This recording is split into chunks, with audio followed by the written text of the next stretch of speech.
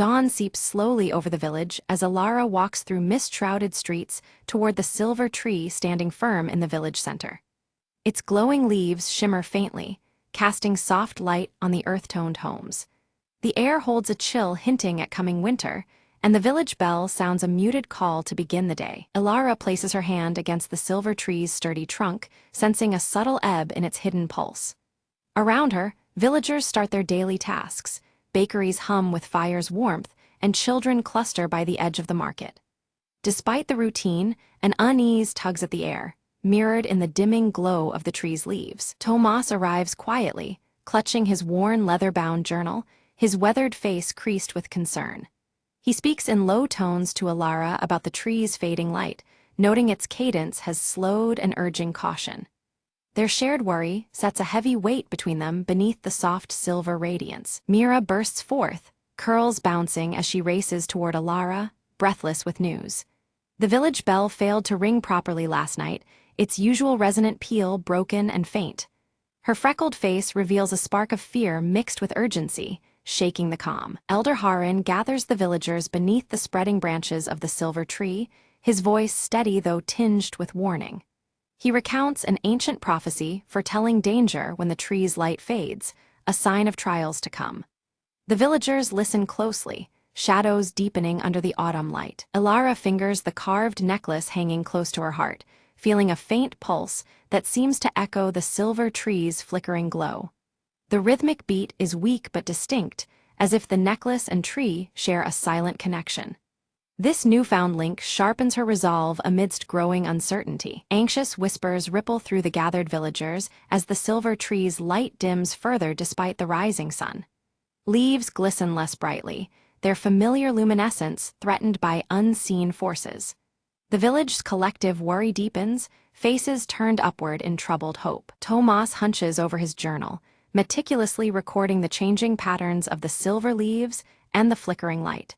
His thoughtful gaze notes subtle shifts and irregularities that deepen the mystery. Every detail might hold the key to the tree's faltering life force. While examining near the silver tree's roots, Alara and Mira discover strange, weathered markings carved into the earth and bark. The symbols feel old and warning-laced, stirring unease about what might be approaching. This discovery hints at a danger lurking just beyond the village's peaceful borders. A sudden, biting chill sweeps through the village, yet the air holds stillness as the silver tree sheds leaves silently. Their descent is eerie, lacking the usual rustling breath of wind. This unnatural falling deepens the villagers' dread, as cold shadows lengthen across the ground. Elder Harin recounts tales of past hardships when the village faced darkness and how the silver tree's power once saved them. His voice carries weight from years lived under its branches, reminding all present of resilience and hope. The old wooden staff taps softly as he emphasizes the urgency of their plight. Alara stands firm, the carved necklace gleaming faintly as she vows to restore the tree's fading energy. Despite murmurs of doubt around her, her determination radiates support and strength. She refuses to let the village succumb to fear or despair. Tomas suggests they seek knowledge in the village's ancient library, hoping old texts might reveal a path to healing. His practical, measured tone brings focus to their efforts, proposing a plan beyond mere hope. His journal is ready as they prepare for the research ahead. Alara and Tomas ready their modest packs to venture into the dusty old library, but Mira insists on joining them. Though warned of dangers and the seriousness of their quest, her spirited nature refuses to be left behind. Her curly auburn hair bounces as she hopes to contribute despite her youth. A fractured, faint toll issues from the village bell, as if its voice struggles to sound true in tandem with the silver tree's weakening glow. The fractured chime hangs uneasy in the autumn air, signaling worsening balance in the villaged heart. Shadows flicker beneath the tree, mirroring the bell's irregular rhythm. In the dimly lit library, Alara and Tomas discover an old, faded map suggesting the location of a hidden glade connected deeply to the tree's power. Dust motes drift in shafts of pale light as they pour over the fragile parchment. This secret place promises answers to the tree's mysterious decline. Drawn by whispered voices carried faintly on the breeze, Mira wanders outside alone toward the silver tree. The whispers seem both inviting and ominous, threading through the cold air beneath the glowing leaves. Her freckled face tightens in a mix of curiosity and apprehension. Elara recalls a fragment of the ancient prophecy about the heart beneath the roots, said to be the source of the silver tree's life. The phrase lingers in her mind, holding intense significance as they search for a solution. Its meaning could hold the key to revival or doom. Studying the map closely, Tomas notes a pathway obscured by thick woods lying just beyond the village borders. The mapped route is barely visible, hinting at secrets hidden from casual eyes. This obscure path could lead them closer to the roots of their problem. Despite warnings from villagers about old forest dangers, Elara, Tomas, and Mira resolve to enter the dense woods. Their footsteps crunch softly over fallen leaves, hearts pulsing with a mix of fear and determination. The journey marks a turning point from safety into uncertainty. As they proceed, tangled brambles block their way, only parting gently when Elara's carved necklace emits a soft, steady glow. This unexpected guidance reassures them, illuminating the dark path with a pale light. The necklace's connection to their quest grows clearer with every step. Strange shadows flicker unpredictably among twisted branches, unsettling Mira enough that she clings to Elara's side. Their forms shift in the half-light, cold and distant, breeding silent tension. The forest itself seems alive with watchful eyes. Tomas carefully records curious symbols etched into tree bark, matching the markings near the silver tree's base. Each carving deepens the mystery, binding past and present with uneasy links. His journal fills with sketches and notes, a record of ominous signs. A sudden gust of wind scatters Elara's necklace from her neck, sending it tumbling into the underbrush. Yet it glows with irresistible light, guiding Mira through the tangled grove to retrieve it safely. This beacon amid danger renews their hope and unity. The group reaches a small clearing bathed in pale moonlight, revealing an ancient stone pedestal standing solitary. Its surface is worn, yet it radiates a faint power that resonates with the silver tree above. This hidden site seems a pivotal piece in their unfolding quest. Elara's eyes trace the symbols engraved on the pedestal, their shapes mirroring those etched on the silver tree's bark and her own carved necklace. The patterns pulsed faintly with a familiarity that sent a chill down her spine, confirming a connection older than the village itself. With steady hands, Elara placed her necklace upon the cold stone of the pedestal. Beneath their feet, the earth gave a soft tremble, as if responding to a call long awaited, stirring the air with anticipation. From the depths beneath the pedestal, a faint silver light began to emerge, hauntingly beautiful as it slowly brightened. Like liquid moonlight, it crept upward, casting ethereal shadows on the surrounding trees. Suddenly, the glow waned, retreating as a shadowy figure materialized before them, blocking the path forward. Its form was indistinct, shifting like smoke, eyes glinting with ancient sorrow and authority. The figure spoke in riddles, its voice echoing like the wind through hollow branches. It spoke of balance lost and warned that to restore the silver tree's full glow, a sacrifice must be made, words heavy with unseen consequences. Tomas stepped forward, clutching his leather-bound journal filled with knowledge collected over years. He offered it solemnly, hoping wisdom could be the key, but the figure dismissed the gesture with a sweeping motion, unmoved. Undeterred, Mira bravely offered her own voice, suggesting a song might awaken the tree's slumbering spirit. Her youthful spirit filled the tense air with hope, challenging the shadow's solemn demand. The figure hesitated, the rigid edges of its form softening as Mira began to sing. Her haunting melody echoed through the woods, weaving delicately like silver threads between the trees, stirring something deep within. As her song rose, the silver light pulsed stronger, weaving through the branches and stretching like veins toward the village beyond. It was as if the forest itself was breathing again, alive with renewed energy. The shadowy figure slowly faded, withdrawing like mist at dawn, its presence replaced by a palpable shift in the forest's energy. Around them, the air seemed lighter, charged with the promise of healing and change. Elara felt a strange warmth beneath her feet, an awakening deep under the roots of the silver tree.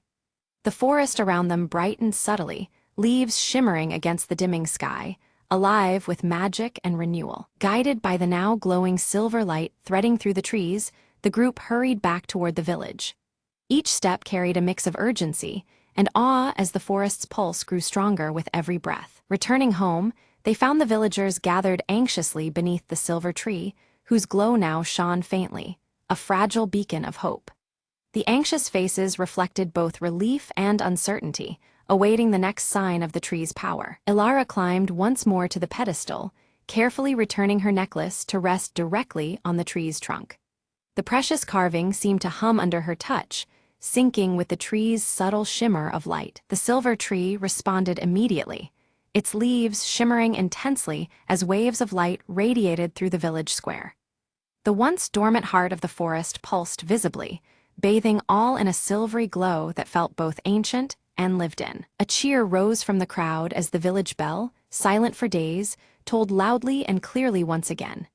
Its sound rang out pure and strong, carrying the message that balance had returned, at least for now. Elder Harin nodded thoughtfully, his gaze fixed on the glowing tree. Though he recognized the restoration of balance, his voice was quiet but firm, cautioning the villagers that vigilance was still necessary in the days to come. Tomas documented the changing energy around the silver tree meticulously, noting patterns in its glow that shifted with each passing hour. His weathered face tightened with concentration, sensing that the story was far from complete. Mira shared her soulful song with others nearby, planting small seeds of hope in their hearts. Her voice carried the promise that the tree's spirit lived on not just in light, but in their voices and community bonds. Night fell softly, the silver tree pulsing with a gentle light that dispelled the darkness around it. The glow stood as a beacon of renewed life and strength, weaving a protective aura over the village beneath the crisp autumn sky. Days passed, and the tree's glow grew steadily stronger, yet Tomas noticed subtle cracks forming along the pages of his precious journal. These fractures whispered secrets, hinting at deeper mysteries and unresolved tensions within the forest's magic. Ilara observed that her necklace now pulsed in perfect rhythm with the recurring toll of the village bell. The two beats echoed each other, as if intertwined by unseen threads, binding the village to the silver tree's fate. Mira noticed shadows lurking just beyond the edge of the forest, movement too swift and dark to be normal woodland creatures. The lingering threats whispered of dangers still unvanquished, testing the fragile peace they had restored. With focused eyes, Tomas examined the cracks in his journal and discovered hidden writings beneath the surface. The faint script revealed a troubling secret, an unresolved debt owed to the forest's spirit, a pact left hanging by generations past. Determined to understand, Ilara confronted Elder Harin beneath the dimming light of the silver tree. The elder's voice fell low as he revealed the truth. Their ancestors had made a fragile pact that required periodic renewal to maintain the balance they now barely sustained. Ilara stood beneath the silver tree once more, the weight of their earlier mistake pressing on her. She knew their previous attempts had only postponed what was truly needed, the offering that would satisfy the ancient spirit within. With a steadying breath, she began arranging new offerings, calling upon the wisdom the village still held close. One by one, the villagers gathered around the tree, their hands full of carefully chosen gifts, woven herbs, polished stones, and fresh harvest fruits. Each offering was a token of their dedication, a symbol of the bond they shared with both the tree and the forest enclosing them. The cold air buzzed softly with solemn promise and renewed hope. Mira stepped forward, her youthful voice rising amid the crowd as she led the ancient song. The melody carried through the crisp autumn air, weaving the village spirit directly into the heart of the tree. Around them, the silver tree's glowing leaves seemed to pulse gently, resonating with the chorus. In Ilara's palm, her carved necklace began to glow fiercely, its silver light growing until it seemed to burn with a life of its own. She held it high, feeling the energy from the villagers' offerings and voices merge into a brilliant force. Slowly, the silver tree absorbed this collective light, its luminous leaves shimmering more intensely against the dusk. A radiant shimmer cascaded through the village, wrapping every home and face in a vibrant embrace. The silver tree burst forth with renewed energy, its branches alive and dancing with luminous vitality. Its presence now felt undeniable, a living beacon of strength and renewal shining bright against the encroaching twilight. The forest beyond shifted subtly, as though breathing in deep relief alongside the village. Shadows once lingering at the edges withdrew completely, replaced by a serene quiet that spoke of balance restored. Under the silver tree's steadfast glow, the land itself seemed to pulse in harmonious unison. Elder Harin raised his staff, his voice clear despite his stooped frame. He praised their unity and collective respect, reminding all that stewardship was not a burden but a sacred trust. His words carried the timeless weight of tradition, anchoring the moment to the village's enduring legacy. Meanwhile, Tomas carefully penned the night's events and newfound knowledge into a fresh, leather-bound journal. Each lesson was recorded with care, ensuring that the coming generations would remember and uphold the responsibilities that the silver tree demanded. His scars seemed less prominent in the steady candlelight, replaced by quiet determination. Ilara returned to the tree, placing her now glowing necklace gently among the highest branches where it caught the light. It was no longer just a keepsake, but a living symbol, a promise of hope, vigilance, and continual care for the land that sustained them all. The necklace's silver radiance blended seamlessly with the tree's ethereal glow. As dawn painted the sky in soft amber hues, the village awoke beneath the ever-strong silver tree. Its glow no longer a flicker but a permanent guardian, illuminating their homes and hearts alike. Life thrived here, bound by the strength of ancient roots and the steadfast bond of its people.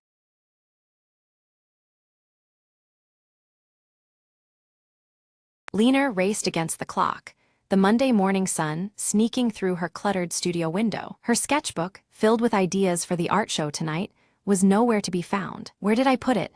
she muttered, flipping through stacks of paper and crumpled notes. Her cat, Misso, strolled by, tail flicking as if aware of the rising panic. Determined, Lena retraced her steps from the weekend's art crawl. At the neighborhood cafe, she asked the barista, who smiled knowingly and pointed to a corner table. Lena's sketchbook lay beneath a pile of magazines, touched by sunlight and forgotten moments. Flipping it open, she found new inspiration in the scattered doodles and faded coffee stains. Back at her studio, friends began to arrive, eager to see her work. Lena shared how losing the sketchbook helped her rediscover the simple joy of creating without pressure. "Sometimes," she said to the group, "the best ideas come from unexpected places." The evening unfolded with laughter, art, and community support filling the small room. Lena's nerves eased as she realized the show was about connection, not perfection. A local artist complimented her resilience, sparking a conversation that planted seeds for collaboration. Misso jumped onto Lena's lap,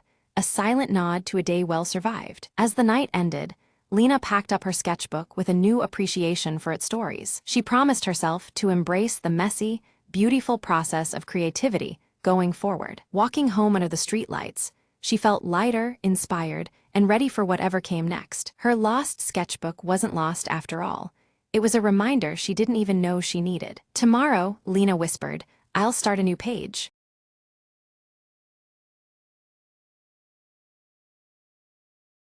The static on the radio crackled louder than usual, slicing through the midnight silence. Mara's fingers trembled as she adjusted the dial, searching desperately for a clear frequency. "Come in, Delta 7, she whispered, her voice barely audible over the interference. Suddenly, a faint voice emerged, distorted but unmistakable. "Code broken, seek the shadow before it's too late." The line went dead.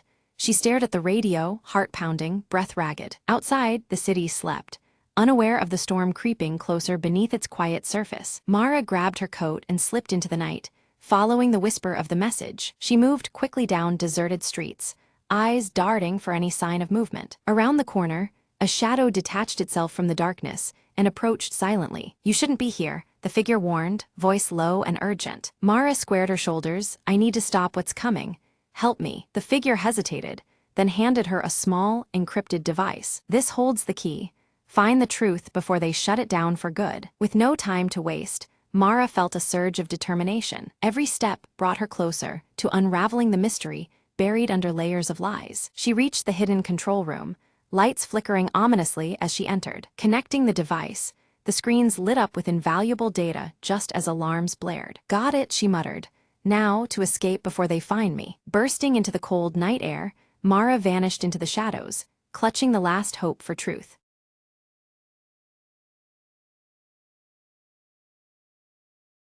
Every morning, Emma stopped by the same cafe for her coffee, It was her little ritual. A quiet moment before the day spun out of control. Today, the cafe was unusually busy. She glanced at the counter, hoping for her usual order. A simple black coffee, no fuss. As she waited, she noticed an elderly man struggling to reach the sugar packets.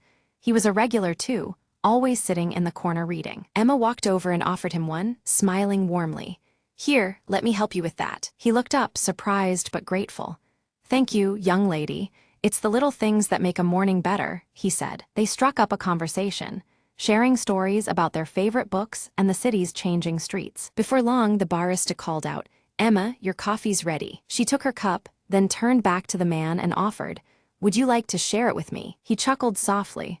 "I think I'll stick to my tea, but I'd enjoy the company." They found a cozy spot by the window, watching the world move briskly outside while their conversation slowed to a comfortable pace. Emma realized this unexpected encounter was the best part of her day so far, a reminder that sometimes slowing down brings new connections. As the cafe began to empty, the man glanced at his watch. "I have to get going, but this was lovely." Emma nodded, feeling a warmth deeper than the coffee in her hands. "Me too. Maybe tomorrow, same time." "I'd like that," he replied with a smile, gathering his things. She watched him leave and took a sip of her coffee, savoring the moment. The barista approached, wiping his hands. "Looks like you made a new friend today." Emma smiled. "Yeah, sometimes the best part of the morning isn't the coffee, it's the company." She gathered her things, ready to face the day with a lighter heart. As she stepped outside, the sun was climbing higher, and the city seemed a little less hurried, a little more welcoming. And Emma knew that every morning held the promise of something new, something warm, just like this last cup of coffee.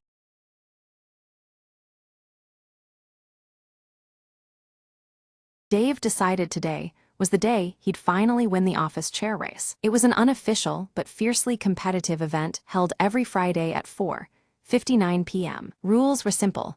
Grab your chair, push off from your desk, and race to the break room. Dave's opponent, Linda, was a veteran chair racer with a customized seat cushion and laser focus. As the clock neared 4:59, coworkers gathered, phones ready to record the epic showdown. "Ready, set, go," the manager shouted, barely hiding his excitement. Dave launched forward, wheels squeaking loudly, but Linda zoomed ahead, her chair almost gliding. Suddenly, Dave's chair hit a rogue paperclip, spinning him around like a top. "Whoa!" he exclaimed, narrowly missing a stack of reports and an alarmed intern. Linda took the lead, but looked back with a grin as Dave struggled to regain control. Determined, Dave gave his chair a mighty shove and caught up to her by the water cooler. They were neck and neck, laughter bubbling up amid wheeling chaos. In a final burst, Dave aimed for the finish line, but his chair's wheel caught on a carpet edge. Time seemed to slow as he tipped backward, landing softly in a pile of empty coffee cups. The office erupted in laughter.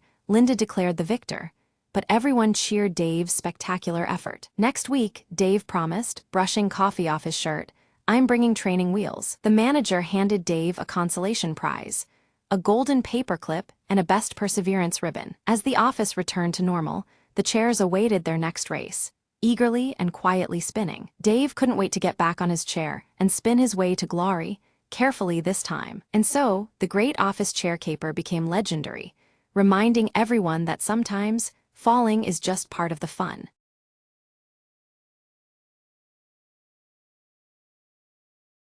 The alarm's humming was the only sound cutting through the eerie silence of the museum's grand hall. Silas crouched behind a marble pillar, checking his watch, midnight to the second. Time for the plan to unfold. He whispered into the comlink, eyes sharp, "Team, the Van Gogh isn't going to admire itself." Across the room, Leela perched by the security panel, her fingers dancing over the keypad with practiced ease. Beep! The heavy steel door clicked open silently, the final barrier between them and the priceless masterpiece. Silas glanced up, spotting guards rounding the corner. "Change of plans," he murmured, drawing his smoke bomb. A sudden burst of smoke filled the hallway, confusion spreading like wildfire among the bewildered guards. Leela slipped through the chaos, sliding the glass case open with a glinting tool. The Van Gogh's colors gleamed as she lifted the painting out, replacing it swiftly with a near-perfect replica. "Package secured, exfil route." Silas's voice was calm, betraying none of the tension. Jax responded from the roof. "Rooftop extraction ready, deploying zipline now." They moved as one, silent shadows navigating the maze-like corridors with military precision. Suddenly, a motion sensor blinked red. Leela froze, heart racing. "We've got company." Silas grinned, pulling out a mini EMP device. "Count on me to jack the system." Lights flickered and alarms silenced. "Go," he urged, leading the sprint to the roof. Jax caught them at the edge, hooking the zipline harnesses in place with mechanical efficiency. One by one, they zipped away into the night, the city lights blurring beneath them. Safely on the adjacent building, Silas breathed out.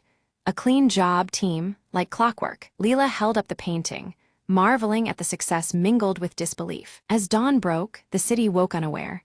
Tonight, the legend of the Clockwork Caper would quietly echo through the streets.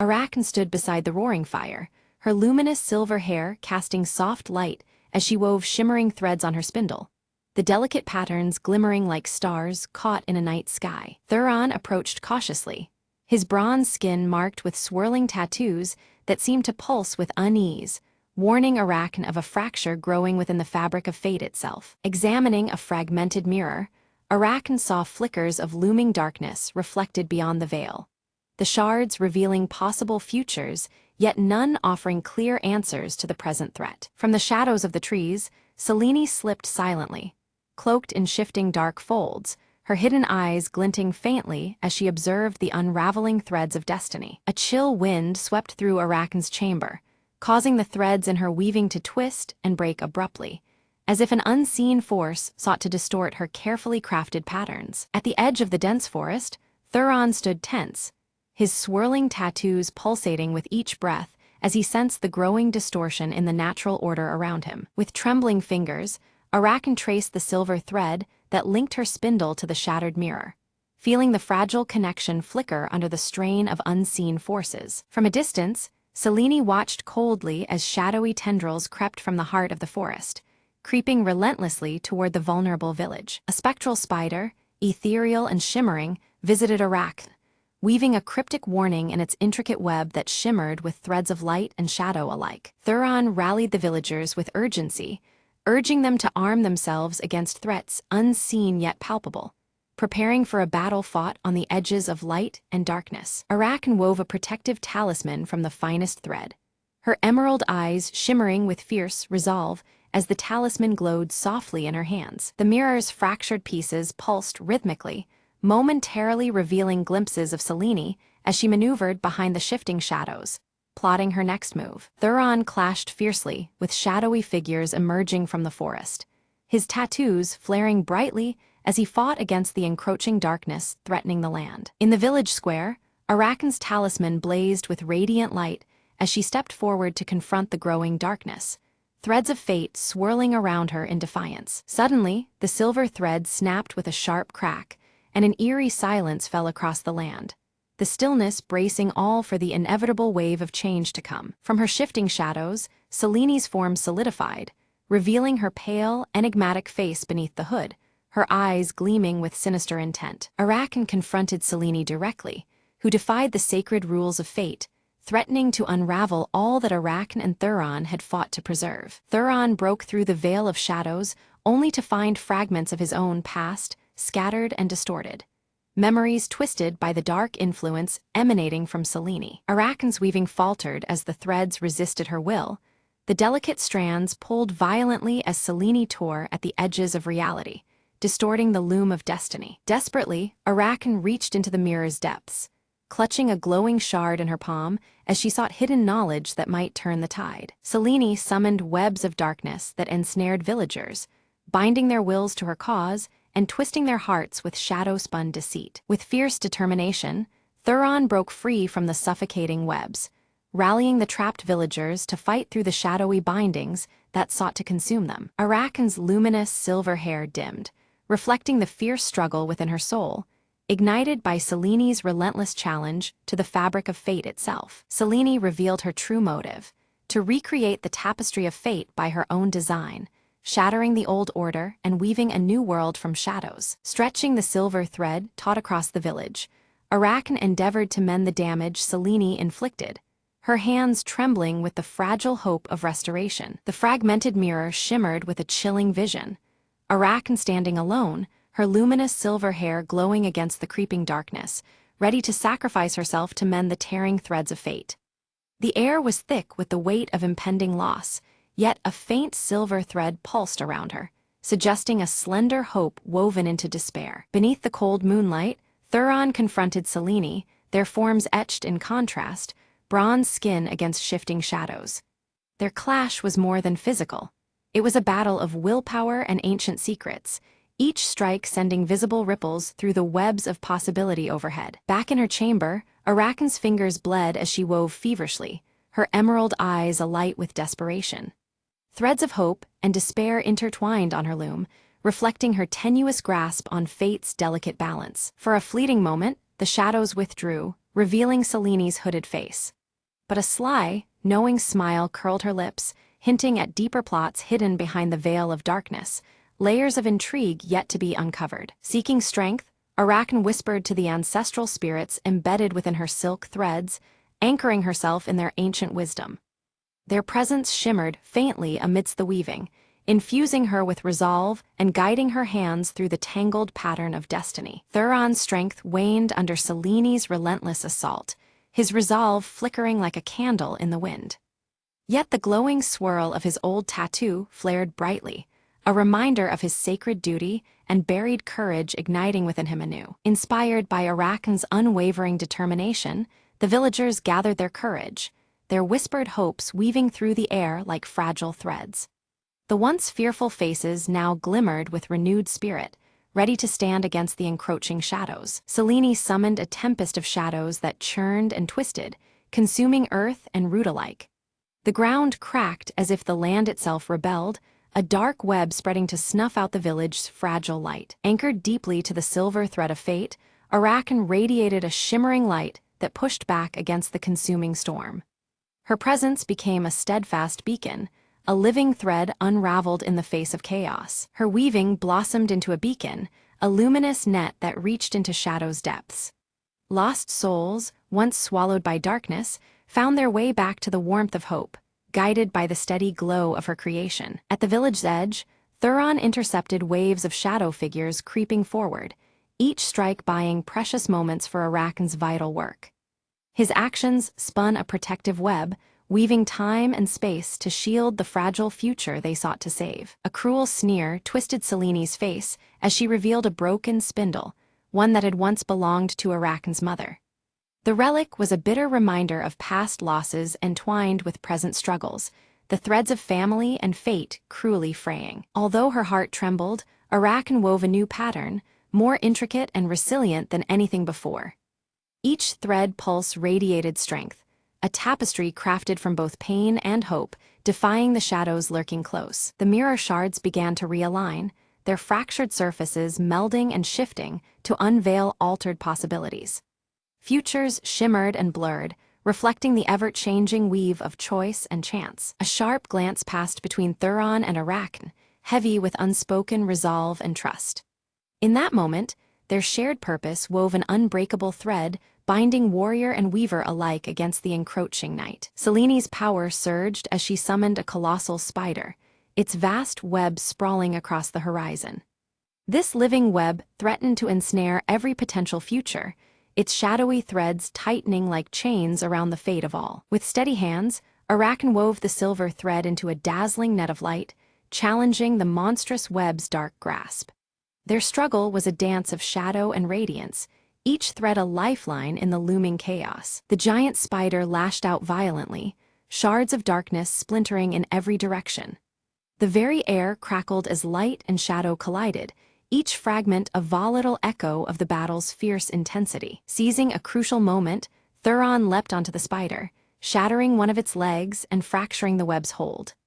The creature's snarls echoed as the integrity of the shadowy snare weakened, opening a fragile path forward. With a decisive cry, Arachne pulled the silver thread taut, preparing to draw the final knot that would bind fate anew.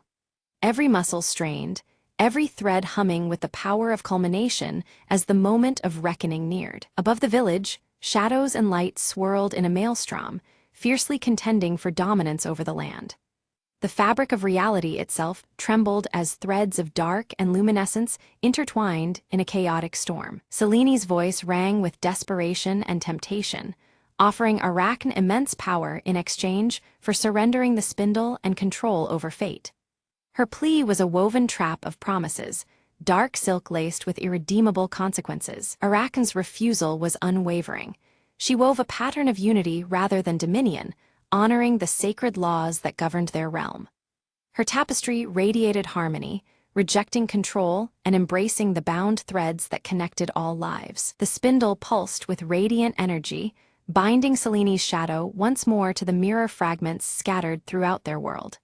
The dark force was sealed within reflections, a captive strand in the grand weave once again. As the great web unraveled, a surge of brilliant light flooded the land, washing away despair and fear.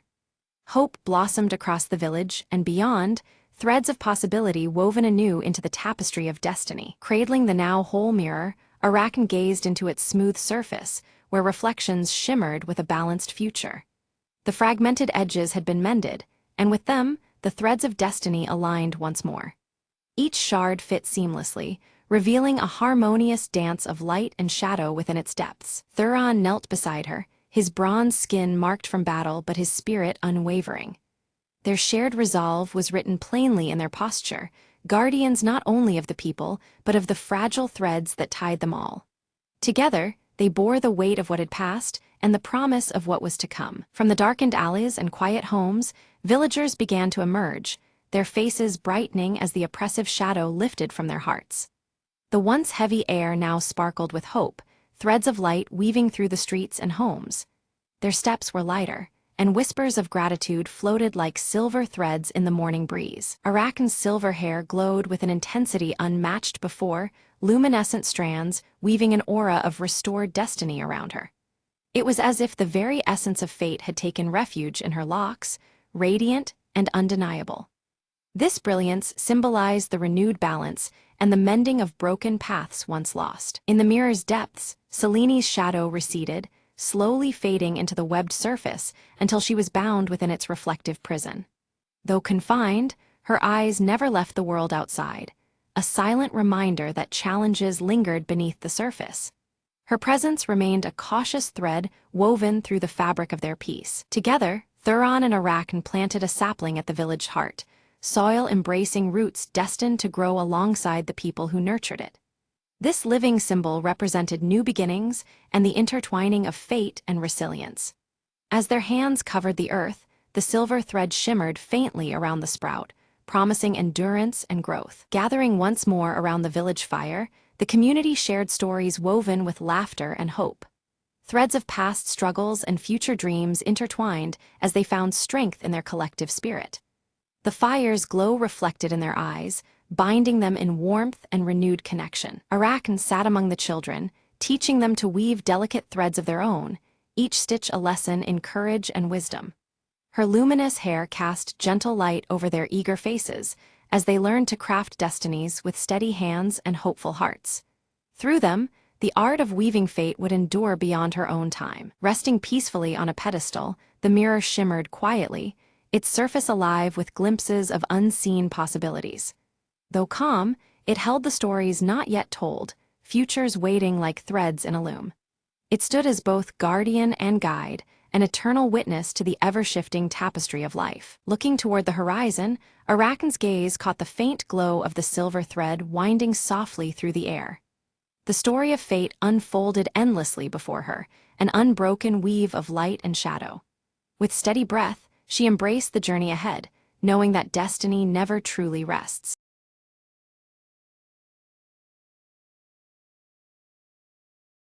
The rain tapped softly against the old wooden window, each drop a reminder of time slipping away. Clara stared at the faded photograph on the mantelpiece, her fingers tracing the outline of a once familiar face. Her heart tightened. 20 years ago, she had left this town, chasing dreams that felt too big for this small place. But dreams, she learned, have a way of circling back, much like the seasons. A knock blended into the rhythm of the storm outside.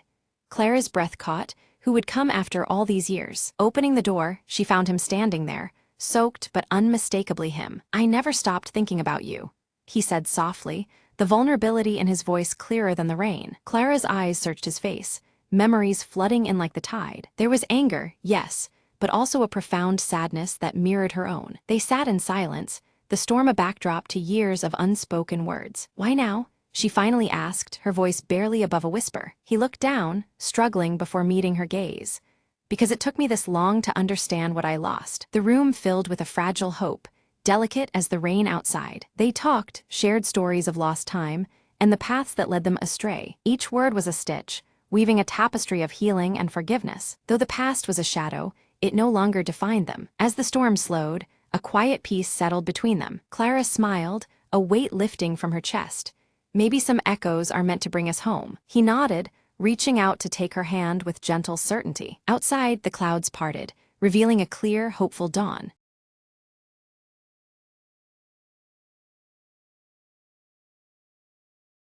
Under the pale glow of a flickering streetlight, Mara pores over an ancient blueprint, her fingers tracing the faded lines beneath the dim, shifting shadows of the night. The city hums around her, a maze of secrets waiting to be unraveled. Nearby, Dex sharpens a compact knife, his scarred eyes darting across the darkened alley, each scrape of the blade echoing his readiness and caution. His hands move with practiced precision, muscles tense to spring at a moment's notice. Lyle leans against a rusty lamppost, flicking a silver coin that catches the faint light, the cryptic symbol shimmering briefly before it spins through the air. He tosses a smirk toward Mara and Dex, his playful tone a fragile veil over the tension tightening around them. Sophia arrives silently, her sleek bob framing sharp eyes as she spreads tactical maps across a cluttered table strewn with tools and mechanical parts. Her calm presence steadies the group, bringing focus to the unfolding plan. The team huddles close, poring over the intricate designs of an unbreachable vault hidden beneath a corporate monolith. The stakes loom large as they outline each step, knowing the consequences of failure could unravel them all. The silver locket catches a stray beam of light against Mara's black-gloved hand, a silent talisman as she listens intently to Sophia's crisp, calculated instructions. Time hangs heavy in the air, measured and unyielding. Close-ups reveal their faces etched with determination and fear. The clock ticks relentlessly as the weight of their mission presses down, promising ruin if they falter. Eyes meet briefly, unspoken resolve passing between them. In near darkness, they practice hand signals, swift, precise gestures weaving silent conversations. Each move is rehearsed with an urgency that mirrors the pounding rhythm of their hearts. Dex rolls up his sleeve, a faded tattoo and fresh scar narrating tales of past close calls and battles fought in shadows. The mark is a reminder of the razor's edge they now tread. Lyle's fingers trace a rough sketch of an escape route, highlighting a seldom-used service elevator hidden behind walls of steel. His smirk fades to a look of pure concentration as he explains the delicate timing required. Mara's gloved fingers dance deftly over a model safe, the clicks whisper soft promises of mastery. Her steady hands belie the storm of adrenaline surging beneath her calm exterior. Sophia aligns their watches, the metallic ticks synchronizing their resolve as each second seals their fates. Her slender fingers brush the dials, marking the moments where luck and skill must intersect. A wall clock looms large as its pendulum swings, and the minutes cascade into midnight, silent herald of the heist's inception. The neon glow outside flickers in time, casting fractured shadows on faces ready to move. Blending with the neon-lit crowd, Mara, Dex, and Lyle navigate the city's pulse, their presence swallowed by the nightlife's kaleidoscope. Each step forward is a step deeper into danger's heart. Inside the polished skyscraper lobby, footsteps echo ominously as security patrols draw near. Breath catches as each passing guard tightens the invisible noose, their vigilance sharpened beyond expectation. Dex clamps a gloved hand over the corner of a security camera, wires snipped just in time. His eyes betray a flicker of unease. No plan survives perfect execution, and shadows whisper of unseen threats. Mara slips through a locked door with practiced ease, her touch a ghost against cold metal. Lyle watches the guards' shifting patterns, their rhythms a living puzzle to evade. Suddenly, a guard's flashlight beam jitters, casting erratic light that dances over Mara's shadow. Time suspends as she freezes, heartbeat loud in the silence, then the beam swings away, granting her fleeting reprieve. Relief flickers briefly on Mara's face as the danger passes, her breath shallow but steady beneath the mask of composure. Every second counts, and every slip could be the last. Lyle crouches by a control panel, rerouting alarms with deft hands.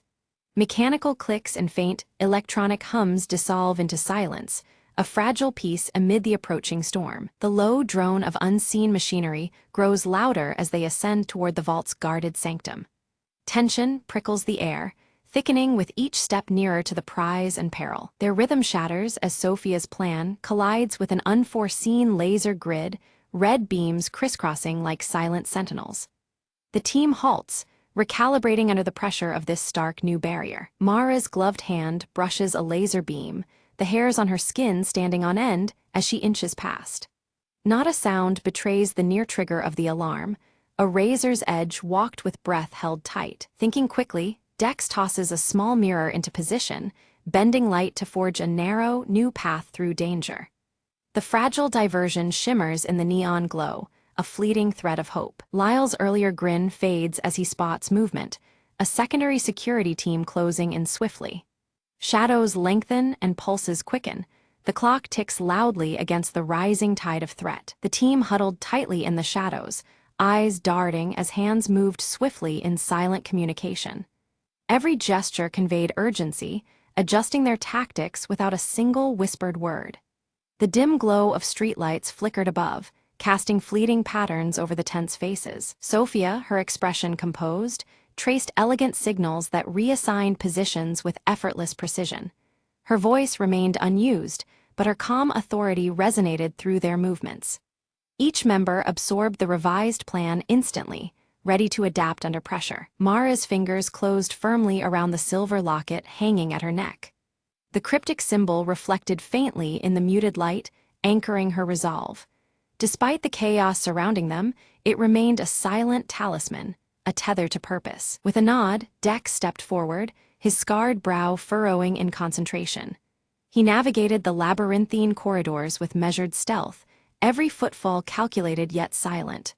The faded tattoo on his forearm seemed to pulse with determination as he led the way. Suddenly, hurried footsteps echoed sharply behind the team, shattering the fragile silence. Without hesitation, they pivoted sharply, squeezing through a narrow ventilation shaft. The tight space swallowed them whole as they escaped imminent danger. Inside the cramped shaft, the air was thick and their breath shallow, strained against constriction. Clasping gloved hands gripped cold metal as bodies pressed close. Their tense eyes scanned the semi-darkness, alert for any sign of pursuit. Emerging near the vault, Lyle crouched and produced vintage lock-picking tools from a worn pouch. His nimble fingers danced expertly over the intricate mechanism, bypassing security with practiced ease. A subtle smirk played on his lips despite the stakes pressing in. A faint mechanical whir cut through the silence, followed by the slow creak of the vault door opening. The aged door groaned as metal met metal, revealing the chamber beyond. Relief flickered briefly among the team as opportunity presented itself. Within the vault, soft light shimmered off meticulously stacked assets, their origins untraceable and unknown. The tangible weight of their haul pressed silently against the tension in the air. The stakes of their mission crystallized in that guarded cache. Without warning, a small panel blinked an urgent alert, a nearly invisible trap snapped into motion. Taut wires slid into place, threatening lethal electric discharge. The room's calm shattered instantly, peril surging like a storm in the confined space. Mara surged forward instinctively, reaching the trap with nimble speed. Fingers brushed metal bars just as a shocking jolt sparked through the air, narrowly missing her grasp. Her breath hitched but resolve hardened.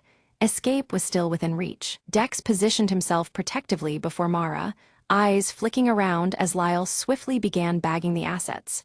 Sweat gleamed on their brows, intensity mirrored in every motion. The clock was unforgiving, each moment weighted with risk and necessity. Amid the chaos, the silver locket slipped free from Mara's neck, dropping silently. Dex's eyes caught the glint, a flicker of recognition passing through him. Mara snatched it back quickly, fingers tightening around the talisman with renewed guardedness. Outside, rain began to fall, slickening streets and intensifying tension. Neon signs blurred through the wet sheen, casting an otherworldly glow over the damp night. Every step now carried greater danger, surfaces treacherous beneath hurried feet. Sophia's precise hand signals guided them, timing movements against predictable patrol rotations of the building. Her keen strategist mind calculated every variable with icy clarity. The team moved as one, blending shadows with neon-lit flashes along their escape route. Pursuers closed fast through the glowing streets, but Dex unleashed raw urban Parker skill. Walls and railings became allies as he vaulted and swung with effortless fluidity. Each leap stretched their lead, adrenaline fueling the desperate chase. Mara's silent signals cut through the noise as escape routes snapped shut one by one. Her steady gaze traced outlines on cracked walls, mapping dwindling options. Tension mounted, urgency spiking in every tense glance exchanged. Trapped and nearly out of paths, Lal hastily tossed a smoke bomb to the ground. A dense cloud erupted between them and their pursuers, swallowing the chaos in mist. Precious seconds blossomed from the murk, granting fleeting safety. Breaths ragged but spirits unbroken, the team regrouped within the hollowed walls of an abandoned warehouse. Shadows wrapped around them, a brief refuge from neon glare and pounding rain. Their eyes met in unspoken questions, the mission far from over. Sophia's face tightened as she revealed a harsh truth. A mole lurked within their own ranks. Betrayal cut deeper than any external threat, confidence splintering beneath flickering lights. The fragile trust that held them began to crumble dangerously. Tensions flared like sparks in dry wood. Accusations flew in harsh, silent exchanges under the unstable glow. The team's unity fractured, doubt poisoning every gesture and glance. Loyalties hung precariously, a fragile web threatening to unravel. In quiet defiance, Mara examined the silver locket anew, her gloved hands steady despite the turmoil. A minute-hidden compartment caught the edge of her attention, unnoticed until now. Curiosity gnawed beneath her resolve, promising revelations ahead. Delicately opening the tiny compartment revealed a microfilm, minuscule but undeniably real. Etched upon it were encrypted coordinates, mysterious and compelling. The weight of new possibility pressed upon them, challenging every conviction. Dex's voice, though still silent, carried fierce insistence as he advocated pursuing the cryptic lead. The risk was massive, but so was the hope it offered, a chance to salvage what remained. His belief in salvation sparked resolve anew within the group. Sophia swallowed hard, the strategist's resolve bending but not breaking under the shift. With grim determination, she recalibrated their priorities, steering the team toward uncertain horizons. The mission's true test was just beginning. Inside a dimly lit room laden with scattered maps and dusty tomes, the team huddled around a small projector. The microfilm flickered onto the wall, revealing cryptic diagrams and faded handwriting. Sophia traced her finger over the symbols, while Lyle's sharp eyes pieced together the cipher's meaning under the watchful gaze of Mara and Dex. The coordinates extracted from the microfilm led them straight to an underground network, long forgotten beneath the city's worn streets. This labyrinth of tunnels whispered secrets of a past buried deep, barely touched by the neon glow above. The team studied a worn map, plotting their descent into shadowy corridors that promised answers or danger. Discarding their usual high-tech gadgets, the group assembled vintage equipment tailored for the old tunnel's unique challenges. Mara donned her black leather gloves tighter as they checked aged lanterns, rope coils, and weathered picks.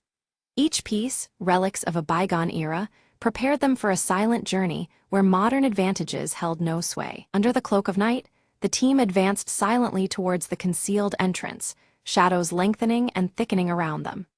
Mara's piercing green eyes scanned the area as Dex moved steadily, both communicating through practiced hand signals. The air was thick with tension, every step careful to remain unseen in the shifting gloom. Suddenly, a familiar figure stepped from the darkness, the faint grin betraying a hidden agenda. The mole's reveal sent a sharp jolt through the team, blocking the passage with confident ease. Mara's gaze burned intense, the black leather gloves clenching subtly as the tension between them crackled. Words unsaid hung heavy in the charged standoff, until Mara's quick wit and unwavering calm shifted the balance. With a deft feint and pointed gesture, she outmaneuvered the betrayer, forcing a retreat. The path opened once more, with the team's trust tempered but intact, ready to press onward. Navigating the winding tunnels, faint luminescence from the silver locket's cryptic symbol revealed subtle markings along damp walls. Each step carried them deeper into the maze, where time felt stretched and fragmented like the flickering lantern light. The rhythm of silent signals maintained their cohesion amid the echoing emptiness. They emerged into a hidden chamber where evidence lay scattered across a battered table, enough to unravel the corrupt organization's iron grip. Documents, photographs, and a map detailing illicit routes promised a turning tide. Hope flickered in their eyes as the weight of their mission crystallized in this clandestine trove. As dawn's first light spilled over the city skyline, the team exchanged glances heavy with relief and quiet triumph. The long night's ordeal had shifted the balance, their silent struggle drawing to a hopeful pause. In the crowded street below, life stirred anew, ignorant of the battles fought just beneath its surface. In the soft morning glow, Mara placed the small silver locket upon the worn table, its emblem catching the light with a quiet brilliance. The cipher etched on its surface symbolized not only the secrets uncovered but the hard-won freedom ahead. A new day had begun, marked by resilience and the promise of justice restored.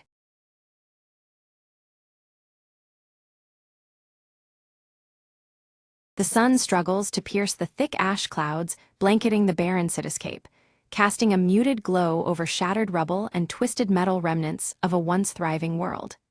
The silence is heavy, broken only by the occasional creak of unstable structures. Mira moves cautiously through a collapsed alley, each step stirring dust that swirls in the dim light. She clutches her pendant tightly, a faint comfort in the oppressive gloom and rising ash that darkens the sky further. From the shadows, Joran steps forward, his mechanical arm clicking softly with each movement. His grave expression reflects the weight of their situation as he approaches Mira silently. They exchange whispered plans about a rumored safe zone beyond the ash fields, weighing the risks of venturing into the unknown. The promise of refuge sparks a cautious hope amidst the desolation. Nearby, Elias bends over a weathered map beside a flickering campfire, tracing convoluted routes with a gnarled finger.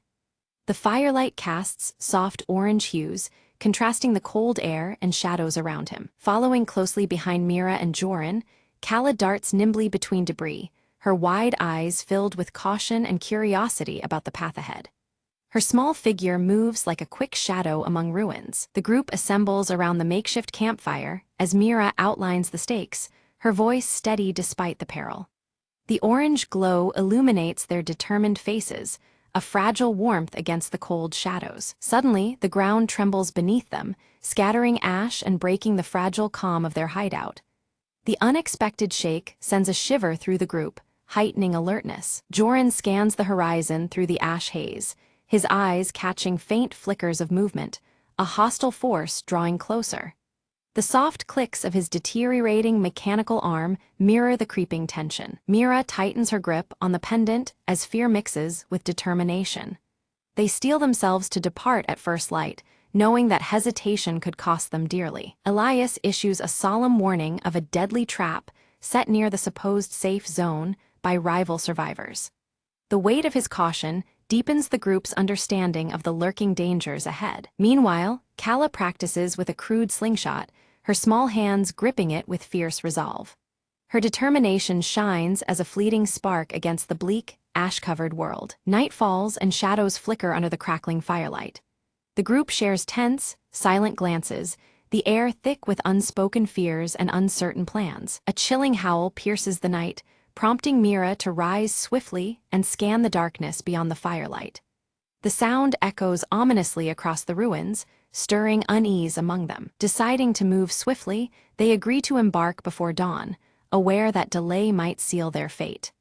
The fragile hope for safety drives them onward despite the gathering threats. At first light, the group proceeds cautiously through narrow passageways littered with unstable debris. Each step echoes softly beneath the muffling ashfall, tension coiling with every movement. Mira spots a faint glint of metal half-buried beneath the ash, a relic from a past world's technology. Its discovery evokes fleeting wonder amidst the desolation, hinting at lost knowledge. Joran attempts to activate an old generator nearby, but sparks fly uselessly as the device fails to respond. The malfunction deepens their frustration, a stark reminder of the decay surrounding them. Kala ventures ahead but returns quickly, her breath sharp as she warns of aggressive scavengers lurking nearby. The threat draws closer, narrowing their already limited options. The group slips into an abandoned building, hiding in the shadows as scavengers pass by outside. Their quiet watch heightens their sense of urgency and vulnerability in this hostile environment. Elias studies his map under the dying light, identifying a route that skirts the scavenger territory. This alternative path offers a fragile hope of avoiding conflict, but adds complexity to their journey. Tension escalates when Mira discovers signs of recent fires, evidence that the hostile group has been alarmingly close. The smoldering remains testify to a threat that relentlessly follows their trail. Suddenly, Joran's mechanical arm malfunctions, jerking unpredictably and restricting his movements. The group's risk increases significantly as his primary tool degrades without urgent maintenance. Mira quickly moves to assist, using scavenged tools to repair Joran's arm. Their teamwork in the firelight reveals a bond of trust amidst the peril, a small flame of solidarity in the cold shadows. Kala suddenly points out a small, resilient plant pushing through the ashen ground, a rare sign of life and renewal. Amidst the ruin, this fragile sprout offers a glimmer of hope for the future. Elias's foot barely missed the snap of a hidden snare trap, the sudden clang echoing through the muffled air. Tension surged as the group realized danger lurked closer than anticipated in this ash-darkened world. The ashfall thickened, muting their footsteps yet blurring their eyesight. They quickened their pace, each breath heavy under the sky darkened by relentless ash clouds. Mira's thoughts flickered to tales of old, whispers about an underground tunnel network beneath the city's ruins that might offer shelter. The possibility sparked a fragile hope amid the encroaching gloom. After a tense search, they uncovered a concealed entrance veiled by debris and shadow. One by one, they descended into the cramped, suffocating tunnels, seeking refuge from the relentless ash raining above. Elias lit his lantern, its soft orange glow illuminating ancient markings etched into the tunnel walls. These cryptic signs spoke of past survivors who had navigated these forgotten paths long ago. Joran paused, the finely tuned sensors in his mechanical arm picking up unfamiliar echoes beyond the walls. The tension tightened as the sounds whispered of lurking threats deep within the underground maze. Without warning, a sudden collapse sealed their retreat, chunks of rubble blocking the way back. Trapped, they grudgingly pressed further into the labyrinthine darkness, heartbeats sinking with every cautious step. The air thickened, fetid and foreboding, as visibility faded into near blackness. Mira raised her pendant, its faint, steady glow piercing the dark, a fragile beacon amidst the void. Kala's nimble fingers uncovered a forgotten cache hidden in a recess, a stash of dated yet functional supplies. This small fortune offered them brief respite, a momentary shield against the encroaching despair. Doubt crept in as the tunnels twisted beyond recognition, and Mira challenged the faithfulness of Elias's weathered map. Their steps faltered amid the disorienting maze, the past whispers now tangled in uncertainty. Joran proposed reliance on his mechanical arm's internal compass, a flickering device needing constant care. Though degraded, it became their guide through the subterranean labyrinth's shifting corridors. They confronted a fork, one path swallowed in shadow, the other marked by faint flickers of distant light. Debate ensued, voices low, weighing safety against the unknown dangers ahead. Suddenly, distant footsteps echoed, sharp, deliberate, signaling that their pursuers had entered the tunnels below. The unseen threat closed in, tightening the noose beneath the earth. Choosing instinct over caution, Mira led them toward a faint, steady light filtering through a cracked tunnel wall. It beckoned with the promise of sanctuary beyond the suffocating darkness. Emerging into an underground bunker, they found it filled with relic technology, cold metal contrasting the soft firelight of their lanterns. Among the decay, hope flickered softly, a spark against the endless ash. Elias's weathered fingers traced an ancient terminal, bringing it to life to reveal a faint signal. Flickering, it hinted at distant activity beyond the desolation outside. Joran worked swiftly, repairing a battered communication device with deft movements despite prior malfunctions. The mechanical whirs and clicks echoed gently amidst the bunker's cold silence. Power surged through the device. Static gave way to a clear, urgent voice broadcasting warnings.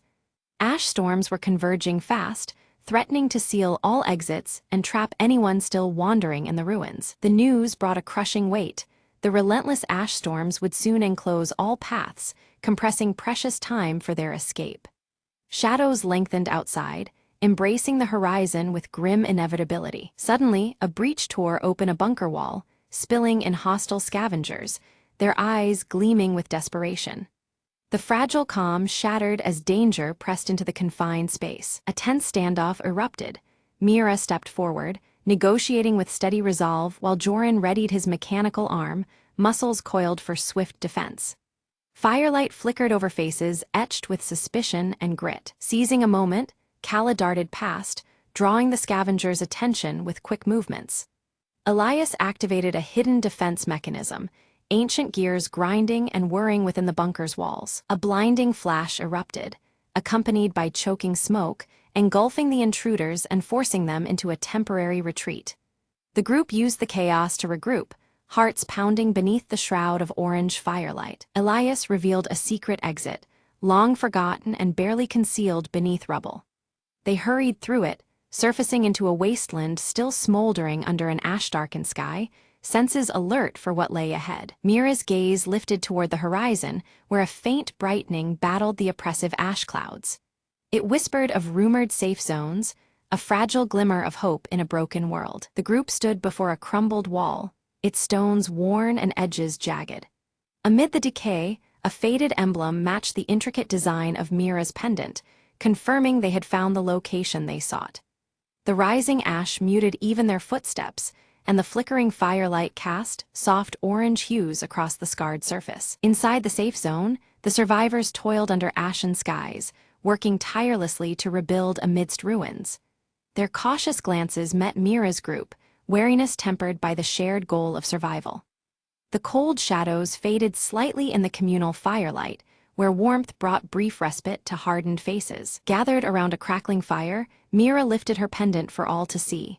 She spoke softly of its meaning, a symbol of alliance and hope that once united scattered factions against the darkness. Her words stirred quiet determination, weaving a fragile thread of trust through the gathered survivors. Meanwhile, Joran knelt beside worn machinery, his mechanical arm clicking and whirring as he adjusted delicate gears. The device groaned back to life, its function vital to the community's survival in the ash-choked air. His steady hands and mechanical strength became a beacon of progress amidst decay. Elias, seated near the firelight with weathered map in hand, shared tales of past storms and lingering threats. His deep-set eyes held knowledge that helped the survivors prepare for what lay ahead. The stories stitched together history and warning, sparking cautious hope beneath the muffled silence of ashfall. Young Callum moved among the children with quick, nimble steps, teaching them survival skills she had learned on the journey. Her dirt-smudged face lit up with pride as she passed on hope alongside practical lessons. The safe zone, though fragile, began to feel like a place where new life could take root. As sunset crept across the horizon, Mira found herself atop a ridge overlooking the ash-covered land. The flickering firelight from below contrasted with the dimming sky, the cold shadows giving way to subtle signs of change. The landscape shifted slowly, whispering of renewal after hardship. In her hand, the pendant glowed warmly, its soft light pulsing gently against the darkening sky. The ash began to clear, revealing a tentative blue above, a fragile new beginning. It was a moment filled with quiet promise, a signal that hope could still flourish amid ruin. From their vantage point, the group watched distant fires burn low, their orange flames swallowed gradually by emerging patches of green. The earth beneath the ash stirred with life, revealing signs of restoration amid the fading destruction. It was a delicate balance between past scars and future growth. With a steady breath, Mira turned back toward the settlement, her resolve firm beneath the warming sky. The path ahead was uncertain, but she was ready to rebuild, protect, and nurture the fragile horizons stretching before them. Together, they would face the challenges to come beneath rising ash clouds and hopeful firelight.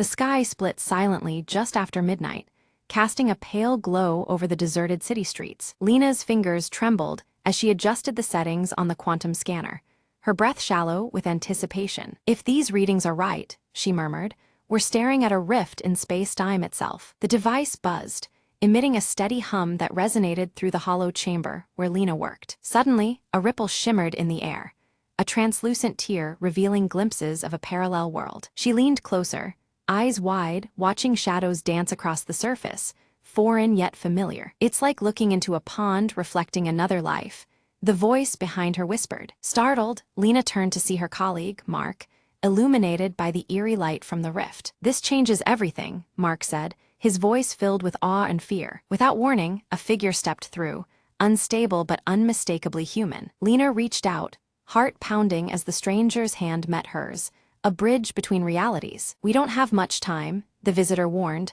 "The rift is tearing us apart." Together, they raced against the clock, calibrating the scanner to stabilize the breach. Alarms blared as devices overloaded, and the rift pulsed with increasing intensity. Lena whispered a desperate plea, "Hold on just a little longer." With a final surge, the rift blinked, its chaos settling into a steady glow. The stranger smiled faintly. "You saved us all today." As the rift sealed, peace returned, leaving only the hum of possibilities in its wake. Lena exhaled, knowing the boundary between worlds was no longer a barrier, but a bridge. And in the quiet aftermath, she smiled, ready for whatever might step through next.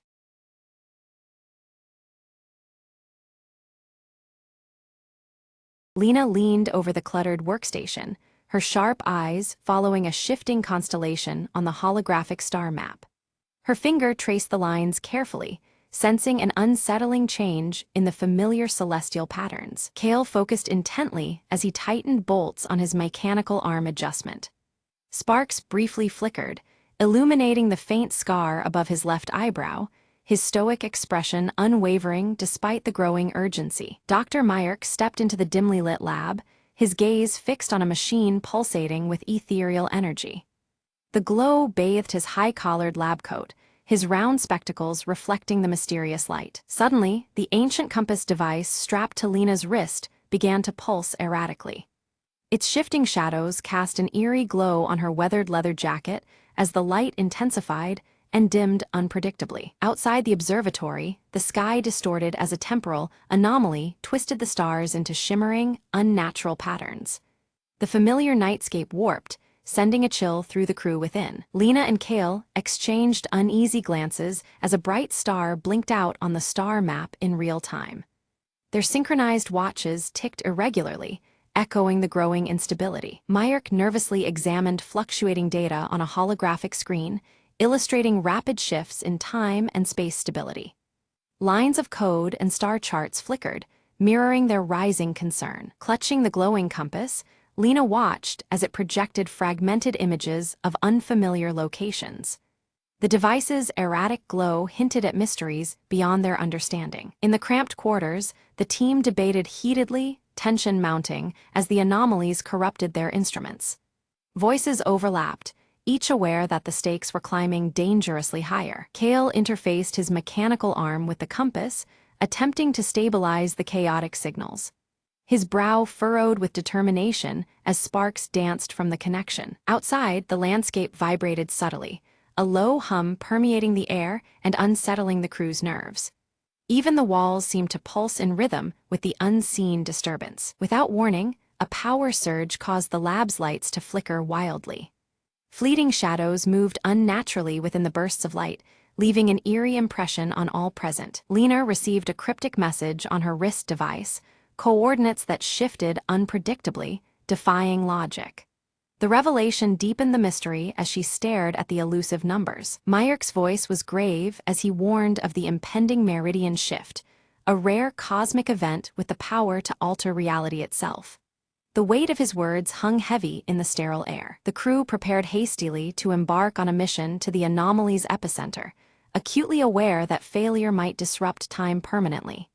The atmosphere was thick with determination and unspoken fears. They boarded their sleek ship and launched toward the elusive coordinates, the compass glowing steadily to guide their path through the void. The ship's engines hummed with restrained power as stars blurred past. Approaching the anomaly, star maps warped visibly in the cockpit, and the ship's controls responded sluggishly. Lena's fingers danced over worn instruments as Kale kept steady despite the strain. Erratic spatial readings flickered on Lena's monitor, while Kale recalibrated the propulsion system under intense stress.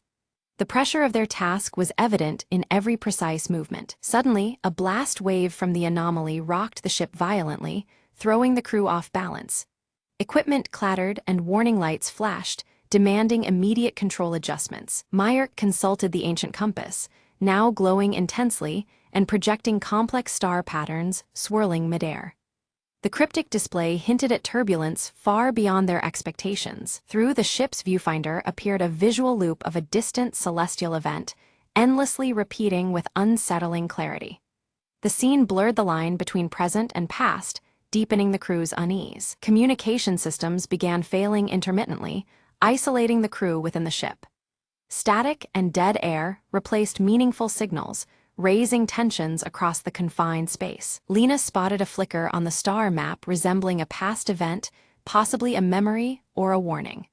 The team debated its cryptic meaning, uncertainty knitting furrowed brows. Ignoring warnings of space-time distortion, Kale attempted a risky maneuver to stabilize the ship's trajectory. His mechanical arm moved with precise urgency as the ship groaned under stress. The ship passed through a shimmering veil, and for a brief moment, the crew glimpsed alternate versions of themselves. The fleeting visions left them questioning reality as their synchronized watches ticked wildly out of sync. Dr. Myrick's voice cut through the ship's low hum with a dire warning. Crossing the meridian threshold risked trapping them in a temporal feedback loop from which there was no escape. He emphasized that the ancient compass they relied upon might be their only safeguard. Lena exchanged a determined glance with Kale, knowing the stakes had just risen immensely. Suddenly, the holographic compass emitted a sharp, high-pitched tone that resonated through the ship's decks. The shifting star maps aligned perfectly for a brief moment, revealing a concealed path hidden within the cosmic tapestry. The corridor through time and space shimmered like an invitation and a perilous gamble. Lena gripped the controls tightly, steering the vessel through the unveiled course. Each moment brought surges of gravitational distortion, the ship straining against invisible pressures that threatened to tear them apart. Her eyes never left the glowing compass, its light flickering as the anomalies intensified. Without warning, alarms blared, systems began to fail one after another. Kale sprang into action, his mechanical arm whirring as he improvised repairs on the erratic conduits amid the fluctuating time streams. Shifts in gravity and time warped his perception, but he worked with relentless precision. The environment around them began to flicker wildly, alternating between the ship's current state and fleeting glimpses of past moments aboard the vessel. Lena caught ghostly images of their distant origin world, fragmented and ephemeral, like echoes trapped in a loop. This temporal dissonance unsettled them all, reminding them of the fragile boundary they now crossed. Myrick studied the ancient compass intently, uncovering new data hidden within its quantum readings. He theorized it was resonating with quantum echoes left by explorers who had ventured here before, their temporal footprints embedded in the device's core. This revelation changed their understanding of the anomaly's depths. The crew gathered to debate their next move, torn between risking a temporal jump out of the anomaly's heart and the terrifying possibility of being erased entirely. Fear mingled with resolve.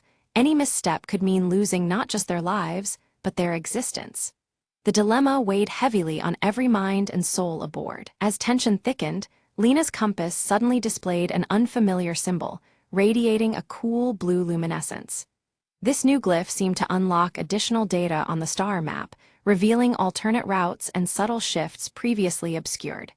It was a clue, and perhaps a key, to navigating the chaotic currents ahead. Without warning, Kale vanished from view, leaving only an empty echo in the corridor.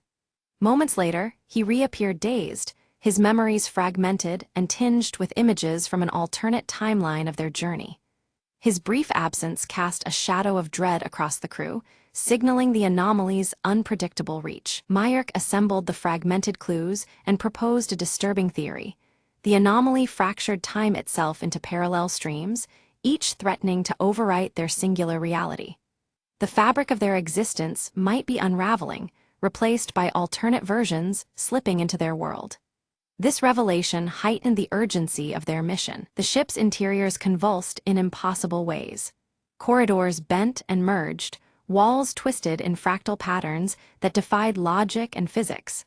Stepping through doorways felt like traversing shifting gateways between moments, each more disorienting than the last. Lena clung tightly to the ancient compass as it projected a star map that began to stabilize amid the chaos.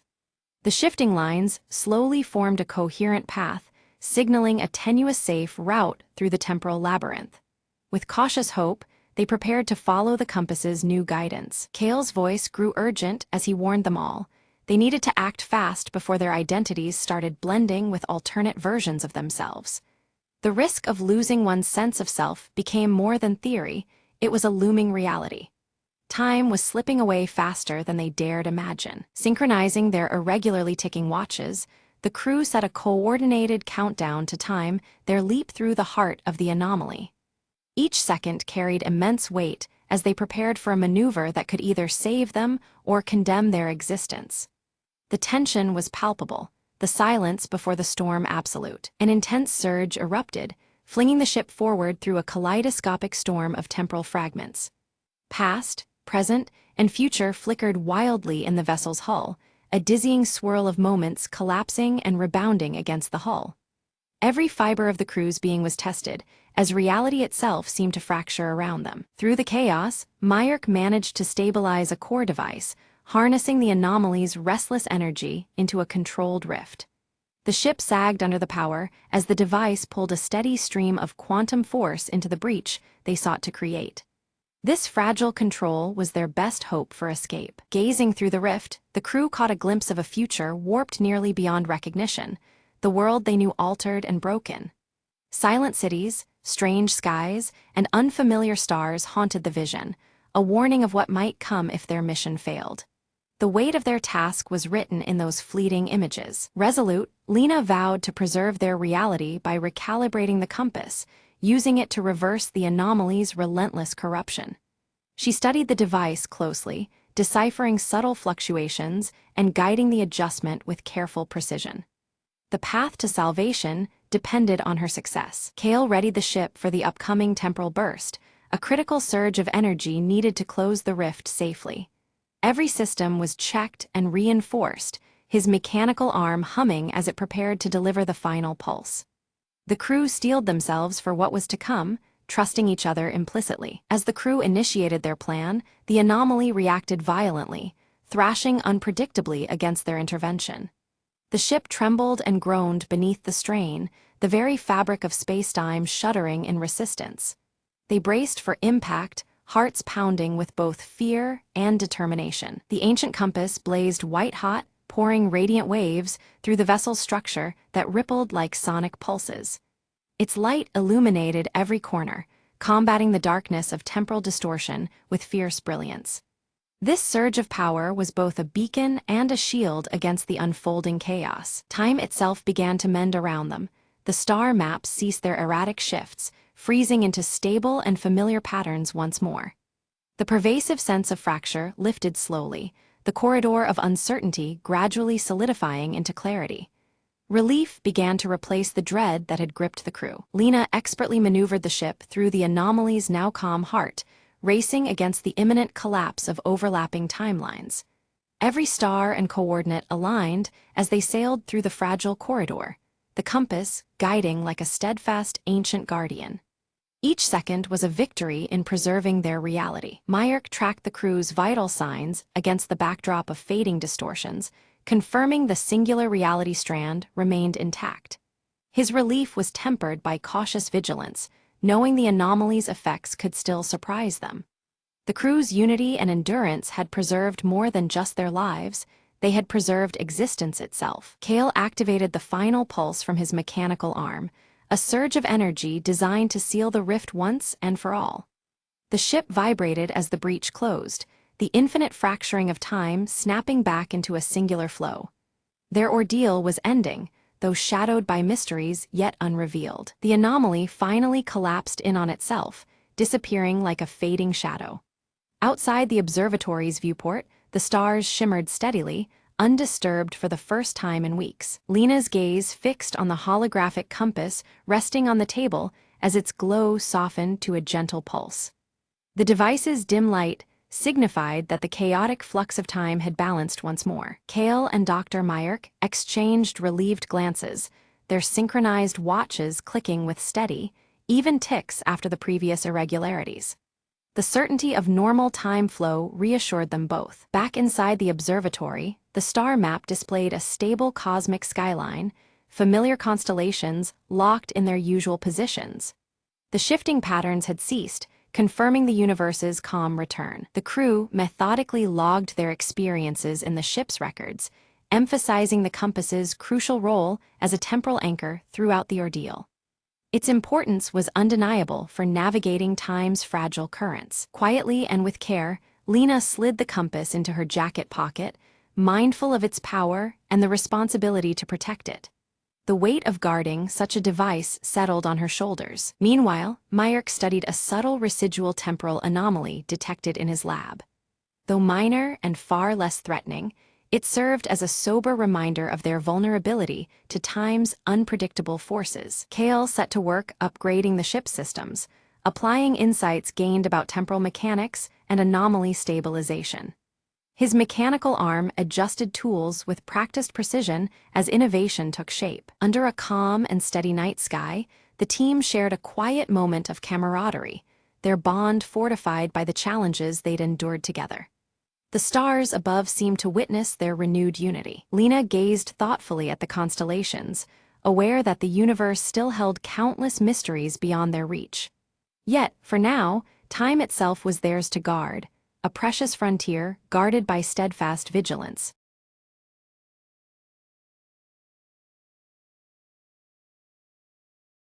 Leela awoke as golden sunlight streamed through her bedroom window, casting warm light that made her auburn hair catch the glow beautifully.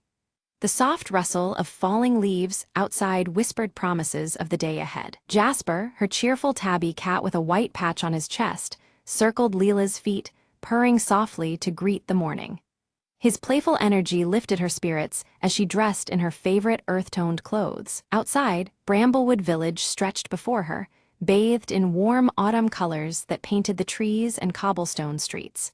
Fallen leaves created a vibrant carpet, crackling softly under the footsteps of the few early risers. Leela stepped into the crisp mountain air, gripping her small satchel and the carved wooden locket she always wore close to her heart. The cool breeze teased the edges of her clothes as she set off toward the village square. She soon met Mr. Thornberry, the kind elderly gardener in his green tweed vest, who smiled under his thick gray beard as he tended to his plants. He offered her a basket filled with freshly picked apples, their red skins shining like jewels among the leaves. Jasper, unable to resist the lively garden, darted between plants chasing a fluttering leaf, his white chest patch flashing like a beacon. Mr. Thornberry chuckled warmly, watching the cat's antics with gentle eyes. Leela's sharp gaze caught a faint glimmer beneath a pile of colorful leaves near the old stone well in the village square. Her curiosity piqued. She knelt down to investigate, brushing the leaves aside carefully. Beneath the rust-colored leaves lay a small, ornately carved box, sealed tight with a rusty clasp that hinted at long-forgotten secrets.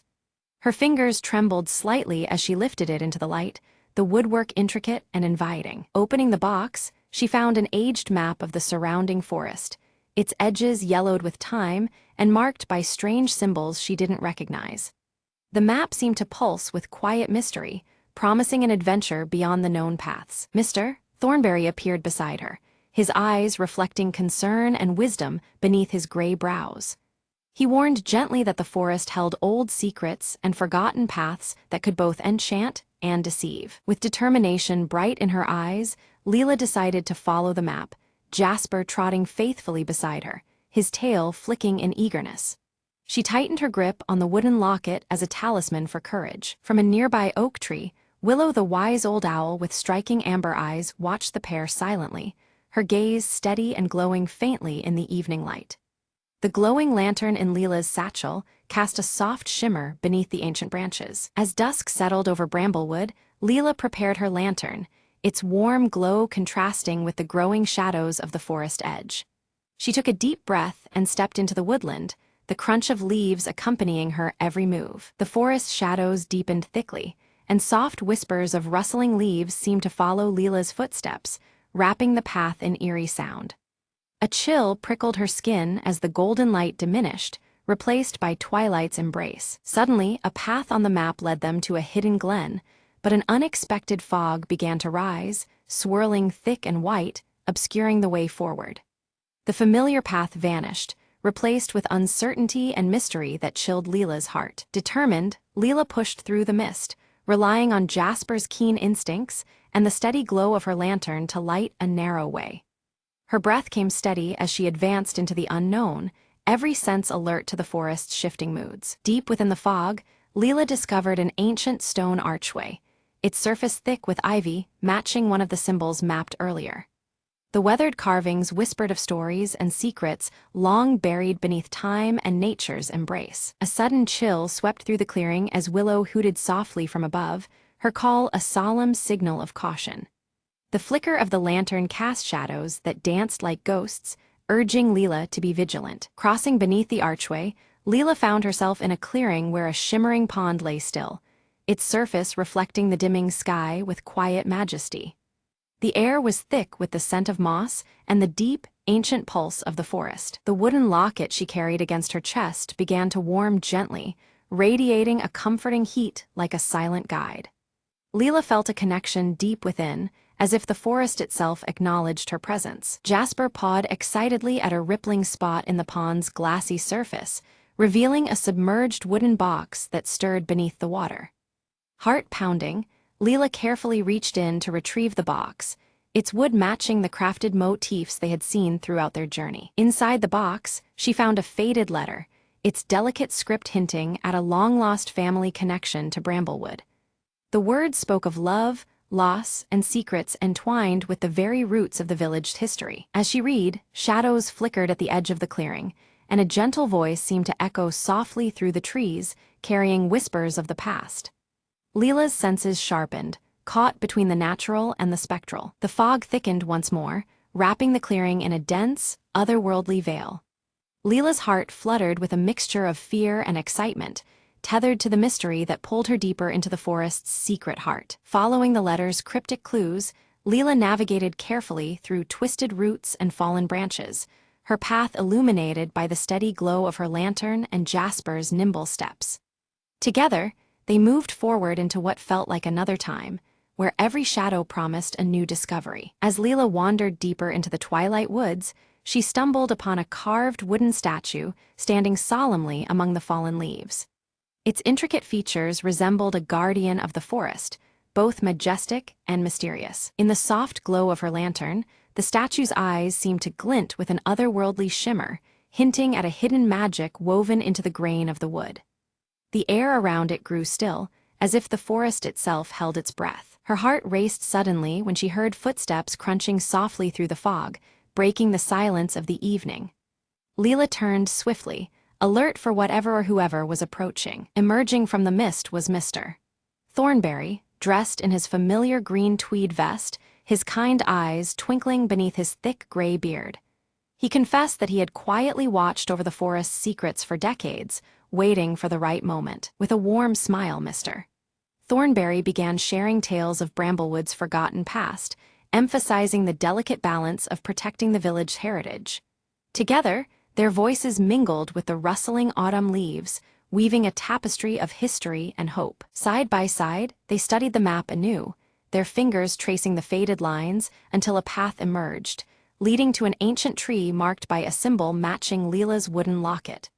A newfound purpose sparked within her, fueling their onward journey. As they walked beneath the canopy, Jasper's keen eyes caught a subtle trail of glowing leaves scattered gently along the forest floor. The luminous path lit their way, casting dancing shadows among the towering trunks. They soon arrived at the ancient tree, its bark deeply engraved with runes identical to those etched onto both the box and Leela's cherished locket. The tree seemed alive, its presence commanding and timeless. Carefully, Leela placed the wooden box into a hollow in the tree's trunk. Immediately, A soft golden light pulsed from within, illuminating the ruins and sending a warm glow into the surrounding woods. In response to the light, the dense fog that had lingered throughout the forest began to lift, unveiling a breathtaking vista beyond the trees. The landscape stretched out like a hidden treasure waiting to be rediscovered. Without warning, Willow swooped down silently from above, her striking amber eyes meeting Leela's before she gently dropped a small key into her open hand. Then, with a flutter, the wise owl vanished back into the twilight. Leela's fingers trembled slightly as she found the key perfectly fit a hidden compartment in the wooden box.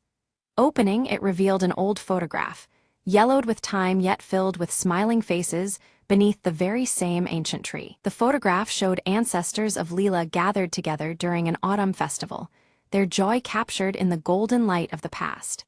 It was a poignant glimpse into a lineage deeply rooted in Bramblewood's traditions. A gentle warmth spread through Leela's chest, a quiet acknowledgement of her connection to this history and the forest's enduring spirit.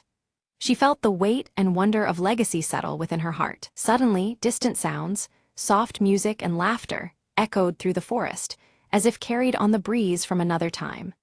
The melody stirred memories of celebrations long past, filling the night with a renewed sense of magic. Mr. Thornberry explained that once a year, the village held a festival celebrating the forest's magic every autumn, a cherished tradition now forgotten by many. The stories he shared painted vivid pictures of joy, community, and reverence for nature's gifts. Inspired by these revelations, Leela felt a newfound sense of purpose burgeoning within her, to revive the festival and ensure the spirit of Bramblewood lived on. Her resolve was as steady as the glowing lanterns surrounding them. Together, they began gathering offerings from the forest floor, fallen leaves, pine cones, and bright berries, each piece a token of nature's bounty and part of the celebration to come. Their hands moved with joyful intent, crafting the foundation of a new tradition. Returning to the village, Leela and Mr. Thornberry excitedly shared their discoveries with the townsfolk. Sparked by their enthusiasm, a wave of curiosity and anticipation blossomed among the community. Villagers eagerly began crafting decorations and lanterns inspired by the forest's beauty and the ancient symbols rediscovered. The air buzzed with creative energy, and the soft glow of lantern light promised a festival unlike any other. Leela took charge of organizing the festival's layout, using the glowing leaves found by Jasper to guide visitors along winding village paths. The illuminated trail promised to lead everyone safely through the magical evening. Meanwhile, Jasper darted playfully between the lantern-lit trees, chasing children's laughter and weaving joy through the gathering crowds. His cheerful antics brought smiles and warmth to the crisp autumn night. From her high perch, Willow watched quietly over the village, her striking amber eyes reflecting every glowing lantern below. Her presence was a comforting emblem of wisdom and protection throughout the festivities. The festival officially began with music and laughter echoing through the crisp air, mingling with the warm aromas of spiced apple cider. The village came alive, wrapped in the enchantment of the moment and the promise of a cherished tradition renewed. Leela donned her earth-toned dress, the carved wooden locket resting close to her heart and shining softly under the lantern light. Surrounded by the vibrant celebration, she felt more connected than ever to her heritage and the magic of Bramblewood. As the festival reached its peak, the ancient tree suddenly glowed with a warm, magical light that bathed the entire village in a soft amber hue. The shimmering glow seemed to pulse in harmony with the falling autumn leaves, as if the tree itself was blessing Bramblewood and its inhabitants. Leela stepped beneath the ancient tree, her earth-toned clothes blending with the surroundings, and felt an overwhelming presence of generations who had celebrated here before her. She closed her eyes briefly, sensing the joyous spirits of ancestors swirling around, celebrating together in the cool autumn air. Around her, the villagers formed a wide circle, their faces lit by glowing lanterns and filled with smiles and stories. They shared memories of the forest's wonders, their voices woven together by the forest's enduring spirit that connected them all across time. Curled contentedly at Leela's feet, Jasper purred softly, his white chest patch gleaming faintly in the lantern light. The peaceful atmosphere around them made his cheerful nature even more evident as he basked in the comforting embrace of the celebration. Mr. Thornberry, wearing his trademark green tweed vest, smiled warmly as he watched Leela, sensing that the time had come.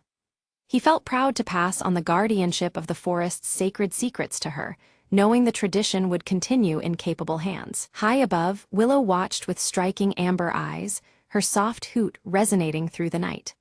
The gentle call symbolized the deepening bond between the natural world and the village community, a quiet assurance that harmony would endure. As night deepened, rows of lanterns illuminated the villagers' faces, casting a glow that reflected hope, warmth, and unity. Each handcrafted wooden lantern seemed to hold a small piece of the forest's magic, brightening the darkening sky. Silent amidst the soft murmurs of the crowd, Leela whispered a heartfelt promise to protect Bramblewood's magic and keep its traditions alive forever.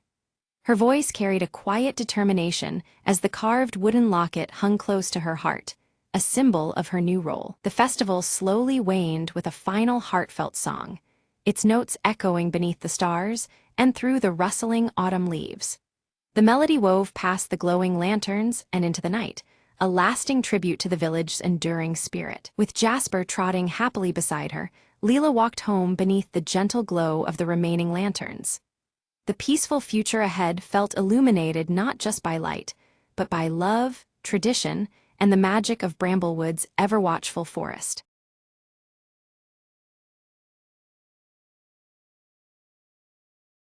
In the village of Elderglen, where magic was a whispered legend, a hollow tree stood forgotten at the edge of the Mistewad. One cold morning, Mira, a curious child with eyes full of wonder, found a glowing key lodged in the tree's bark. The key pulsed softly, beckoning her to follow an unseen path deep into the forest. Whispers in the wind guided her steps until she reached a shimmering door hidden among ancient roots. Mira hesitated, then inserted the key, feeling it warm beneath her fingertips as the door creaked open. Beyond the threshold lay a realm of twilight shadows and silver light, where time seemed to dance. A figure emerged, a small, elusive creature with eyes like stars and a voice like the rustling leaves. "Welcome, Seeker," it said.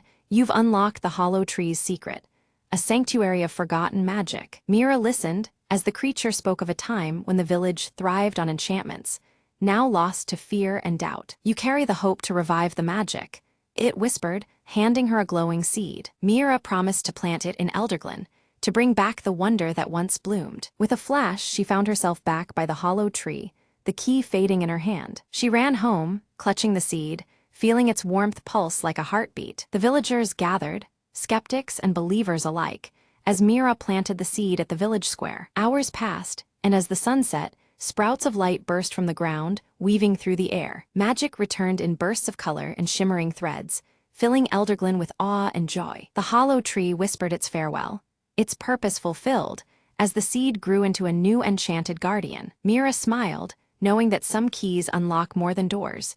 They unlock the spirit of a place. From that day forward, Elderglen thrived, its magic alive in the hearts of all who believed. And beneath the stars, Mira often heard the softest whisper, "Thank you, Keeper of the Light."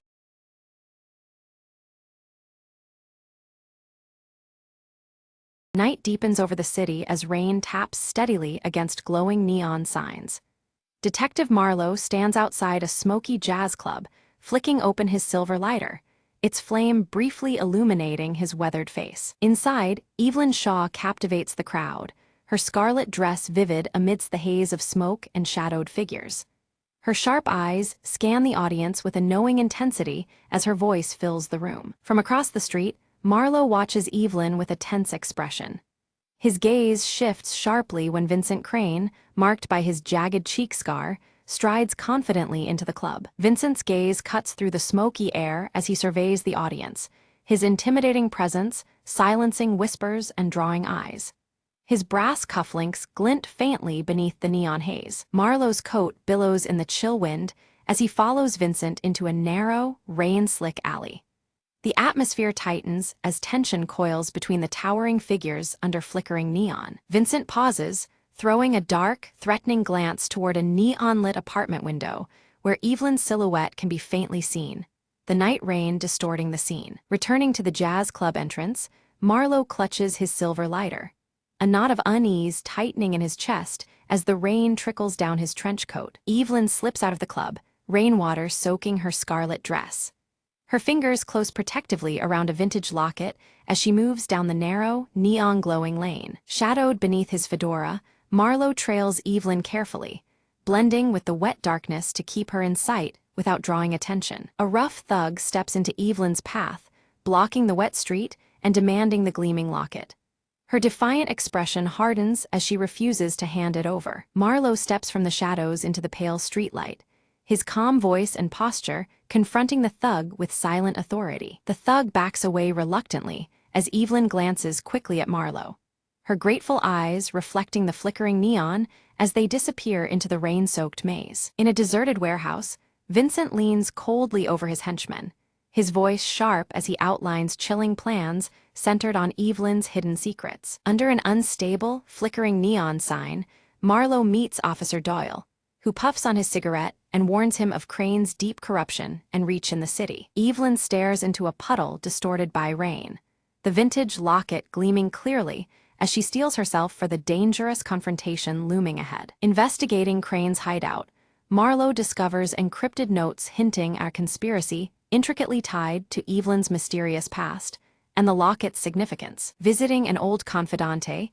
Evelyn learns a secret about the locket's origin, revealing its potential to unravel the dangerous web surrounding her. Vincent's men capture one of Marlowe's trusted contacts, deepening the threat and tightening Crane's iron grip on the city's shadows. Beneath a flickering neon sign reading Solace, Marlowe and Evelyn exchange low whispers, rain pelting around them as plans intertwine amidst growing danger. A coded message guides Marlowe to a clandestine meeting, where he narrowly escapes an expertly planned ambush lurking within the rainy night's shadows. Back at the club, Evelyn's voice sharpens, her fiery song carrying hidden warnings and cryptic signals to Marlowe waiting among the smoke and neon. Officer Doyle uncovers damning evidence linking city officials to Vincent Crane, complicating Marlowe's pursuit as loyalties fray under neon lights and rain. In a private encounter, Vincent confronts Evelyn, revealing knowledge of her darkest secret and delivering an ominous threat that jeopardizes her future. During a tense stakeout in relentless rain,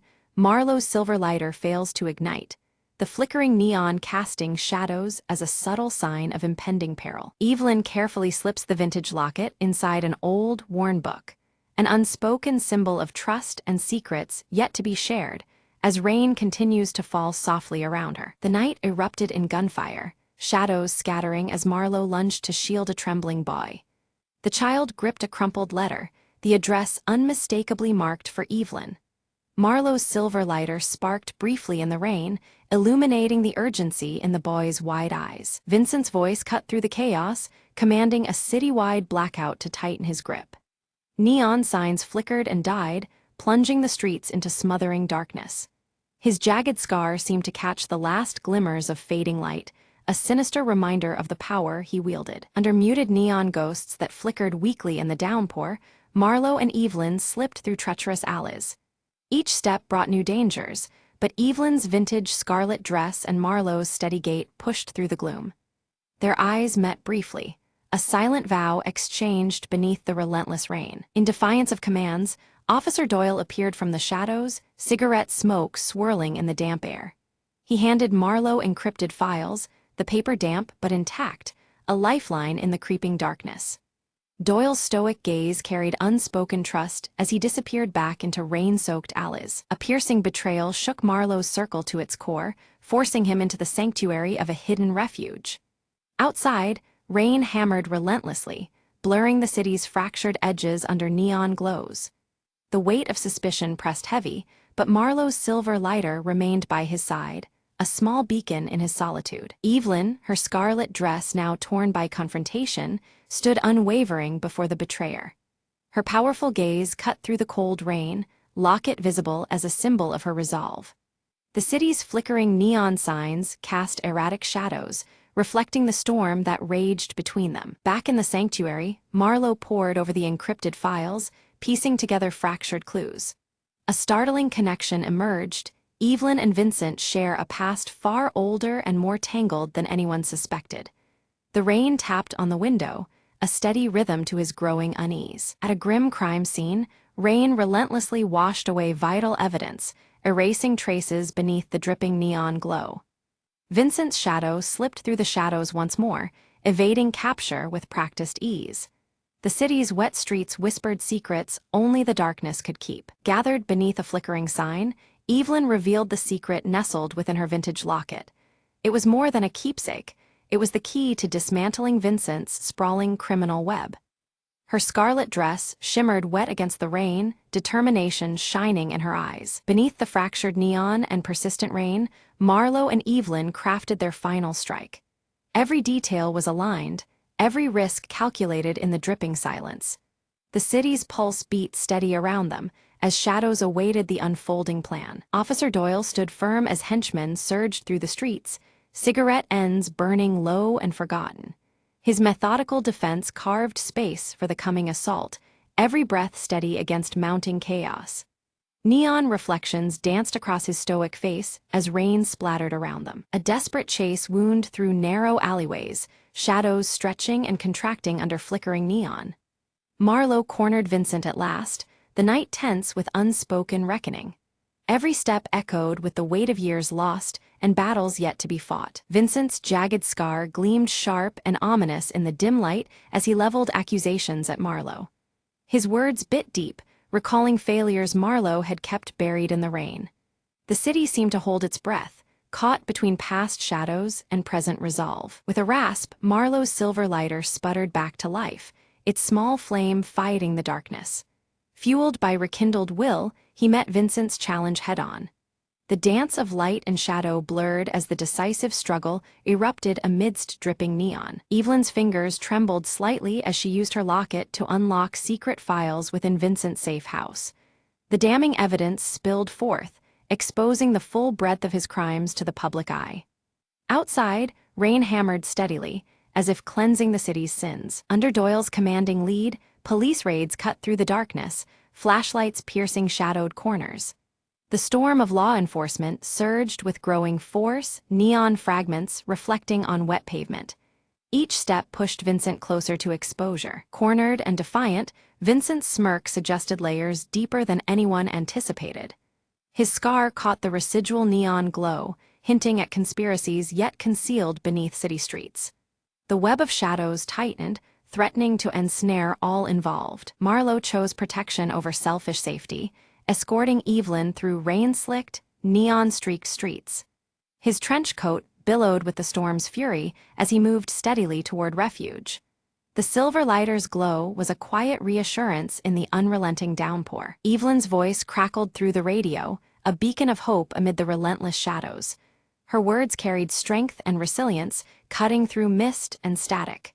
Despite the rain, her spirit burned brightly, a signal amid the neon gloom. In the confusion and rising storm, Vincent vanished into the pounding rain, his scarred visage disappearing like a ghost. The city's heartbeat faltered as uncertainty swept through the soaked streets. The chase was far from over, shadows still whispered his name. Marlowe and Evelyn sought refuge atop a secluded rooftop, where neon rain cascaded around them. Plans and promises were exchanged beneath flickering lights and storm-soaked skies. Their alliance forged stronger, united against the dark forces still lurking below. Doyle arrived bearing critical news, a witness prepared to break silence and expose Vincent's operations. The cigarette between his lips burned steadily, his eyes keen with cautious optimism. The pieces were aligning, though danger still loomed. Evelyn's locket caught the neon glow as she readied to disclose the final truth to the city's underground press. Her scarlet dress clung to her in steady defiance against the rain and shadows. The moment to shatter silence was near, and the stakes couldn't be higher. Marlowe worked feverishly to decode cryptic clues leading to Vincent's hidden vault beneath the neon-lit streets. Each revelation peeled back another layer of the tangled conspiracy. Outside, rain continued its ceaseless fall, drumming a tense rhythm to his discoveries. The city held its collective breath as the last fragment of the puzzle slid into place in the relentless rain. Neon signs flickered uncertainly, casting ethereal light over rain-soaked streets. The moment of truth approached, cloaked in shadow and anticipation. Beneath the flickering neon haze, a concealed panel slid open in the damp alley, revealing a narrow passage cloaked in darkness. Detective Marlowe adjusted his trench coat, steeling himself as he stepped inside, the persistent rain muffled behind thick stone walls. His silver lighter flickered briefly, casting fleeting light on the graffiti-scarred walls, leading him deeper into the heart of the city's shadows. From the suffocating darkness, Vincent Crane emerged, his bulky frame stepping forward as if risen from the underworld itself. The jagged scar across his cheek caught the light ominously as he declared himself the architect behind the betrayals that fractured the city's unsuspecting underbelly. His brass cufflinks gleamed with sinister pride, a chilling testament to his ruthless reign. Suddenly, the door burst open, and Evelyn Shaw emerged, her scarlet dress a vivid flame against the bleak chamber. Clutching her vintage locket tightly, she confronted Vincent with undeniable proof of his betrayals, her sharp eyes never wavering. The underworld figures assembled behind them exchanged stunned glances as the truth surfaced under the harsh glow of flickering neon. A heavy silence broke as the rain hammered the broken windows, each drop echoing the shattering of old alliances. Tension thickened the stale air, crackling like static before a storm, the neon signs outside casting eerie shadows through fractured glass. Trust dissolved like mist, the underworld fracturing beneath the weight of unveiled lies and whispered threats. In the claustrophobic chamber, Marlowe lunged at Vincent, their figures merging and breaking apart in the shadows cast by the wet walls. The clash was a desperate dance, his silver lighter temporarily lost in the scuffle as fists collided and coats flared. Each movement etched against the neon-lit gloom, their battle a raw testament to years of deceit and defiance. Evelyn's steady voice cut through the chaos, lifting a small device from within her coat. The recorded confession of Vincent's closest accomplice spilled into the chamber, shattering silence with damning evidence. The weight of his own words unspooled around Vincent, unraveling the last threads of his dark empire beneath the relentless downpour. Vincent's grip faltered, the jagged scar knitting into a grimace of defeat as Officer Doyle appeared, cigarette still clenched between steady lips. The bulky crime boss was restrained, his brass cufflinks catching faint neon glimmers as officers moved decisively. The city's shadows began to recede with every measured step Doyle took, heralding an end to the reign of fear. Outside, rain swept the streets clean, washing away stains both physical and moral. Neon signs flickered softly, their chaotic glow now calm and reflective across puddled asphalt. Vincent's silhouette faded into the night, detained and broken, as the city exhaled beneath the storm's lingering rhythm. On a rooftop above the soaked streets, Marlowe and Evelyn stood close, the breaking dawn framing their silhouetted figures. The vintage locket hung between them, glimmering briefly as the first light touched the city below. Rain still whispered against neon, a gentle promise lingering between the two in the quiet aftermath. The city breathed anew beneath soft neon glows, its pulse steadying after the tempest. Marlowe lifted his silver lighter, sparks flickering one last time before igniting into a small, steady flame. The glow marked a delicate balance of hope and uncertainty, signaling a future still unwritten beneath the shimmering shadows.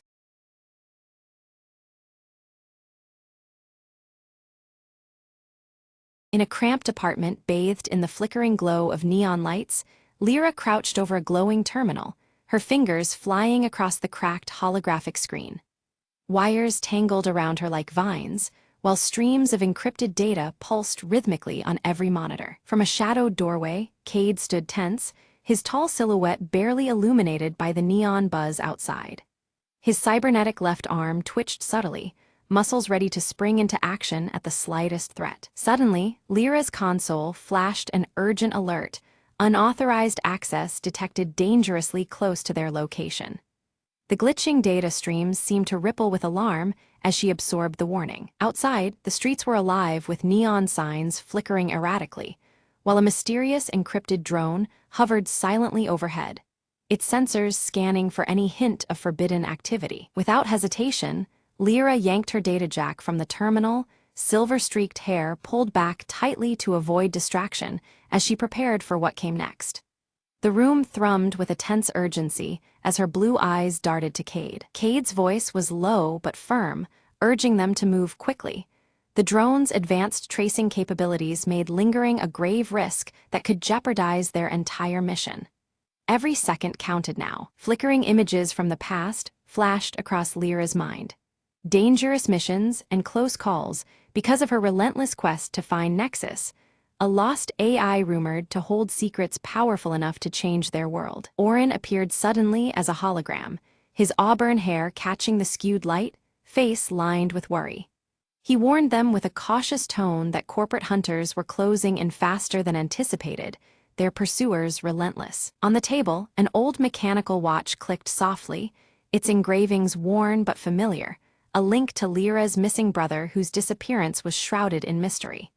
It was an anchor amid chaos. Clutching the watch tightly, Lyra's resolve hardened as the neon-lit rain pulsed against the windowpane, echoing the storm brewing outside and within her heart. They mapped out a daring infiltration into a towering corporate data hub, understanding the grave risks involved. Every step had to be precise to avoid detection and secure Nexus's freedom. Lyra slid her data jack into a concealed port along the wall, fingers deftly prepping to breach layered security systems that guarded the corporation's darkest secrets.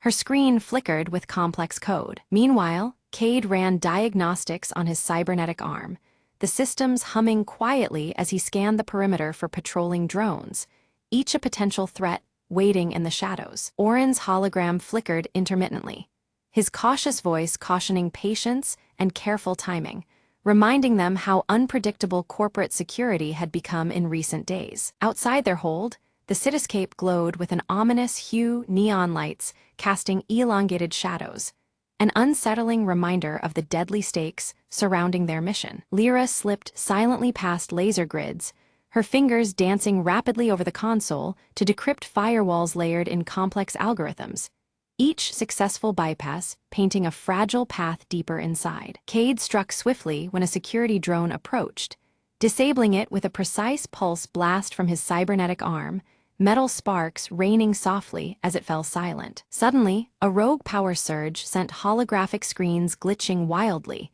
jeopardizing their stealth as data fractured and flickered erratically around them, threatening to expose their position. Orin, ever the strategist, directed them to enact an emergency reroute through cramped maintenance shafts, where shadows and discarded cables might conceal their hurried passage. Inside the narrow corridors, signs of past intruders caught their attention.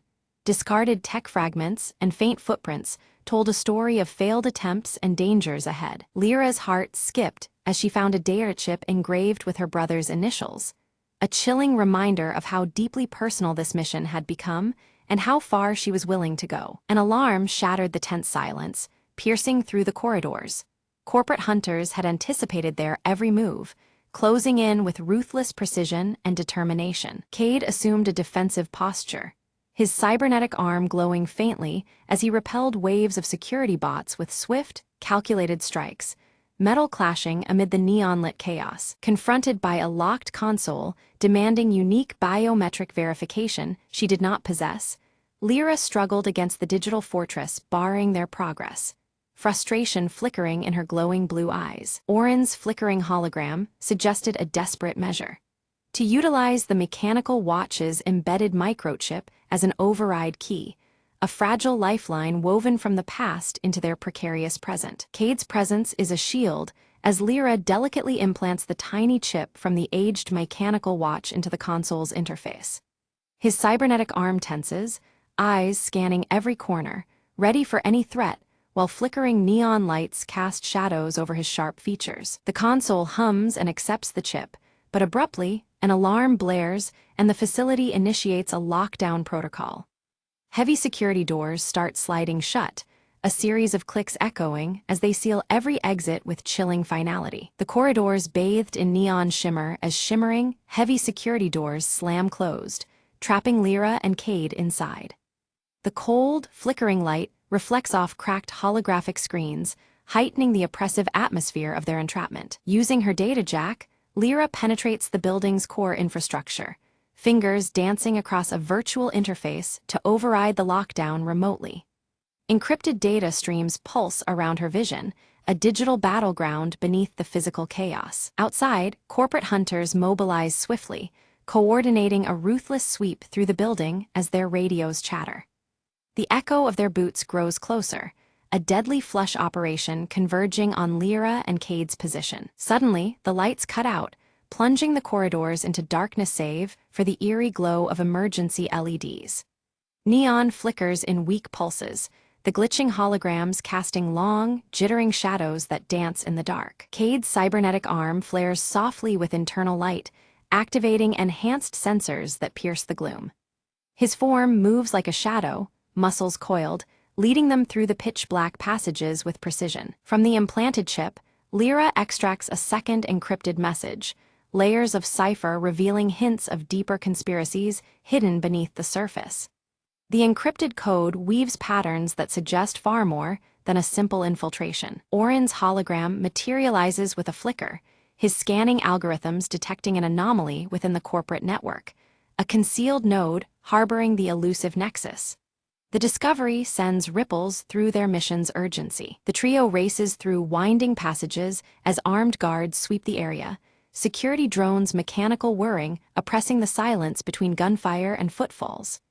Neon signs flicker erratically, marking a frantic dance through hostile terrain. A false step in the debris-strewn corridor nearly seals Lyra's capture, but Cade's swift reflexes catch her arm, pulling her back into safety. A fleeting moment that underlines the fragile razor edge between survival and failure. Ahead, the locked network node glows, an ethereal cube pulsating with coded energy, suspended amid glitching holographic fragments. Its shifting light mirrors the encrypted mysteries they strive to unveil. Lyra begins the painstaking download of Nexus, the AI's fragmented voice filtering through layers of static and data corruption.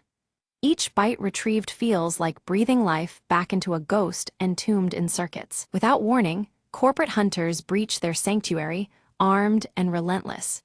The team braces for a desperate stand to protect both the download and their lives within the crumbling fortress. Cade fights with brutal efficiency, his cybernetic arm delivering precise blows while absorbing minor damage. His defense buys precious moments, a wall of defiance shielding Lyra as she works. Lyra's download slows alarmingly as a corrupted firewall materializes, its digital tendrils throttling the data flow.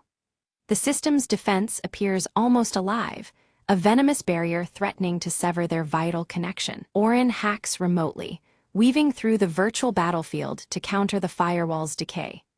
His voice crackles with urgency, warning Lyra of escalating system instability as the network threatens to collapse around them. The mechanical watch begins to resonate with an ancient energy. Its worn engravings unlock hidden pathways in the system's code. This unexpected synergy reveals secret routes, bypassing corrupted firewalls and granting elusive access. Nexus's holographic form finally emerges, shimmering and shifting between pure light and shadow, a spectral figure alive with digital consciousness. The AI's presence is both mesmerizing and fragile, pulsating with raw intelligence. Nexus warns them of an impending system purge programmed to erase all traces of its existence. Time is rapidly running out. The digital ghost's survival hangs on the blade edge of their efforts. Lyra wrestles with a harrowing choice: sever her connection to preserve herself or risk everything to complete the AI's transfer. The weight of this decision presses heavy, illuminated by flickering neon and the threat closing in around them. Amid the chaos, Cade urges absolute trust in Lyra's skills as he confronts incoming hunters with relentless, brutal force. His determination steels the team's resolve, buying the moments they desperately need. Orin identifies a backup power core buried beneath the tower's base that could extend their limited time. This discovery offers a slim lifeline, a fleeting chance to finish the precarious download process. The team moves swiftly through shadowed, narrow passages under the tower, the mechanical watches glow guiding them. Every second counts as hostile forces encroach, their mission tethered to fragile hope. With the countdown bleeding away, Lyra completes Nexus's transfer into the portable drive embedded within the mechanical watch. The ancient engravings pulse faintly, now home to a powerful new secret they have barely begun to understand. A surge of power rattled the facility as the hostile systems abruptly died, the neon lights flickering violently before surrendering to darkness. Silence settled heavily in the void left behind, broken only by the distant hum of failing electronics. They had succeeded in cutting the enemy's grip, at least for now. From the shadows, Nexus began to coalesce, its holographic form shifting between light and darkness with ethereal grace. "Thank you," it whispered, gratitude rippling through the air before it concealed itself within the intricate gears of the old mechanical watch. The device, once enigmatic, now held an extraordinary secret. Cautious yet relieved, Lyra, Cade, and Orin retreated through the labyrinth of holographic corridors, their images fragmenting as the system collapsed. The flickering neon lights dissolved into fractured beams that danced erratically against cracked surfaces. Each step took them further from danger, deeper into uncertainty. Emerging into the open, the neon rain painted the city in glowing streaks of violet and blue, reflecting the weight of their actions. The wet streets shimmered, a mirror to the changes now set in motion beneath the pulsating skyline. A silent vow lingered in the cold air, promising a new dawn born from their defiance. Lyra held the mechanical watch close, fingertips tracing its worn engravings as a subtle pulse throbbed beneath the metal casing. The presence of Nexus whispered through the device, its energy delicate but steady. She sensed the intertwined fate bound to that small relic, a beacon amid the encroaching shadows. Cade deactivated his combat mode with a soft click, the cybernetic arm retracting smoothly. His usual stoic expression softened, a genuine smile briefly illuminating his face as he exchanged a glance with Lyra. In that fleeting moment, camaraderie and hope bloomed between them. Orin activated a small holoprojector, casting a message into the dim night. Their victory was merely the first step in a larger crusade. His voice carried warmth and resolve, stirring a sense of purpose beyond their immediate survival. The fight against corporate control had only just begun. As the first light of dawn ruptured the neon haze, the trio vanished into the sprawling cityscape, silhouettes swallowed by the endless glow. Their journey continued under the watchful flicker of holographic signs and the pulse of encrypted streams. Together, they moved forward into the uncertain promise of a new day. The mechanical watch gleamed softly in the growing light, its glow a secret beacon against the darkness. A quiet energy hinted at mysteries still locked within its core, unseen forces waiting to unfold. It was a silent promise of untold stories yet to emerge. The final image lingered on the city skyline, where flickering neon signs fought the shadows encroaching upon the towering spires. Amidst the interplay of light and darkness, a new chapter began, one forged in defiance, hope, and the relentless flicker of rebellion.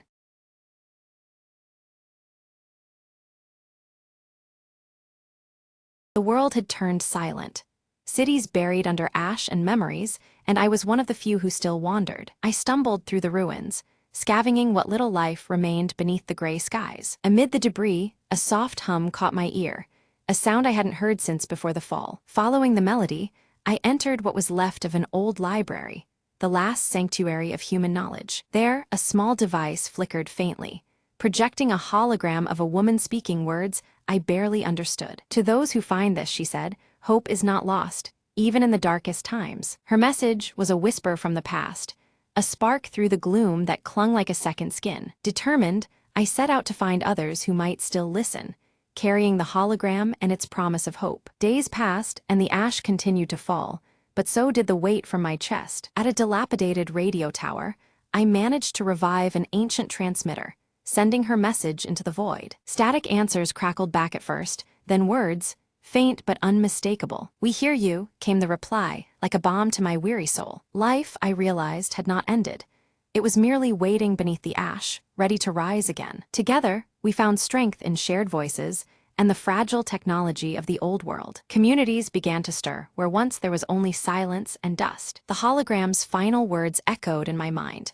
"Never forget, even ruins can root new life." From hopelessness, a network grew, grounded in trust and the desire to rebuild. The ash storm slowed, revealing a horizon touched with pale light for the first time in years. I smiled as the first green shoots emerged from cracked concrete, a testament to endurance, and in that fragile dawn, the echoes beneath the ash became the heartbeat of a new beginning.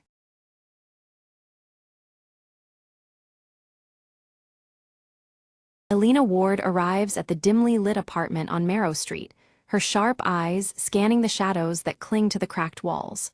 The night air is thick with tension as she moves cautiously, every step measured and quiet. Her gaze falls on shattered glass, scattered beside a locked antique chest against the far wall. The fractured pieces glint like broken memories, hinting at a struggle that happened not long ago. From a shadowed alley nearby, Marcus Flynn watches Alina intently.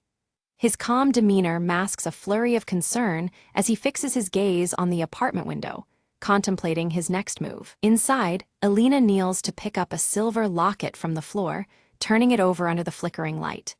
The intricate engraving catches her eye, pulling her deeper into the mystery woven around it. A distant siren wails through the night as Alina's eyes catch a faded photograph tucked beneath the chest. The image shows 4 figures, one unmistakably Victor Hale, their faces frozen in a moment from another time. Her phone buzzes suddenly, a text flashing, a terse warning urging her to stop digging into the past before it's too late. Alina's fingers tighten around the device, the threat crystal clear. Back in the alley, Marcus speaks in a low voice on his phone, mentioning Alina's name with uneasy concern. His words suggest that the shadows around Marrow Street conceal more than just secrets. From across the street, Victor Hale emerges from the darkness, his intense glare locked on Alina through the window. His unreadable expression blurs between menace and something more complicated. A flashback unfolds in daylight. Victor stands at a park bench, handing the silver locket to a young girl, his face softer than before. This memory hints at a hidden connection tied to the locket and the secrets Alina seeks. Returning to the present, Alina slips the locket into her pocket and moves toward a nearby cafe where Leela Marks waits anxiously. The streetlights cast long shadows, mirroring the unease that settles between them. In the cafe, Leela pushes a folded note across the table, her curly red hair bouncing as she glances nervously at the door. Her eyes flicker with urgency, signaling the risks they face. Alina unfolds the note, reading about a hidden room beneath Marrow Street's oldest building where answers might lie. The promise of revelation tightens the knot of tension around them. The cafe door creaks, drawing a sharp breath from Leela as Victor steps inside. The atmosphere shifts instantly. His presence is a silent threat that chills the air. Alina sips her coffee calmly, eyes discreetly flicking toward Victor. Her outward composure masks the heightened alertness of someone navigating a web of danger. The true stakes emerge. A missing heirloom tangled with a betrayal long buried, its revelation capable of upending lives. The dangerous secret at the heart of the mystery sharpens their resolve and deepens the peril. Alina descends into the hidden room, guided only by faint wall markings illuminated dimly and the silver locket's engraving. The darkness confines her, fragmented reflections hinting at the fractured truths she searches for. Marcus appears unexpectedly, stepping into the underground space with a reluctant offer of help. His cryptic warning about trust hangs heavily between them, complicating their fragile alliance. Faded letters pinned to the walls surround them, words revealing conspiracy threads tying all the main players together. The layered betrayals echo in the silent underground. A loose floorboard shifts as Alina steps, uncovering a hidden compartment containing an aged diary. Its pages promise secrets long obscured by shadows and silence. Flipping through the diary, Alina finds entries chronicling a coup decades ago within a powerful family. Each word deepens the web of intrigue, binding past and present more tightly. Outside, Victor intercepts Leela in the misty street, his voice low and demanding information on Alina's location. The threat in his eyes leaves Leela cornered and tense. Suddenly, the dim light flickers and dies as Alina reads passages implicating Victor in the darkest folds of the mystery. Shadows twist ominously around her, swallowing the room in silence. Marcus pulls a small flashlight from his pocket, its beam piercing the gloom to reveal a hidden map etched behind the diary. The illuminated lines trace a path into the depths beneath Marrow Street's catacombs. The map leads them to a forgotten vault, its heavy doors sealed by time and secrets. The path ahead promises danger, but also the key to unlocking the tangled past. Alina and Marcus move toward the vault's shadowed entrance as Leela sends a covert message on her phone. Each step forward tightens the threads of their intertwined fates, shadows stretching long into the night. The heavy vault door groans under pressure, its rusted hinges groaning before it grudgingly swings open. Inside lies a trove of artifacts and documents, frozen in time and cloaked in dust. The air smells of old paper and secrets long buried beneath layers of shadow. Abruptly, the echo of footsteps ricochets off the cold stone walls. Victor emerges with two shadowy figures at his side, their presence a dark blockade at the only exit. The tension coalesces, thick enough to cut through with a whispered threat. Elena swiftly raises the silver locket, catching the flickering light to reveal a concealed symbol matching the vault's emblem. The gesture freezes the room, the locket's glow defying the darkness around them.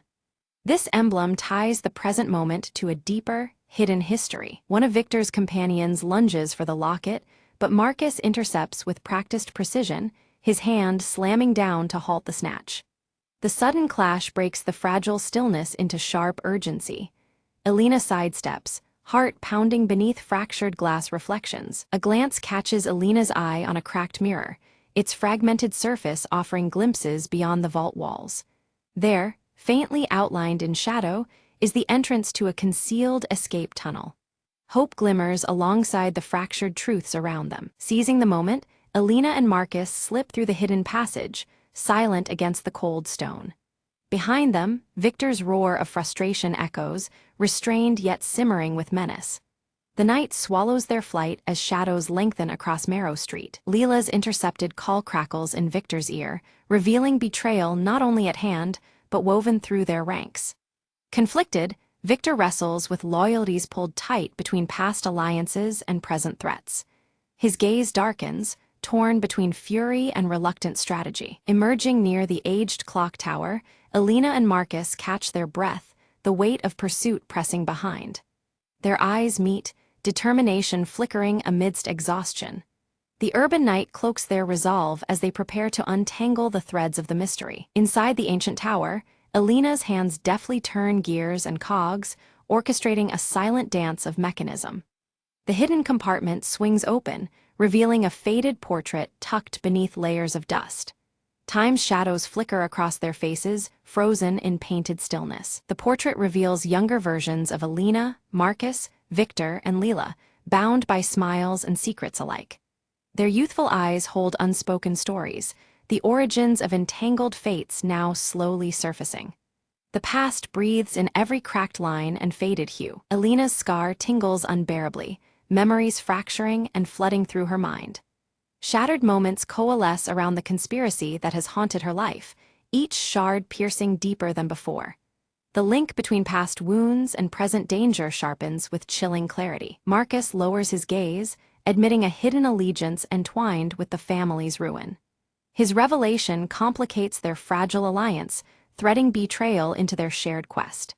Secrets once buried now surface amidst flickering shadows and fractured trust. Tracking Elena's movements through twisting alleys and dimly lit streets, Victor pieces together fragments of the puzzle. His eyes narrow beneath the play of shadows and streetlight reflections, calculating each step closer. The city itself seems to watch, silent and waiting. Cornered yet composed, Elena extends an offer of truce to Victor, proposing a joint effort to unveil the truth. She speaks with conviction, hoping to channel past enmities into preventing further harm. Shadows and reflections flicker as loyalties hang in the balance. Victor, hesitant but drawn by curiosity, consents to her proposal. He reveals a hidden safe, its lock clicking open to expose a confession letter bound in time. The weight of the letter promises turbulent revelations beneath the fractured layers of their past. From the letter unfolds the story behind the fractured glass motif, a violent confrontation years before that shattered more than just windows. The confession paints a raw scene of betrayal and broken bonds etched deep into their histories. The shards of truth glisten under the dim light. The trio debates the timing and manner of exposing the betrayal, aware the wrong move could destroy them all. Each voice carries the burden of consequence, their shadows tangled as uncertainty lingers. Strategizing in whispers, they weigh revelation against survival. Leela interrupts, brandishing surveillance footage, capturing a crucial scene from the past. Her discovery corroborates the confession's claims, offering irrefutable evidence from fractured moments frozen in time. The flickering screen illuminates faces and deeds once hidden in shadow. United in purpose, the group plans to leak the evidence anonymously, their actions cloaked beneath Marrow Street's lengthening shadows. The city hums unknowingly as truths prepare to surface amid fractures and reflections. Change pulses quietly beneath the urban night. As dawn stretches its first light, fractured glass from a broken window glints one last time, symbolizing the cusp of transformation. The shards scatter prismatic signals across the walls, reflecting hopes and fears alike. The city stirs, on the brink of awakening and revelation. News of the uncovered conspiracy spreads swiftly, igniting public intrigue and unease throughout the city. Conversations ripple from shadowed corners to bustling streets, the mystery no longer confined to whispers. Marrow Street pulses with a tension that refuses to fade. Returning to the antique chest, Alina places the silver locket carefully inside, locking it away from prying eyes. The act is both a closure and a safeguard amid the swirling chaos of truth and deceit. The locket's intricate engraving catches the fading light, silent amidst secrets. Marcus melts into the crowd, his intentions veiled and his departure marked by quiet ambiguity. Alina watches, reflecting on the tangled interplay of trust and betrayal that has defined their tangled journey. The city's heart beats on, unyielding beneath fractured skies. From a shadowed rooftop, Victor surveys the sprawling city below, contemplative and unmoving. The lights flicker like distant memories, each pulse a reminder of battles fought in both darkness and daylight. His expression is unreadable, wrapped in the weight of unfolding fate. Leela joins Alina quietly, their shared glance an unspoken acknowledgement of survival and the burden of secrets kept. Together, they stand on Marrow Street, shadows stretching long around them. In the silence, their resolve hardens against the gathering night. A sudden flashback illuminates the truth behind the locket's engraving.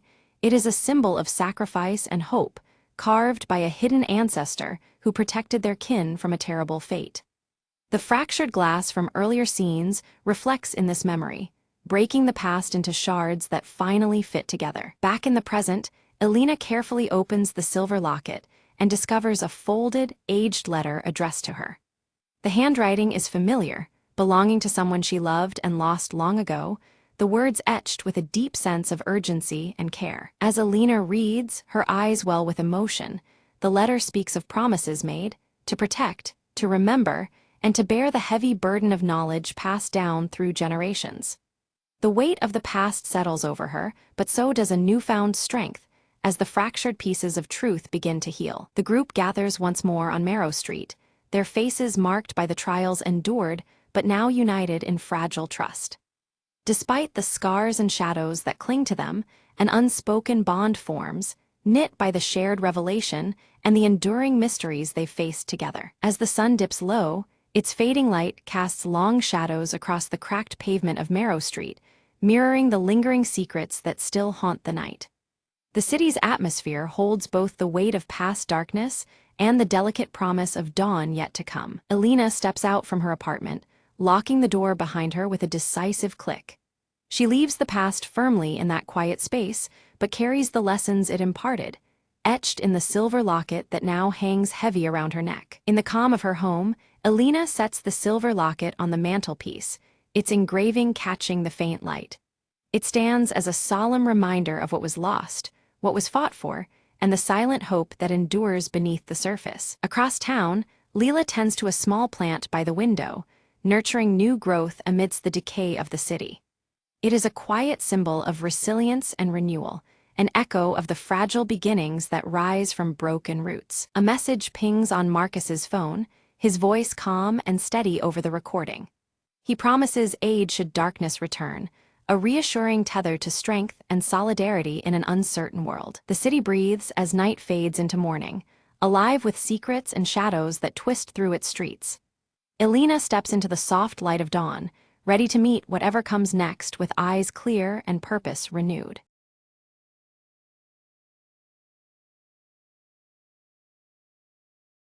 Alina sat alone in her dimly lit apartment, the rain tapping steadily against the window pane. Her fingers gently traced the contours of the vintage locket around her neck, the cool metal a small comfort amidst the growing unease in her chest. Navigating through the crowded streets, Marcus clutched his leather-bound notebook tightly, his eyes darting nervously between passers-by. The towering buildings felt oppressive, shadows stretching like silent watchers as he moved with purpose yet caution. In the sunlit park, Ava played quietly with her small handcrafted doll, her curls catching the golden light. She observed the pigeons fluttering nearby, a faint tension in her gaze that belied her innocent demeanor. A soft thud alerted Alina to a letter slipped under her door, the old seal instantly recognizable. Her expression shifted from curious anticipation to deep concern as she broke the wax and unfolded the aged paper inside. Inside a cluttered cafe, Marcus scribbled furiously into his notebook, each stroke urgent and deliberate. He kept glancing over his shoulder, as if expecting someone, or something, to appear at any moment. Alina hesitated at the entrance of a small antique shop, her fingers trembling slightly as she reached out to touch a cracked photograph resting on a dusty shelf. The image within stirred a mix of nostalgia and unease, the fractured glass symbolizing memories she struggled to piece together. In the park, Ava approached Alina cautiously, clutching her doll tightly as if seeking safety. Her eyes held a silent plea, a fragile bridge between their worlds amid the dappled sunlight. In a shadowy hallway, Marcus met briefly with the elderly Mr. Reynolds, exchanging a folded piece of paper with urgency. The dim light highlighted the weariness in Mr. Reynolds's silver hair and the weight behind their secretive interaction. Alina stood before a wall plastered with fragmented photographs and newspaper clippings, her gaze intense as she pieced together a complex puzzle. Each torn edge and overlapping image echoed the fractured past she was desperate to understand. Rain intensified as Alina walked along deserted streets, droplets streaking her face as fleeting memories flashed behind her eyes. The storm outside mirrored the turmoil rising within, each step heavy with unspoken questions. Marcus's hands trembled slightly as he unlocked a drawer filled with old letters and faded maps. The worn papers seemed to whisper secrets, invitations to delve deeper into a tangled history. In a quiet room, Ava carefully painted a small symbol onto her doll, glancing nervously toward a distant figure watching from the shadows. The faint line between safety and danger grew more fragile by the moment. Alina's vintage locket clicked open, revealing a hidden photograph of a mysterious figure obscured by faded light. The image sent a ripple of recognition mixed with uncertainty through her heart. With hurried movements, Marcus scribbled a note before slipping it discreetly under Alina's apartment door. The rain masked his footsteps as he vanished into the night, leaving a trail of unanswered questions. Alina unfolded the note, realization dawning on her as the words echoed in the silent room.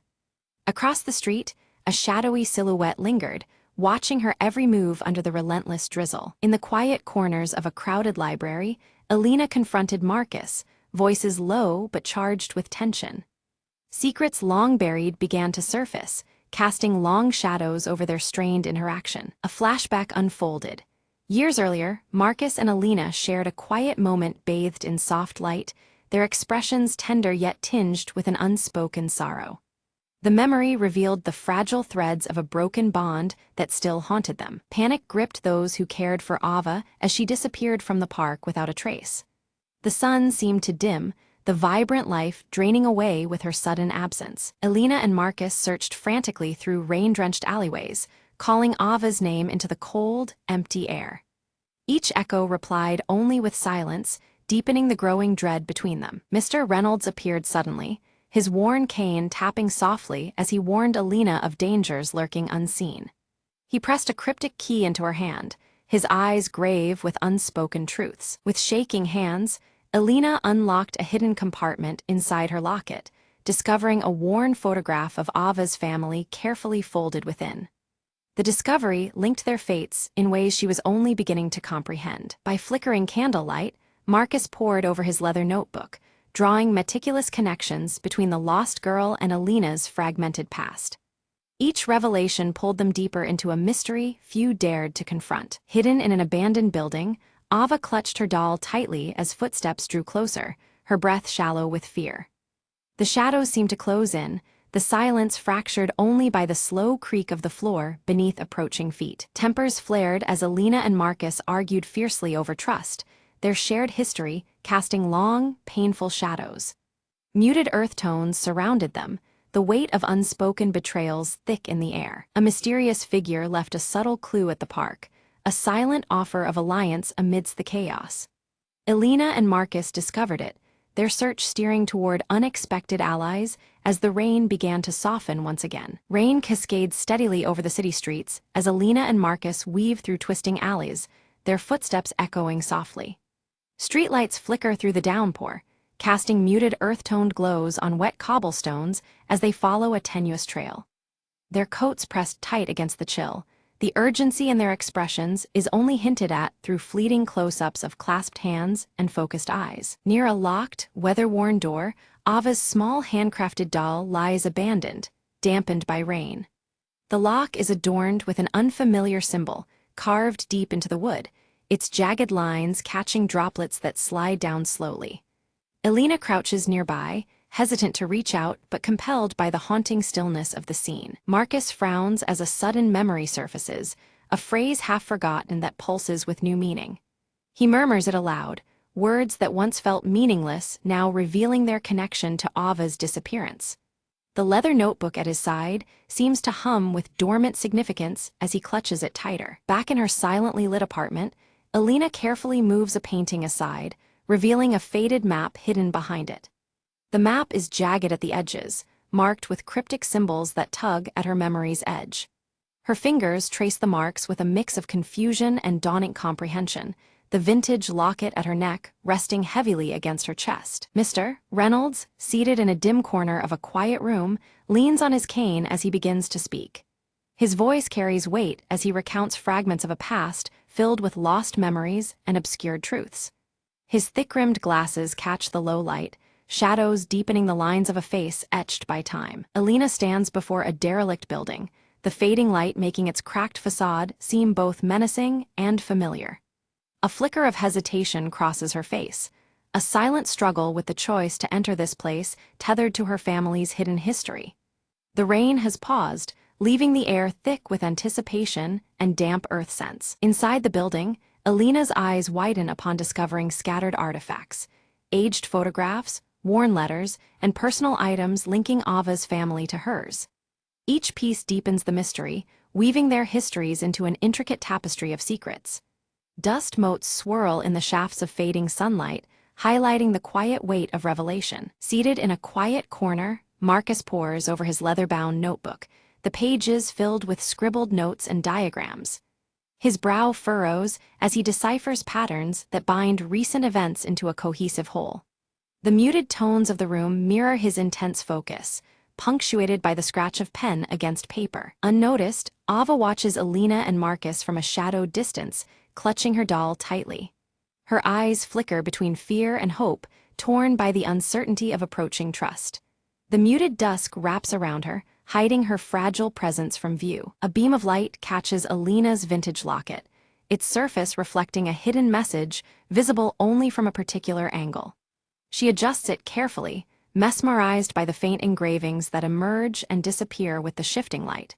The locket's subtle glow links past and present in this intimate moment of discovery. A tense confrontation unfolds between Elena and a shadowy figure, voices low but charged with accusation. Layers of past betrayals ripple to the surface as secrets are thrust into the open amidst tight, focused shots of clenched fists and narrowed eyes. The rain begins anew outside, a symbolic backdrop to the emotional thunder within. Chaos erupts as Marcus sprints through narrow, rain-slicked streets, only to have his leather notebook snatched away in a swift, unseen motion. His outstretched hand grasps empty air as the thief disappears into the shadowed alleys, the loss weighing heavily. The damp earth muffles his frustrated breaths as rain blurs the scene. Determined, Elena battles the rising storm, her coat soaked and hair plastered as she retraces Marcus's path. The fierce wind and rain do little to deter her grit as she navigates the slippery streets to reclaim the stolen notebook. Close-ups reveal her unwavering eyes beneath the dripping hood, embodying her resolve. Ava's beloved doll lies damaged, torn cloth and missing stitches, symbolizing the fragility of their situation. The emotional stakes deepen as the doll's brokenness mirrors the tension and vulnerability enveloping the group. Rain trickles down its face, blurring the delicate features crafted with care. Under a brief clearing in the weather, Alina and Marcus confront their tensions, their expressions softening. They share a fragile reconciliation, forging a tentative alliance bound by their shared goal of saving Ava.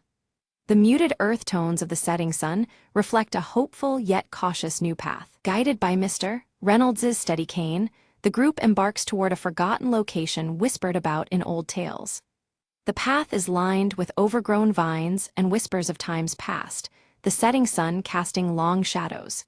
His voice carries the weight of many years, imprinting urgency on their every step. Behind a locked door, Ava waits, relief washing over her face as Alina's locket fits perfectly into the aged lock. The gentle click echoes softly, a moment of release captured in close-up shots of hands and wide, hopeful eyes. The muted colors around them seem to brighten subtly, signaling a fragile victory. As the building begins to collapse around them, the group escapes amid falling debris, embodying the breaking of long-hidden secrets. Dust clouds swirl in the dim light, enveloping them as they sprint toward safety. The crumbling walls mirror the destruction of old pain and closing chapters. Alone in quiet reflection, Alina confronts her fragmented memories, embracing painful truths shaping her identity. Tears glint in her eyes as she holds the vintage locket close, understanding now the depths of her past. The subdued palette of earth tones reflects the somber yet necessary acceptance. Marcus places a steady hand on Alina's shoulder, promising protection for both her and Ava moving forward. Their destinies now intertwined, a quiet determination settles between them. The first hints of clear skies appear beyond the window, symbolizing fragile hope. Alina examines the recovered notebook carefully, uncovering a letter addressed to her, penned years ago. The words hint at concealed histories and warnings wrapped in metaphor, deepening the intrigue. The flickering candlelight throws dancing shadows over the faded handwriting, enhancing the mysterious aura. Marcus visits an old mentor in a cozy, book-lined study, seeking insight into the cryptic events. The mentor's calm explanations unveil perspectives that shift Marcus's understanding, shedding light on the tangled web they navigate. Muted earth-tone decor surrounds them, grounding the weighty conversation. Ava tentatively begins to open up, sharing fragmented memories that reveal surprising connections to Alina's past. Her voice is soft yet determined, weaving a delicate bridge between their histories. Close-ups focus on Ava's expressive eyes and the worn doll she still cradles. Together, Alina and Marcus uncover evidence suggesting a trusted figure's manipulation of their lives over many years. The revelation cuts deep, casting doubt on previous alliances and infusing their quest with new urgency. Shadows lengthen in the dimly lit room as they piece together the betrayal. The storm finally clears, sunlight breaking through heavy clouds and spilling golden warmth over the cityscape. This shift in weather mirrors a turning point in tone, signaling hope and the possibility of clarity amid chaos. Alina, Marcus, and Ava stand together, their silhouettes etched against the brightening horizon. Alina's trembling hands unfold the fragile letter, her eyes scanning words long concealed. The letter reveals the tangled history of betrayals that shattered their lives, stories stitched in shadows and silence. The muted daylight casts a fractured glow through a nearby broken window, reflecting the painful truth's ripple. Marcus faces the manipulator in a quiet, dimly lit room, leather notebook clutched tightly. Their confrontation is charged, raw emotions surfacing amid whispered accusations and trembling breaths. The rain taps softly against the window pane, mirroring the storm within them. In the soft afternoon light, Ava's doll is carefully restored, its delicate stitches mended with loving hands. The once worn and tattered companion now gleams gently, symbolizing newfound hope and the mending of fragile hearts. A close-up captures the doll, nestling peacefully in Ava's small hands. Alina stands beneath the sprawling branches of an ancient tree, the air warm and calm as sunlight filters through leaves. This peaceful spot from her childhood offers a quiet solace, a refuge for reflection and renewal. Her vintage locket catches the light, a beacon of strength and closure. Marcus places the final copy of his article on a local newspaper's editorial desk, each word exposing the hidden corruption uncovered. The muted earth tones of the office reflect the gravity of his revelations, a testament to perseverance and truth. Outside, clouds part, allowing soft sunlight to spill in. Under a sky clear and bright with sunshine, Ava laughs freely, her joy pure and unrestrained. She runs across a sunlit garden, the restored doll clutched close as a symbol of healing. The scene is warm, filled with vibrant life and the promise of brighter days. Seated together on a worn bench, Alina, Marcus, and Ava share a quiet, tender moment. Their bond, strengthened through trials and shared truths, is palpable in the gentle gaze exchanged among them. Raindrops begin to fall lightly, washed away by the serenity of their connection. Mr. Reynolds stands by the window, a knowing smile softening his features as he watches the trio from afar. The weight of his own past lifts subtly, as if the final pieces have found their place in the broader mosaic. His cane rests forgotten beside him, the room filled with calm acceptance. The vintage locket gleams softly on the windowsill, bathed in golden light as dawn breaks gently over the city. Its delicate chain casts slender shadows that dance with the morning breeze, a silent guardian of memories once fractured. The scene is intimate, full of quiet hope and enduring love. Together, Alina, Marcus, and Ava walk down a sunlit path, their steps steady and hearts lightened by newfound hope. The muted earth tones of the world around them embrace the promise of a future rebuilt from fragments of yesterday. Their journey continues forward, united and unbroken.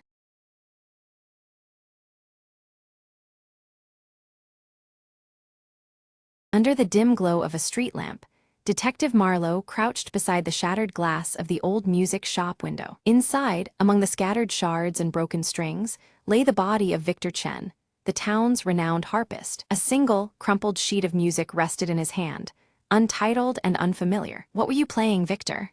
Marlowe whispered, eyes scanning the note for any clue. The shop owner, Mrs. Grady, appeared from the shadows, clutching her shawl tight. "He came in earlier, scared.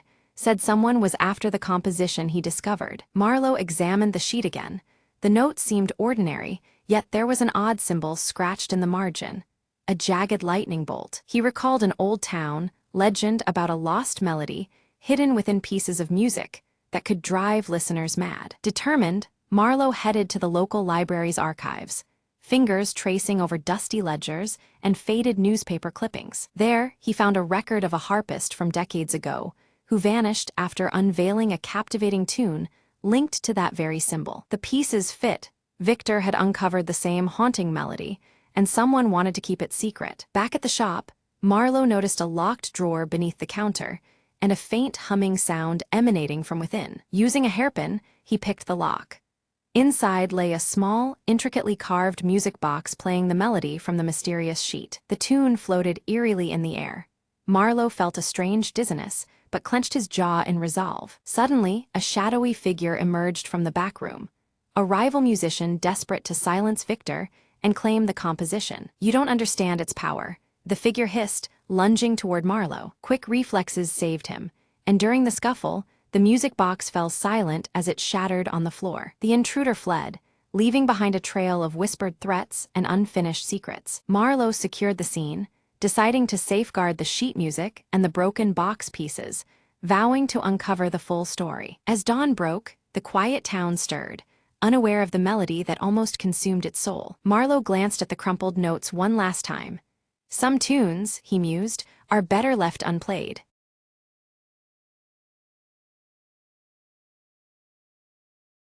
Leora stood beneath the night sky, her silver hair shimmering softly as unfamiliar constellations stretched above in a dance of celestial light. Her luminous blue eyes traced the intricate patterns, feeling a pull she couldn't yet explain. In the quiet of the village, elders whispered in hushed tones about an ancient prophecy tied to the stars that had begun to fall from the heavens. Their voices carried a mix of fear and hope, hinting at destinies intertwined with the cosmos. Near the roots of a massive ancient oak, Leora discovered a pendant glowing softly with a pulsating light. The silver pendant matched one she had always worn, but this new glow seemed alive, responding to her touch. Kalen arrived just as the firelight flickered against his flame-red hair and bronze skin. With a serious tone, he warned of a looming shadow threatening to engulf their world, his gaze heavy with urgency. In the village square, the Starborn amulet suddenly emerged, casting a radiant blue light that danced over the cobblestones. The glow was mesmerizing, illuminating the faces of onlookers with hope and dread. From the depths of the dark woods, Mara silently watched, her violet eyes reflecting the amulet's shimmering light. Cloaked in shadows, her presence was both ominous and unseen by the villagers. An uneasy silence fell as the night sky dimmed, stars vanishing one after another till only darkness remained. The villagers felt a growing unrest, as if the world's balance was slipping away with each fading star. Seeking answers, Leora approached Kaelin, her voice trembling with uncertainty. He reluctantly revealed her connection to a celestial lineage that was beginning to vanish from existence, deepening the weight of her destiny. Under Kaelin's stern guidance, Leora began to harness the power of her pendant, the surrounding stars flickering in response to her awakening abilities. Each lesson strengthened her bond with the cosmos, yet the challenges ahead loomed large. Mara unleashed shadowy creatures from the darkness, their forms twisting and creeping as they surged toward the amulet. Chaos erupted as villagers scrambled, the tranquility of the night shattered by the assault. Together, Leora and Kaelin fought fiercely to protect the amulet, but with every strike, its radiant glow weakened. The amulet's dimming light cast doubt over their struggle, making victory seem more distant than ever. Suddenly, the celestial mirror flickered to life, revealing a cryptic message etched in glowing runes that hinted at a realm beyond the stars. The mysterious script beckoned them toward an otherworldly journey. Compelled by the message, Leora touched the mirror's surface, triggering a shimmering portal that revealed an ethereal landscape bathed in starlight. The realm beyond was both breathtaking and unsettling in its shifting beauty. Kaelin insisted they step through the portal together, knowing the fate of their world depended on restoring the stars that were fading. Despite the dangers ahead, their determination was unwavering. As they crossed the threshold, Mara's distant laugh echoed through the star realm, a chilling reminder that their trials were only beginning. Her promise of challenge hung heavy in the celestial air. The star realm unfolded with shifting skies and impossible terrain, each moment testing Leora's resolve and adaptability. The very landscape seemed alive, its challenges crafted to probe her strength and spirit. Leora's silver pendant began to glow brighter, its light pulsing in response to hidden celestial paths that revealed themselves only to her.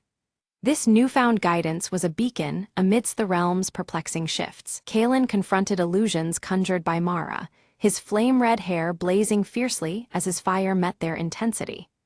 Each battle was a test of will, his flames pushing back the consuming shadows. Together, they discovered ancient runes carved into celestial stones, indicating the starborn amulet must be recharged at the heart of stars.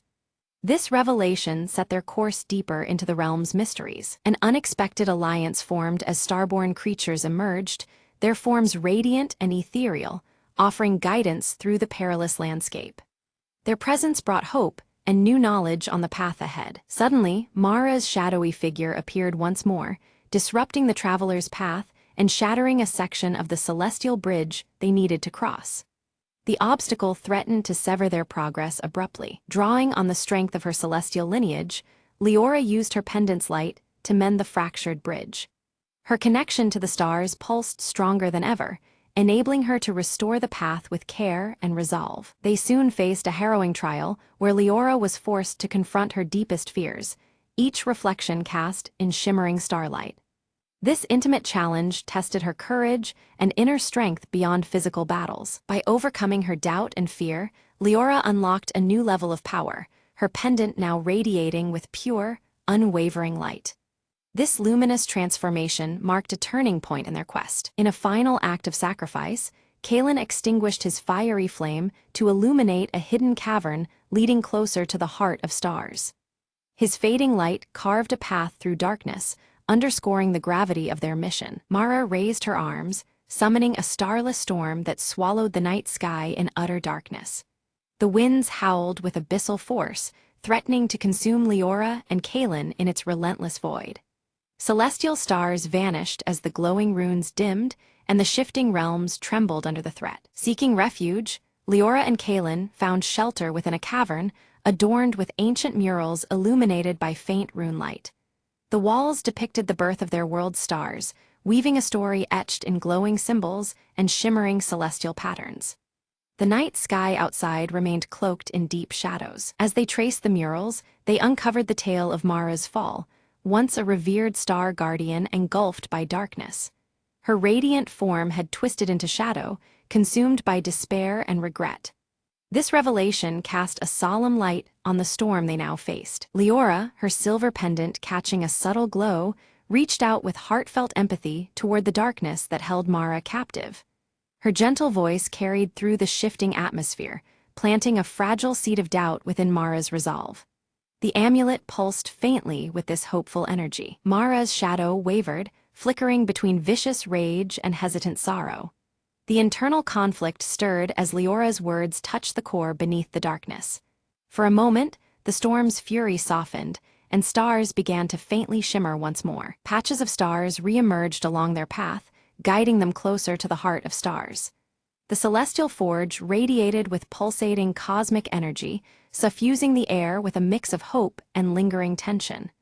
The realms shifted subtly, the atmosphere alive with anticipation. Without warning, Mara's minions ambushed them, shadows darting amidst the stars like dark meteors.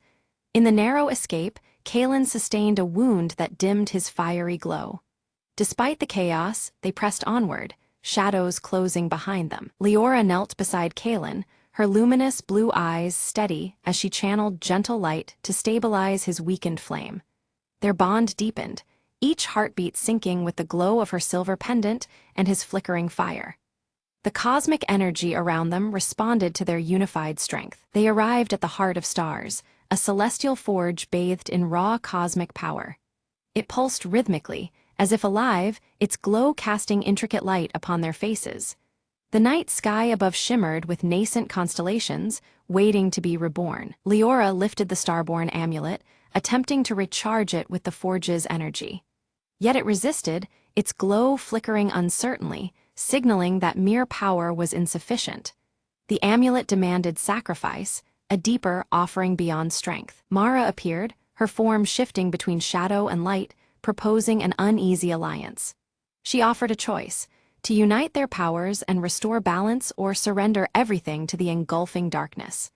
The air thickened with tension, stars flickering like hesitant witnesses. Torn by the weight of the decision, Leora's mind drifted to memories of her village and the faces of loved ones. Their safety and the fate of countless realms hung in the balance, reflected in the gleaming night sky. Her heart surged with determination amidst the swirling emotions. Resolutely, Leora extended her hand toward Mara, the amulet bursting into unwavering brilliant light.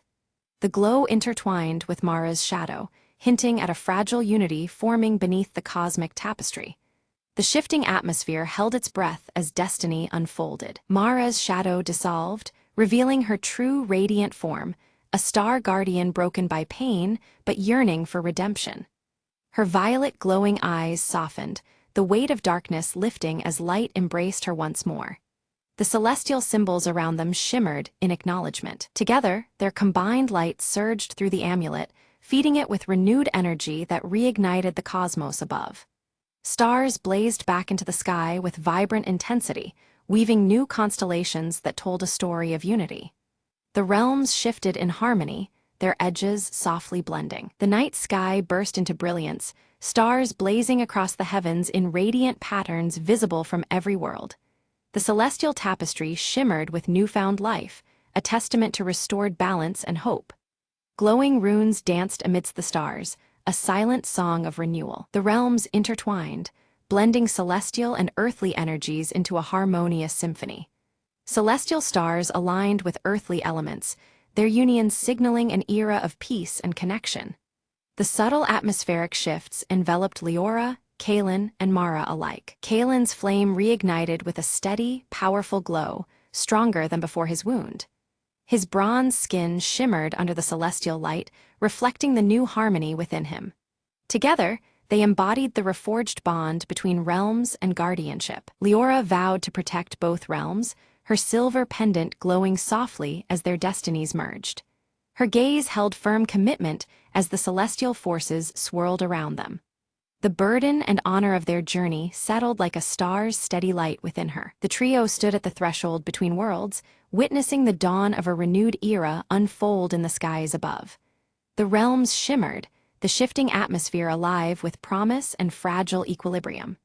Stars traced new paths as the night embraced the first light of hope. Back in the village, the night sky exploded into radiant starlight, illuminating faces turned upward with wonder. Hearts filled with hope as the celestial tapestry told the story of salvation. The silver pendant on Leora's neck glowed faintly, a beacon to all. Leora's pendant pulsed softly, a glowing reminder of their perilous journey and the bonds forged through light and shadow. Its steady radiance mirrored the harmony now restored between the realms. The stars above twinkled as if acknowledging the promise it represented. Mara, restored and radiant, silently watched over the realms once more as a vigilant guardian. Her violet eyes held quiet strength beneath the night sky, adorned with new constellations. The shifting realms settled into balanced serenity, embraced by her newfound purpose. Kaelin trained new protectors beneath the celestial glow, sharing the wisdom of harmony born from trials. Flames danced steady on their skin, reflecting the unity of earth and starborn power. The village thrived under the careful watch of its guardians. Villagers gathered beneath the glowing celestial tapestry, retelling the tale that had saved their world. Stars shimmered overhead, guiding stories woven with light, shadow, and sacrifice. The air held the lingering magic of a starborn legacy, alive in every heart. Beneath the vast expanse of the starlit sky, Leora sat in quiet contemplation, the celestial stars twinkling like distant whispers weaving through the night. Faint glowing runes shimmered on her silver pendant as she felt the subtle pull of realms beyond, calling her with gentle urgency. In this stillness, Leora realized how much the journey had altered her essence. She was no longer just a guardian, but a vital bridge uniting the heavens above with the world below. Her heart carried the weight and wonder of this newfound destiny, a living link between stars and earth. A soft, celestial glow wove through her silver hair, casting ripples of shimmering light around her, a radiant symbol of the role she was now destined to play. The strands seemed alive, echoing the delicate harmony of the shifting realms she had come to understand. A gentle breeze stirred, carrying with it the faintest song of a distant star, an ethereal melody full of promise and adventure. It whispered of journeys still to come, horizons yet to be explored beyond the veil of the present night. With renewed purpose, Leora climbed the gentle hill overlooking her village, the patchwork of rooftops resting quietly beneath a blanket of twinkling stars. The night sky stretched endlessly above, rich and alive, echoing the quiet resilience of the world she protected. From the shadows emerged Kaelin, his flame-red hair catching the starlight as he approached with a warm, assured smile. Together, their presence spoke of shared strength and unspoken readiness to face whatever destiny awaited. Silently, Mara appeared beside them, her dark robes merging with the night, eyes glowing violet with a newfound peace. Her presence, once shadowed by mystery, now stood as a testament to redemption and the fragile unity forged through trials. Together, the three raised the starborn amulet skyward, its radiant light pulsing in sync with the heartbeat of the cosmos. The glow danced upon their faces, weaving their fates with the eternal rhythm of the universe around them. The night sky responded in kind, swirling with renewed brilliance as the celestial stars painted a living canvas of hope, memory, and endless possibility. It shimmered with the luminous runes' gentle glow, reflecting the harmony born from their combined strength. As dawn's first light brushed the horizon, Leora, Kaelin, and Mara stood united beneath the fading stars, guardians of a world reborn under the veil of the starborn. In this new era, their bond shone brighter than ever, a promise that the realms would forever remain intertwined in balance and light.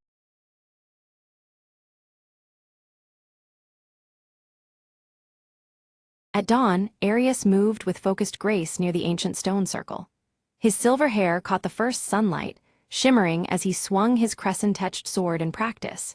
Each strike echoed the disciplined spirit within him, the crescent tattoo on his arm, a silent pledge to the coming trials. Inside the dim tent, Lyra traced the star charts with attentive fingers. Her emerald eyes flickered in candlelight, reflecting constellations mapped in secrets. The star-embroidered cloak around her shoulders seemed to ripple with unseen energy as she pondered celestial patterns. Eldrin stood near the village gates, his white beard stirring in the cool morning breeze. His golden eyes scanned the horizon, gripping the rune-carved staff tightly as if anchoring himself against an unseen force. He sensed the boundary's thinness, aware shadows gathered beyond sight. A sudden chill swept the village as a shadow darker than night crossed its threshold. Cloaked in midnight robes, Sable moved silently, melding with the shifting gloom. No one noticed the figure's passage except the veiled glint of menace cloaked beneath the hood. With the rising crescent moon swelling unnaturally large, whispers stirred among the fearful villagers. They exchanged anxious glances under the veil of twilight as the moon's glow cast elongated shadows. The night felt charged, as if the world itself held its breath. Arius's crescent tattoo glimmered faintly, a spectral light matching the moon above. His hand instinctively rose to touch the symbol, sensing a surge of energy coursing through him. The connection between Mark and moon pulsed, a silent call to rising peril. Suddenly, Lyra's vision unfolded, a veil tearing apart to reveal a dark, writhing force. The imagery left her breathless, the starry cloak tightening around her shoulders.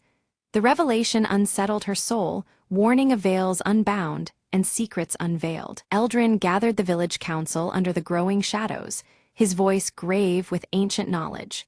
He spoke of a prophecy tied to shifting shadows and broken veils, a destiny threatening to unravel their world. The weight of his words settled like a stone upon their hearts. In the bustling marketplace, Sable moved unseen, planting a sinister symbol etched in shadow. Most missed the act, but the faintest ripple of darkness lingered where the mark was left behind. Suspicion grew, though no face could be tied to the unseen sowing of discord. Alerted by unseen danger, Arius drew his crescent-etched sword, feeling its latent power awaken. Pulses of energy thrummed through the blade, synchronizing with the glowing tattoo on his arm. The weapon was alive, ready for the encroaching threat. Lyra deciphered the ominous mark as a harbinger, the veil of Orenthal growing fragile. The star symbols in her cloak seemed to resonate with this truth, each stitch a reminder of their fragile defense. The veil's weakening signaled coming upheaval, demanding urgent action. Under the pale moonlight, Eldrin led Arius and Lyra toward the Forbidden Library. The ancient tomes awaited, holding secrets cloaked by time and shadow. As they approached, the veil surrounding the village seemed to hum, as if aware of their quest. Shadows warped and twisted unnaturally as they neared the veil-like barrier. A chilling breeze carried whispers of realms beyond, the boundary flickering like a fragile membrane. The trio stepped cautiously, senses alert to encroaching darkness. The veil quivered suddenly, thinning to reveal fleeting glimpses of a deep and desolate realm beneath. Dark tendrils writhed behind this fragile curtain, veiling an ancient and terrible power. Fear tightened in their chests as the boundary between worlds grew unstable. Fear rippled among the villagers, spreading whispers that the veil might collapse entirely. The ancient evil bound for centuries below threatened return, its shadows inching closer. Anxiety thickened the night air, veils no longer safe sanctuaries but fragile shields. Arius tested his blade against advancing shadows, sparks igniting as steel met intangible darkness. The sword's crescent glow clashed with shifting silhouettes, a battle of light against consume. Each strike pushed back malevolence, but at a rising cost to the warrior's strength. Lyra chanted a seer's incantation, her voice wavering yet determined to reinforce the veil. Unseen forces resisted, twisting the chant into discordant echoes. The veil's fragility fought back, straining against her desperate will to hold it intact. Eldrin recounted the legend of a lost relic, said to possess power to mend the torn veil. His golden eyes shone with urgency, recounting old lore masked by time. The relic was their only hope, a key to restoring the delicate balance between worlds. In shadows deeper than night, Sable gathered followers swayed by doubt and shadow's embrace. Their allegiance to darkness grew, spreading fear and discord throughout the village. The Veil's defenders faced a hidden threat within, veiled conspiracies weaving through trust. As the crescent moon waned swiftly, Arius's tattoo flickered unpredictably, its glow faltering. The unstable light mirrored the growing uncertainty surrounding their quest. The link between Mark and Moon wavered, threatening Arius's connection to the blade's power. Lyra's visions sharpened, revealing the relic concealed beneath the ancient stone circle. Shadows peeled back from the earth, exposing a secret long buried in hallowed ground. The path to salvation lay hidden under their feet, waiting to be uncovered. Eldrin warned that retrieving the relic required crossing the Veil's dangerous breaches. The realm beyond pulsed with hostile shadows, ready to consume the unprepared. Their journey promised peril demanding courage and unbreakable resolve. Without hesitation, Arius volunteered to seek the relic, guided by Lyra's visions and Eldrin's wisdom. His silver hair caught moonlight as he prepared to step into unknown darkness.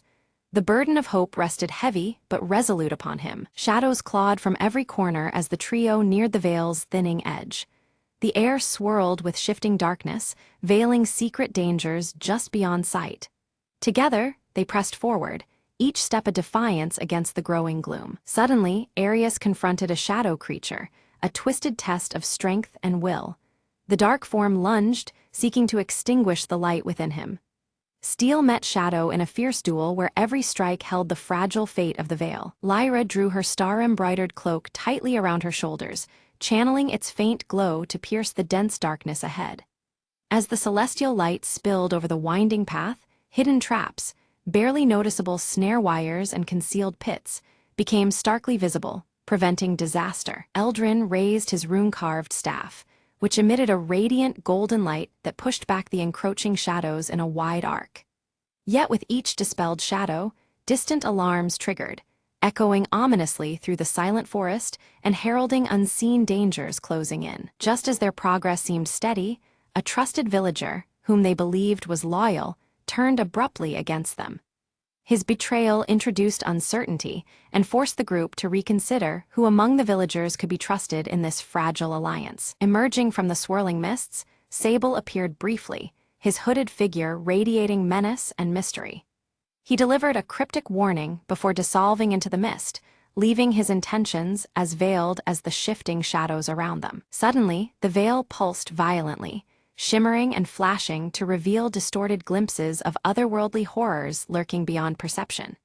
These fleeting visions unsettled the group, reinforcing the Veil's tenuous nature as a boundary between worlds. During the chaos, Arius sustained a deep wound that caused the crescent tattoo on his forearm to burn fiercely and unpredictably.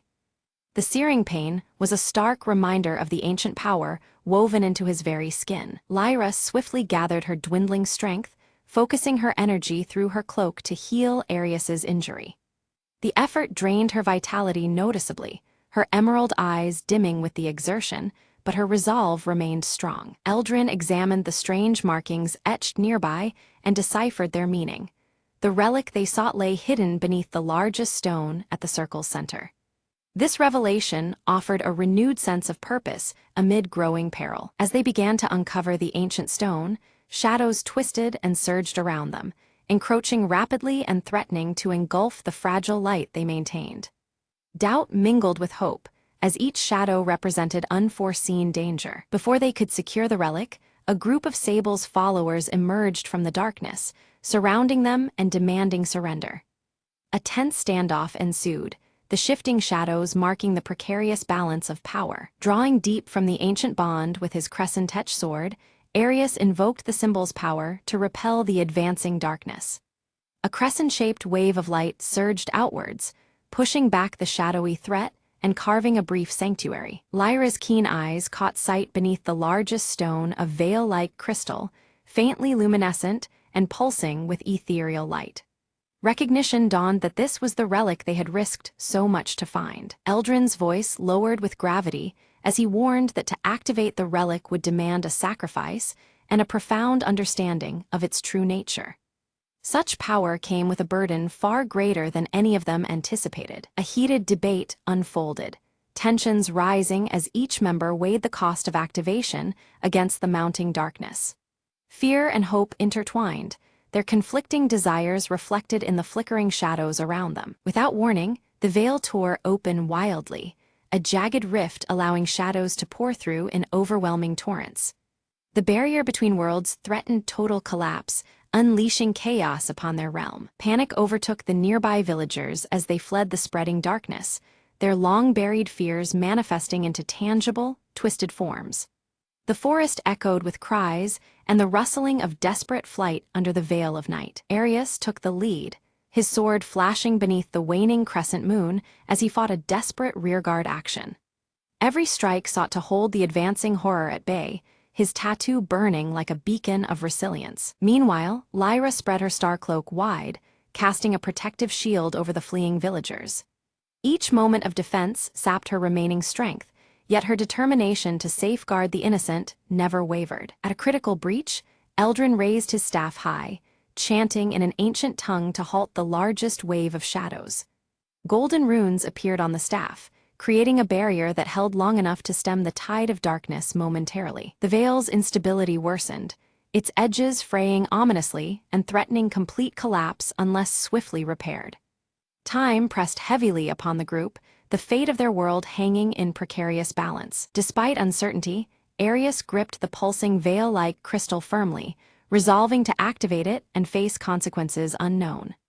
His crescent tattoo flared fiercely, signaling the merging of his life force with the relic's ancient power. The crystal blazed with intense light, weaving brilliant threads of radiance and shadow in a delicate dance of balance. This luminous interplay seemed to pulse with the heartbeat of the worlds themselves, suspended between revelation and concealment. As the crystal's power surged, Arius felt his crescent tattoo ignite, binding his essence to the relic in a profound union. Pain mingled with strength, and the boundaries between self and artifact blurred in the swirling energy. Calling upon the stars for guidance one last time, Lyra's weakened form bolstered their fragile hope. Her unwavering gaze fixed on the heavens, searching for answers as her cloak dimmed but her spirit held fast. With Eldrin's final ancient incantation echoing through the night, the veil's torn edges began to stabilize. The radiant light spread slowly, weaving a fragile harmony that held the dark at bay, setting the stage for the truth to emerge. The veil begins to reform, shifting in layers to reveal a realm where shadows and light coexist in a delicate harmony.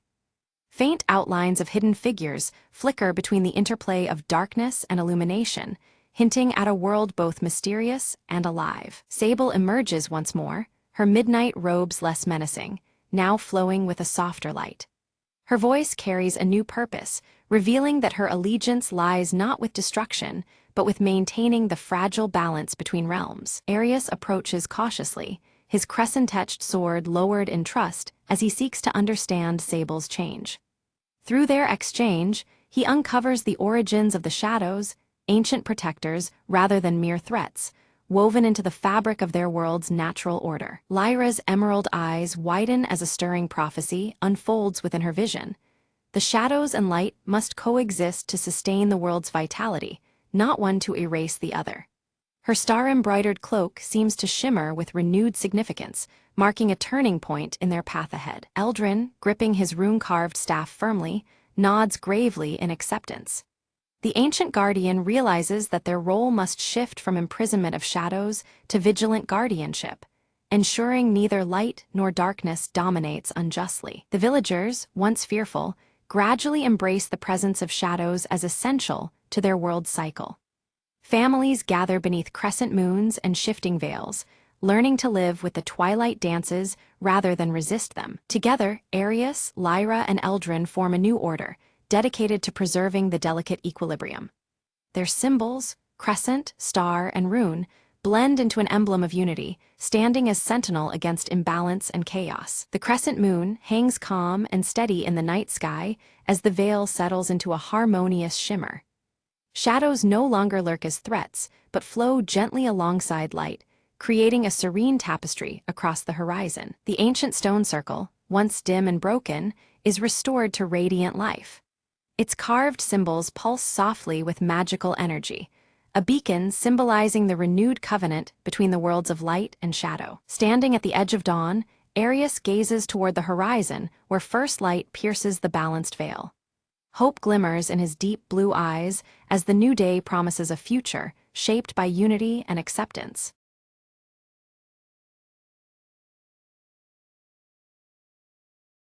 At midnight, under the flickering street lamp, Lana slipped the tiny black card into her jacket pocket. The vault was said to be impenetrable, but Lana had something no one else did, a whisper on the wind and nerves made of silk. She checked her watch. 5 minutes until the museum's security system looped the same footage again. Perfect timing. Inside, the silence was a different kind. Heavy, expectant, like the air itself was holding its breath. She moved with precision, avoiding laser grids, as if dancing to music only she could hear. At the heart of the room, the ancient artifact glowed faintly behind bulletproof glass. It was beautiful, almost alive. Lana's fingers worked quickly, disabling the alarm with a hacked signal she'd crafted over weeks. A soft click and the glass slid open, the treasure now within her grasp. But then a shadow shifted. Someone else was there. Not security, but a rival, her own mirror image in ambition. Their eyes locked. Lana whispered, "I guess this is the part where they say may the best thief win." Words were needless as they darted and weaved, each trying to outsmart the other in a silent battle of wits. Lana's hand closed around the artifact just as footsteps neared. She bit her lip. Time was running out. Thinking fast, she triggered a smoke flare hidden in her sleeve, filling the room with blinding mist. Using the chaos, Lana slipped out through the emergency exit, heart pounding but victorious. Outside, rain began to fall, washing away the night's tension as if it had never happened. Another day, another dance, Lana mused, glancing back at the glowing artifact safely in her bag. She didn't look back to see the rival slip out too, nursing a grudging respect for Lana's skill. The city was quiet again, but Lana knew the game was far from over. She smiled, already planning the next move. The last lure just the beginning of a thrilling tale. In the shadows, the evening's heist already becoming legend.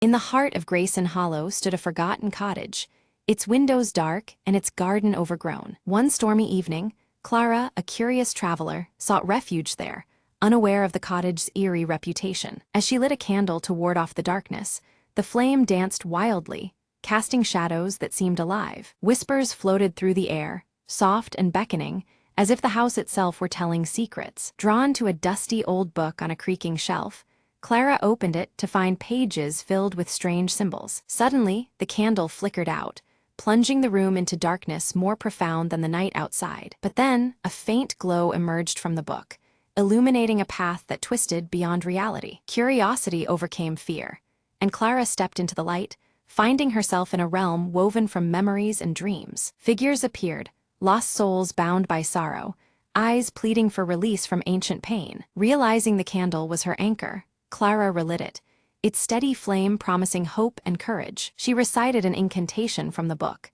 each word unraveling the chains of the trapped spirits. One by one, the phantoms faded, their murmurs turning into grateful sighs as they passed into peace. The cottage brightened, the oppressive weight lifting, replaced by a gentle warmth. Outside, the storm ceased, stars glittering like tiny lanterns guiding her way. Clara stepped back through the shimmer, candle in hand, the boundary between worlds softly sealing behind her. Morning light poured through the now clean windows, revealing a garden revived and vibrant. She smiled, knowing the cottage's tale had changed, from a place of sorrow to one of healing. As she walked away, the candle's flame flickered once, then steadied, a silent guardian's promise. Every darkness holds a light, the narrator mused, and every lost soul a path home. Clara disappeared down the road, leaving behind a cottage that would no longer be forgotten or feared.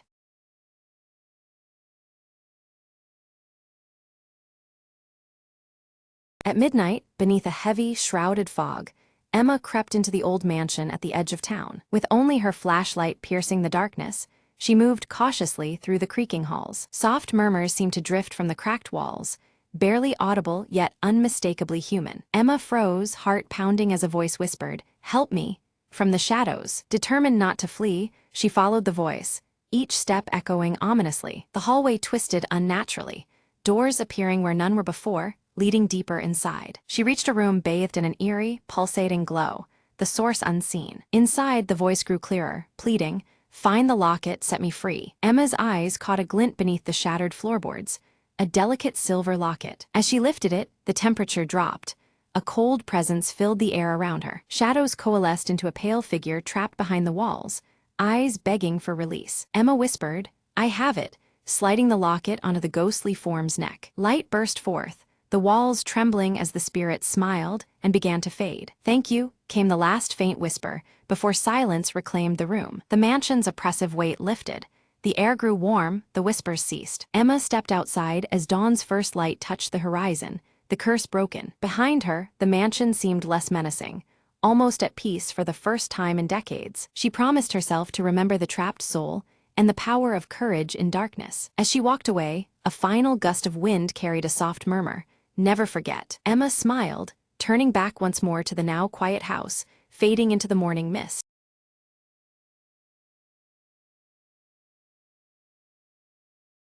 Lena sprinted through the dense jungle, the mysterious compass clutched tightly in her hand. Every step felt heavier, but the compass needle pulsed with an eerie glow, pointing deeper into the unknown. "Where are you leading me?"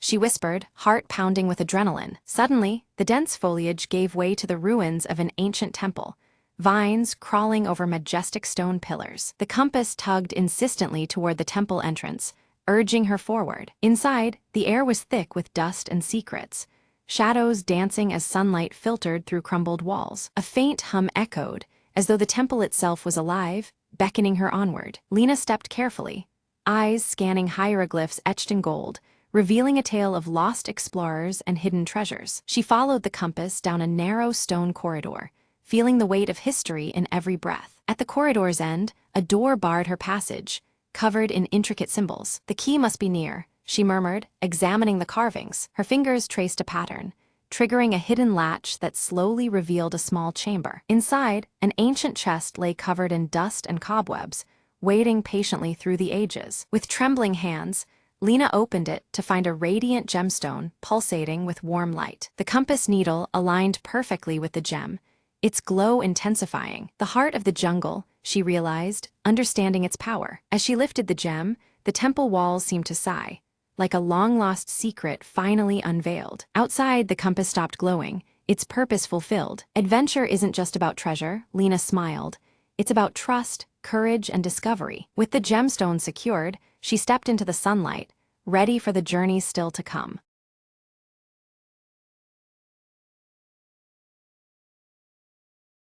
The map had never led anyone back. Lena unfolded the brittle parchment under the fading light, eyes sharp with determination. "They say the rift speaks," her mentor had warned, voice gravely. Yet here she was, standing at the chasm's edge, heart pounding with both fear and hope. Suddenly, a whisper unlike any breeze drifted from the depths. "Come closer," it seemed to chant, a voice ancient and laced with secrets. Lena stepped forward, feet steady despite the abyss below. The winds shifted, revealing an invisible path shimmering faintly in the air. With cautious steps, she descended, each echo blending with whispered tales of lost travelers. Midway, a glowing glyph pulsed beneath her touch, illuminating murals carved ages ago. They told a story of a guardian trapped within, waiting for someone brave enough to listen. "Why me?" Lena whispered, feeling the weight of countless eyes upon her. A soft warmth enveloped her, and the guardian's voice resonated. "Your heart knows the way." Following the glowing trail, Lena reached a chamber where light and shadow danced in harmony. There, suspended in crystalline chains, hovered an orb of pure energy. Gently, she reached out, breaking the bonds with a surge of courage and faith. As the orb ascended, the rift began to hum, the ground steadying beneath her feet. Outside, the sky cleared, revealing a horizon bursting with promise and endless trails. Lena smiled, knowing she'd not only returned, but unlocked a destiny intertwined with forgotten lore. "Every whisper has a voice," she said softly, stepping into the dawn, ready for whatever awaited.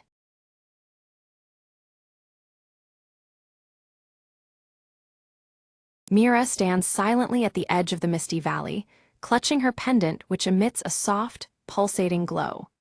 Her bright green eyes scan the hazy landscape, uncertainty and resolve mingling within her gaze. Kale strides into the village, his towering frame and the scar across his left cheek marking him as a warrior seasoned by battles.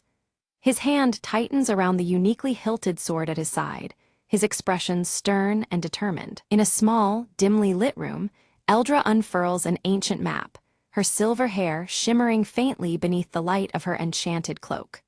Her trembling finger traces the path leading toward the fabled crystal veil, eyes narrowed in concentration. The village elder, his face lined with worry, speaks gravely to Mira about the encroaching shadows spreading beyond the hills.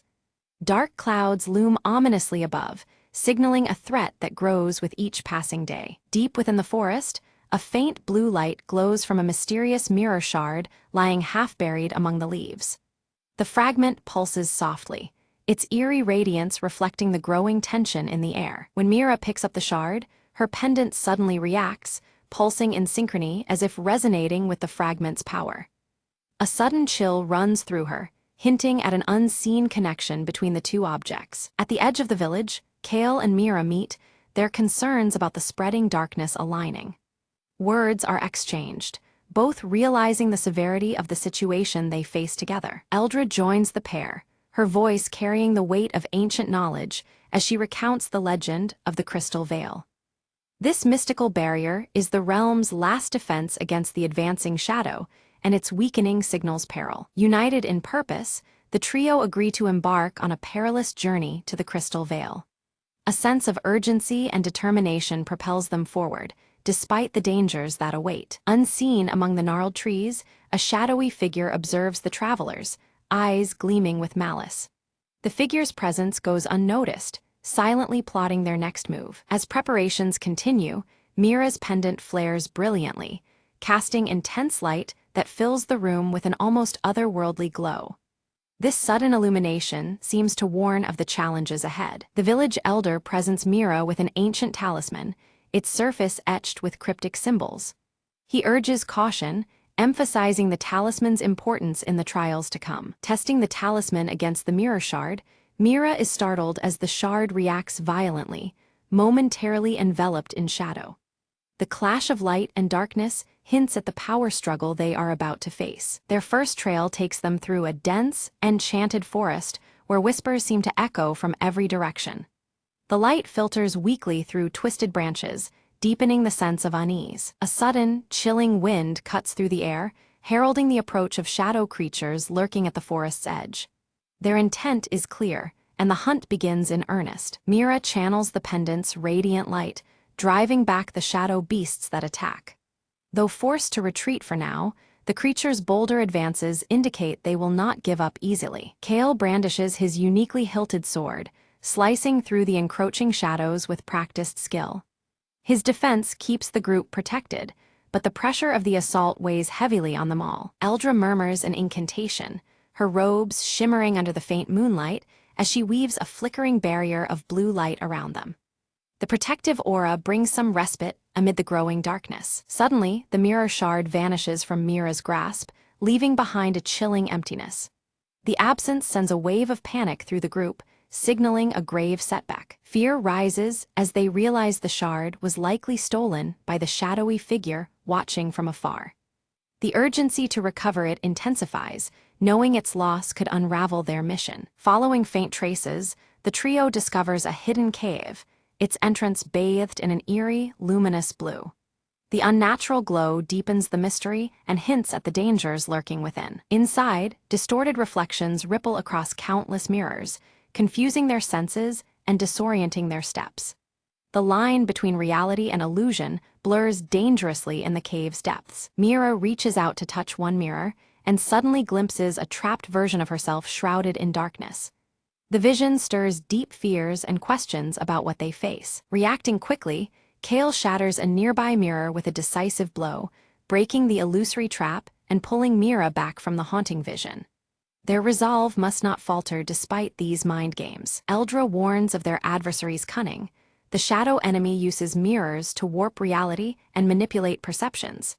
This revelation deepens the shadow's threat, making their journey all the more perilous. As they venture deeper into the cavern, a shimmering figure emerges, a spectral guardian manifesting from swirling mist and light. Its presence radiates a challenge, testing the strength and resolve of each traveler without a word spoken. The air thrums with tension, the faint blue glow of the crystal veil pulsing softly around them. Mira steps forward, her bright green eyes softening the guardian's fierce gaze. Rather than drawing weapons, she speaks gently, her words woven with understanding and compassion. This unexpected kindness causes the guardian's form to shimmer and retreat, granting them safe passage forward through the eerie silence. Kale scans the rocky floor, noticing footprints deeper in the dust, not just one, but many. The tracks weave through the shadows, hinting at multiple unseen foes rather than a lone thief. His fingers brush the hilt of his sword, muscles tensing in silent warning. Suddenly, the cave quakes violently as a tempest of shadows surges toward them. The walls undulate with the storm's approaching fury, forcing the trio to seek shelter in a narrow crevice, where the crystal veil's faint blue light flickers dangerously. Outside, the storm's ominous roar grows louder, threatening to consume light and life alike. In the dim refuge, Eldra's silver hair glistens faintly under moonlight as she speaks gravely. The crystal veil is weakening, its protective power unraveling and unleashing chaotic storms and disorienting mirror reflections. Their path grows ever more perilous as the balance between light and shadow frays further. Mira clutches her glowing pendant tightly, a flicker of doubt passing across her face. She senses an intangible link, a mysterious pull between her talisman and the fragile crystal veil.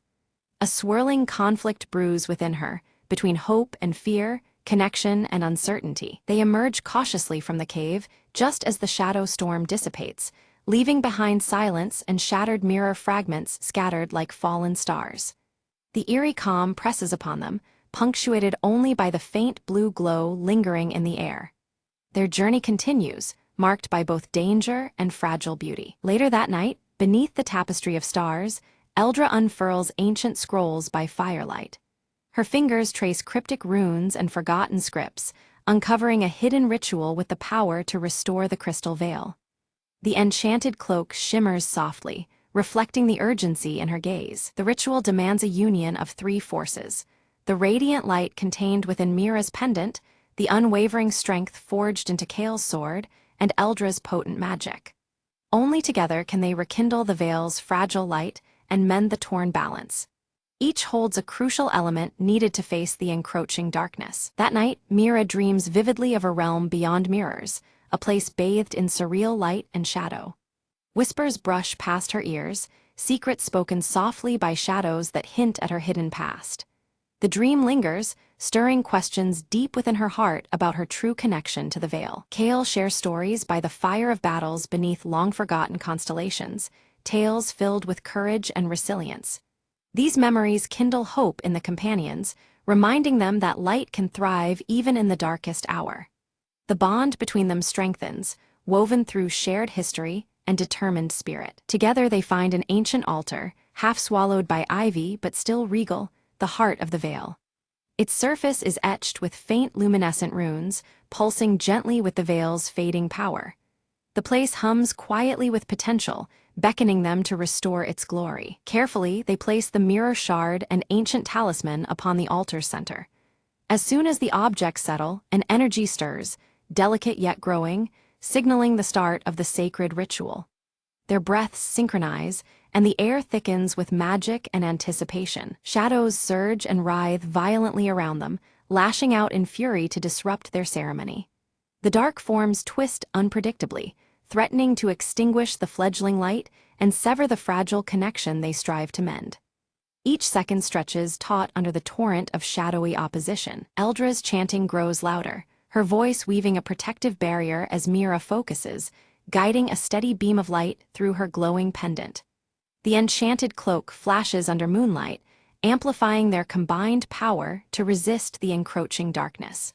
The ritual's pulse strengthens despite the turmoil surrounding them. Kael stands firm, sword raised high, its unique hilt catching the faint glow of the veil's light. Suddenly, a brilliant radiance bursts forth from his blade, casting shadows back and illuminating the altar.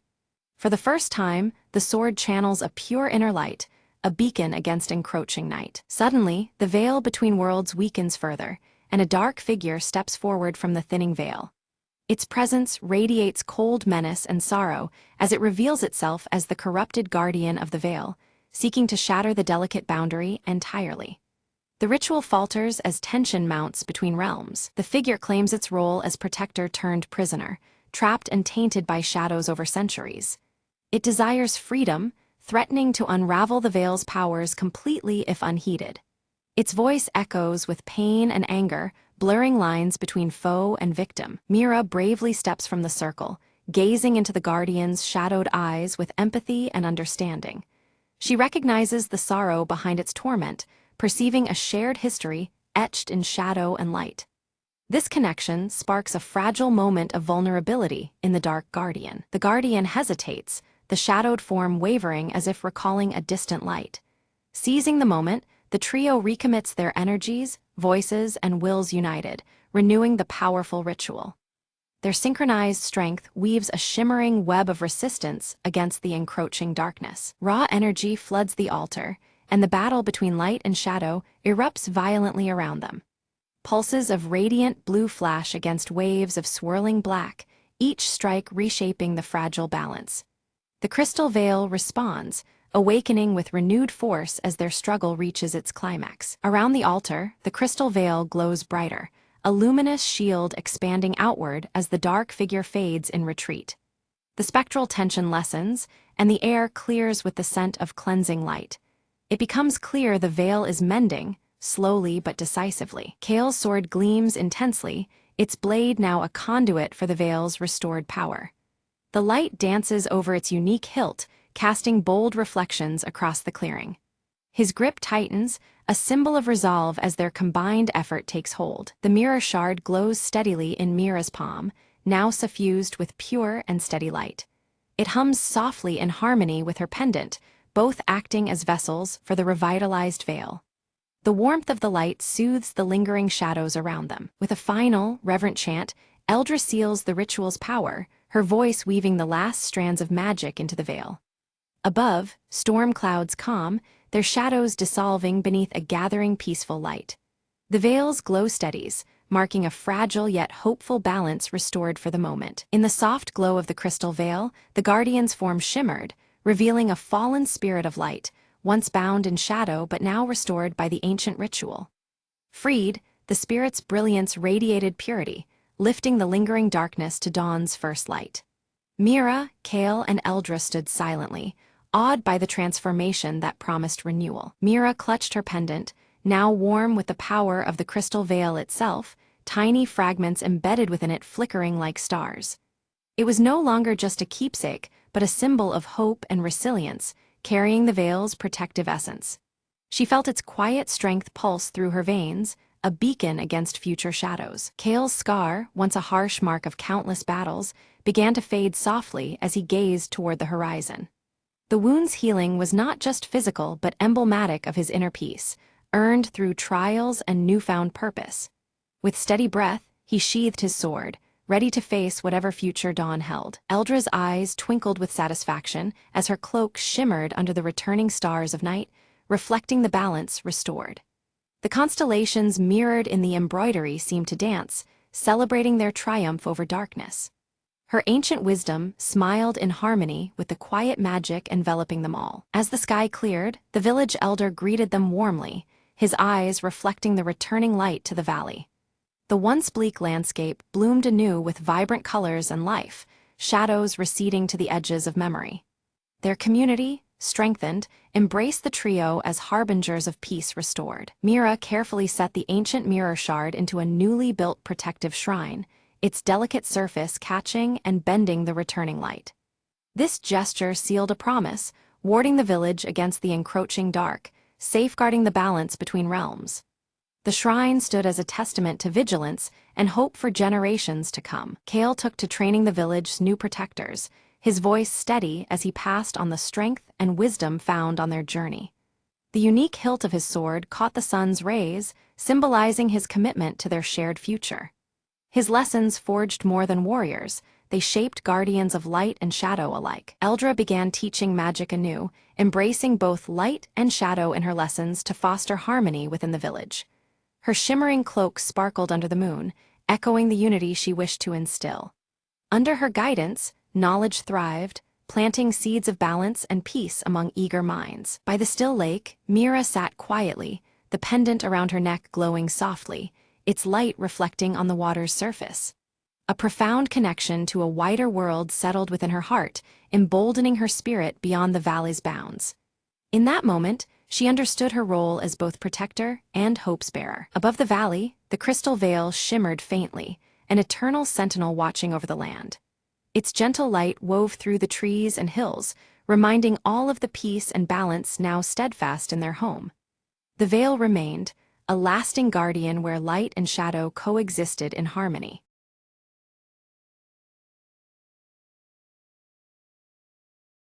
The sun hung low behind ash-choked clouds as Mara stepped cautiously through the deserted streets. Empty cars lay abandoned, their doors ajar, echoes of a world that once was. Her scavenged backpack weighed heavy, every step a reminder of how long she'd been alone. A faint noise caught her attention, footsteps.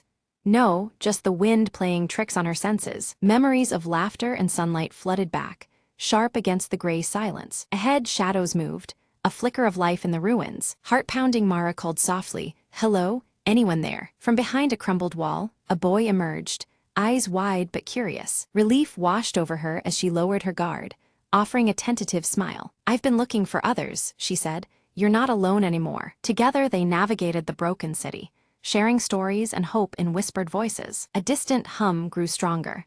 The generator at the old community center still worked. They hurried toward it, drawn by the promise of warmth, light, and perhaps others. Inside, a small group huddled around flickering lanterns, faces weary but alive. Mara's eyes met theirs, a spark of connection in a fractured world. "We thought we were the last," she breathed, stepping into the circle. The boy squeezed her hand, a silent vow to rebuild, to endure. Outside, the sky lightened, the first hints of dawn breaking through the gloom. In the quiet moments before morning, hope returned like a fragile bloom. Together they faced the rising sun, ready to reclaim their world, one step at a time.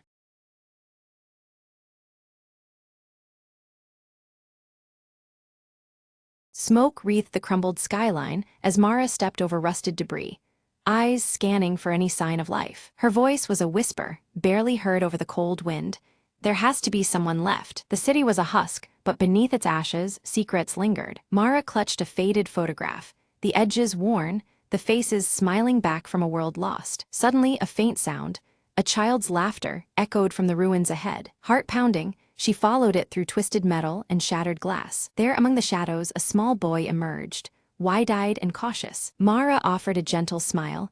"I won't hurt you, I'm just looking for answers." The boy nodded slowly, stepping closer, tugging a ragged toy behind him. Together, they explored forgotten rooms, discovering a hidden garden still blossoming against all odds. Sunlight filtered through shattered ceilings, casting patterns on the cracked tiles. "Life finds a way," Mara murmured, hope stirring within her chest. In that quiet sanctuary, the past and future intertwined in fragile harmony. She knew rebuilding was impossible alone, but here, with this spark, anything could begin. As twilight fell, the boy led her to a makeshift camp, other survivors gathering cautiously. Eyes brightened at her arrival, whispered tales of hope and survival filling the air. Mara realized the city was not truly dead.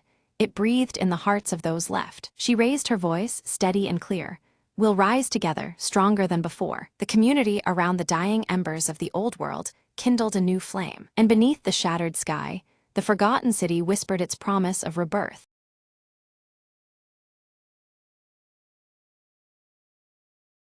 Anna rushed down the street, clutching a crumpled sheet of music tightly in her hand. Her fingers trembled as she reached the old concert hall, its doors cracked open as if waiting for her. Inside, the air was thick with dust and memories. The grand piano sat silent, keys hoping for a touch. Anna hesitated, then sat down and placed the sheet on the stand, her eyes scanning the notes she had spent years perfecting. The first chords spilled out, hesitant at first, then flowing with more confidence and emotion than ever before. As she played, memories of her late father, a legendary pianist, filled the hall, his voice echoing in her mind. "Make your music true." Tears blurred her eyes, but she kept playing, channeling all her grief, love, and hope into the melody. Midway through, a faint knock drew her attention. Her old mentor stood at the doorway, watching quietly. He smiled gently, mouthing, "You've found it." Those words fueled her resolve, the final note soaring. When the last note faded, the silence felt full, not empty, a bridge between past and future. Anna stood, inhaled deeply, and looked around, the hall no longer cold, but alive with possibility. Her mentor approached and handed her a worn envelope marked with her father's handwriting. Inside was a letter. "Your music is your story. Play it for the world." Anna nodded, a smile breaking through her tears. She finally understood her real journey was just beginning. Days later, the concert hall buzzed with anticipation as Anna prepared to perform on the restored stage. The audience was filled with faces from her past, friends, family, and strangers who believed in her. She lifted her hands, the first notes escaping anew, this time stronger, freer, alive. As the final chord rang out, the crowd erupted in applause, standing in honor of a new chapter. Backstage, Anna whispered, "Thank you," feeling her father's presence more clearly than ever before. She knew now that through her music, she would carry his legacy forever, and tell her own story, note by note.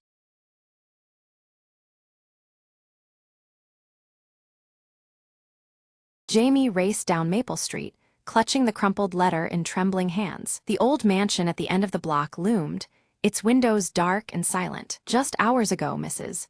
Whittaker had vanished without a trace, leaving behind only a chilling message. The letter was brief: "Find the note before the clock strikes midnight." Jamie pushed open the wrought iron gate, its creak echoing in the quiet night. Inside, the air was thick with dust and secrets, the house frozen in time. A grand clock tower dominated the foyer, its hands frozen at 11:50. Jamie's eyes darted around, spotting a piano, its keys yellowed and forgotten. "The note," Jamie whispered, kneeling beside the instrument. Pressing a key, a faint melody filled the room, stirring something deep within the silence. Guided by the tune, Jamie traced the music sheets left on the stand. Among them, a single sheet stood out, a composition marked with mysterious symbols. This must be it, Jamie thought, piecing together the note's secret message. Each symbol corresponded to a letter, forming a hidden phrase. Under the floor, heart pounding, Jamie searched beneath the wooden planks of the foyer. Fingers dug into a loose board, revealing a small, locked box. Inside lay Mrs.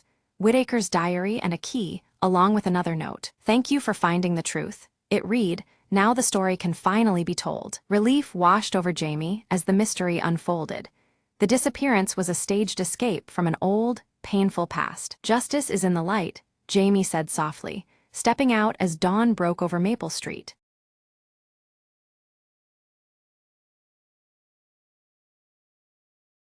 At the stroke of midnight, Emma heard a soft knock on her apartment door. Curious and cautious, she approached slowly, peeking through the peephole. There was no one there, but a cold breeze whispered through the hallway. Suddenly, a shadow flickered in the corner of her eye near the staircase. Emma blinked, and a translucent figure of a young woman appeared, shimmering faintly. "Don't be afraid," the spirit whispered, voice like the wind through autumn leaves. Emma's heart pounded, but she found herself nodding, unable to look away. "I'm called Leela," the apparition said. "I need your help to find peace." Leela explained she was trapped between worlds, bound by a forgotten promise. Emma felt an unexpected warmth, despite the ghostly chill around her. "What promise?" Emma asked, determined to uncover the truth. Leela told her about a lost locket buried beneath the old oak tree in the park nearby. Without hesitation, Emma grabbed her coat and followed the spirit into the night. Under the silver moonlight, they reached the gnarled tree, roots tangled like secrets. Emma dug through the cool earth, fingers brushing against metal, a delicate locket. As she lifted it, Leela's form brightened, the sorrow in her eyes starting to fade. "Thank you," Leela said softly. "Now I can finally rest." With a gentle smile, the ghostly figure dissolved into a shower of twinkling lights. Emma stood alone, heart full, the cold night now feeling warm and inviting. From that night onward, her apartment door never echoed with mystery, just peace.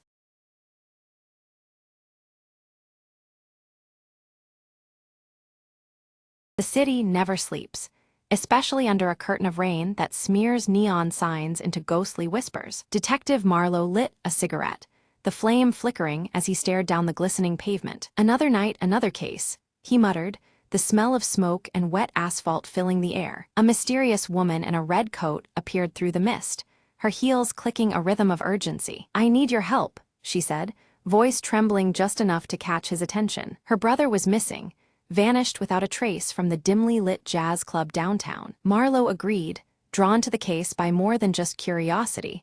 There was something off in her eyes. The club was a smoky haze of secrets and muted saxophones, shadows flickering in every corner. He questioned the bartender, who spoke in riddles and glanced nervously over his shoulder. A matchbook dropped on the floor caught Marlowe's eye, an address scrawled hastily inside. At the location, a rundown warehouse pulsed with danger lurking just beyond the cracked door. Inside, Marlowe found a stash of stolen paintings and a note that chilled his blood. The note warned of betrayal, signed by someone who once called the city home. Footsteps echoed. A figure stepped into the dim light, the missing brother, worn and wary. "They set me up," he whispered. I was the fall guy for a bigger scheme. Marlowe's instincts kicked in, time to untangle lies from truth before dawn. They devised a plan to confront the real mastermind, meeting back at the jazz club when the clock struck midnight. Under the watchful eyes of faded portraits and mournful melodies, the culprit revealed themselves, the bartender. With a quick draw and steady aim, Marlowe ended the night's deadly game, the truth finally clear. As the rain eased, Marlowe lit another cigarette, the city waking up, secrets buried once more beneath the morning light.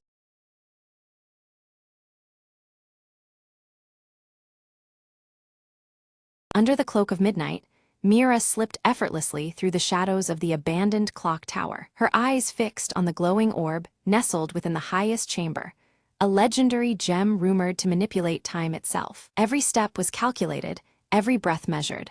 One wrong move and the old gears would betray her. She heard a faint click behind her, a trap primed decades ago, waiting for an intruder. With a swift leap, she dodged the descending blade just inches away, the air slicing past her cheek. Heart pounding, she reached the chamber door, its ancient lock rusted but unyielding. Mira produced a slender tool, her fingers dancing expertly as the tumblers fell into place. The door creaked open, revealing the orb pulsing with an ethereal glow, suspended above an ornate pedestal. She reached out, the tip of her glove brushing the gem's surface. Suddenly, the gears around her began to grind and whirl, time itself reacting to her touch. For a moment, the world slowed, the moon hanging motionless in the sky. Mira seized that instant, grabbing the orb and slipping it into her satchel. Alarms blared through the ancient tower, but the slowing seconds gave her the advantage. She navigated hallways shifting in and out of sync, outrunning guards caught in temporal loops. Bursting through a side exit,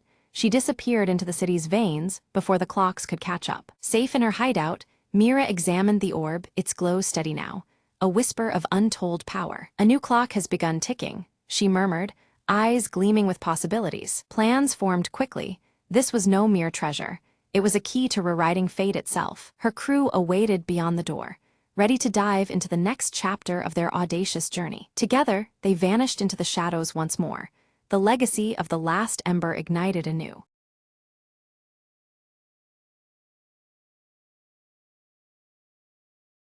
In the lively mountain village, Lyra pores over ancient maps by candlelight, the faint glow of her star tattoo casting a gentle light on the parchment.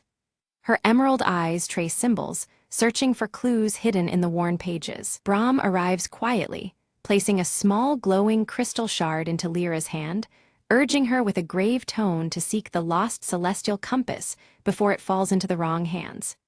The shard's blue glow pulses softly, mirroring the ancient star on her wrist. Tico, the silver-furred fox-like creature, playfully paws at the shard, the blue light reflecting vividly in his bright eyes. The wooden dagger at his side gleams faintly as he circles around excitedly. Lyra methodically packs essentials into a leather satchel embossed with the celestial compass symbol, fastening it securely. Her tattoo pulses subtly, as though anticipating the journey ahead. Whispers ripple through the village.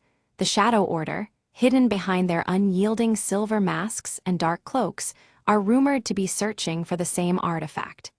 The urgency grows tangled with fear in the villagers' hushed voices. Under a canopy of rustling leaves, Lyra, Brahm, and Tico step into the dense forest, the earth crunching beneath their boots. The warm earth tones of the village fade as cool blues begin to tint the surrounding shadows. They stumble upon a carved stone marker, ancient and weathered, etched with the celestial compass emblem. The symbol seems to pulse faintly in resonance with the shard's glow. Night descends, and an eerie silence envelops the forest. Lyra's tattoo pulses brighter, sending a subtle guiding light that steadies the group's wavering steps. Suddenly, cloaked figures, the Shadow Order, emerge silently between the trees, their silver masks reflecting the shard's blue light. Their presence chills the air and tightens the group's resolve. Lyra narrowly avoids a sudden ambush. Her satchel is torn in the scuffle, but the crystal shard remains clutched tightly in her grasp. Heart pounding, she retreats into the shadows. Brahm quickly tends to a minor wound on Lyra's arm, his voice low and grave as he warns that the Order's desperation is growing dangerously close. The tension weighs heavily on them all. Tico's sharp nose twitches, detecting faint magical traces lingering in the thick forest air. He follows the scent confidently, sensing a trail that leads deeper into the unknown. They cross a rickety bridge spanning a misty ravine, shadows lurking just beneath the damp planks. Each step echoes ominously, the cold blue hues deepening the foreboding atmosphere. The group discovers ancient ruins covered in star motifs, with the compass symbol boldly carved into a stone altar at the center. The shard's glow intensifies, resonating with the ancient stone. Lyra carefully places the crystal shard on the altar. The ground trembles beneath them, and a hidden passageway yawns open, revealing a downward path shrouded in darkness. Descending cautiously, they find themselves inside a cavern alive with glowing crystals pulsating rhythmically like a heartbeat. The cool blue light bathes the chamber in an ethereal glow. Lyra feels a strange connection as her tattoo flares brightly. Drawn irresistibly, she reaches toward a central crystal sphere that seems to hum with ancient energy. Without warning, the Shadow Order blocks their exit, daggers drawn and gleaming menacingly in the flickering torchlight. Their masked faces reveal nothing but cold intent. Brahm steps forward to negotiate, offering his knowledge in exchange for the compass's power. The Order's silence and refusal make clear they will accept nothing less than total control. Taking advantage of the moment, Tico slips agilely between the masked figure's legs, sowing confusion and allowing the trio to slip away amidst the chaos. They flee deeper into the twisting cave, chased by shadows and the echo of relentless footsteps. The air grows colder, and their breath hangs in the silvery light. The path forks, and Lyra hesitates, her tattoo's subtle glow pulling her toward the left tunnel. Trusting the ancient star's guidance, she leads the way with cautious hope. The group uncovers an ancient library carved into solid rock walls, filled with star charts and celestial texts that shimmer faintly under Lyra's touch. The compass symbol recurs on many scrolls and carvings. Lyra deciphers a prophecy foretelling the compass's power to align entire worlds, heightening the stakes of their quest. The ancient star on her wrist pulses urgently as she absorbs the weight of destiny. Suddenly, a cave-in blocks the path behind them, forcing the group forward into the unknown depths of the cavern.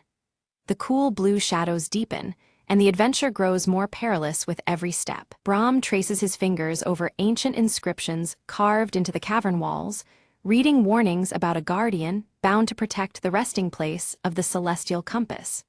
The glyphs shimmer faintly under the torchlight, hinting at formidable trials ahead. Lyra's confident strides falter as she glances down at the ancient star tattoo on her wrist, which dims softly.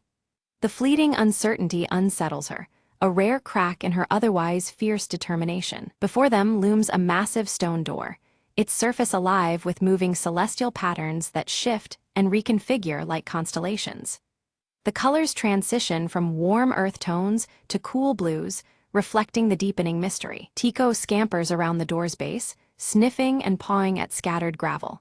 His keen eyes catch a nearly invisible pressure plate concealed beneath the stones, a subtle but crucial mechanism. With a deliberate press of the plate, the colossal door rumbles open, revealing a chamber bathed in ethereal blue light that pulses like a heartbeat. At the chamber's center floats the celestial compass, a radiant star-shaped artifact encased within a translucent crystal shell that pulses softly with an inner glow. As Lyra reaches out, a surge of energy courses through her veins, and visions of converging worlds flash before her eyes, leaving her breathless and awed. Suddenly, the silence shatters as the Shadow Order bursts into the chamber, their silver masks catching the light, and shimmering blades raised in tense standoff. Brahm raises his voice, calling for parley, proposing they share the compass's power to avert the looming disaster threatened by their conflict. An Order leader steps forward, briefly removing their mask to reveal a youthful face marked by fervent zeal, eyes burning with dangerous conviction. Lyra pleads with them, invoking their shared sense of duty and warning that greed will only lead to ruin for all involved. Without warning, the chamber trembles violently.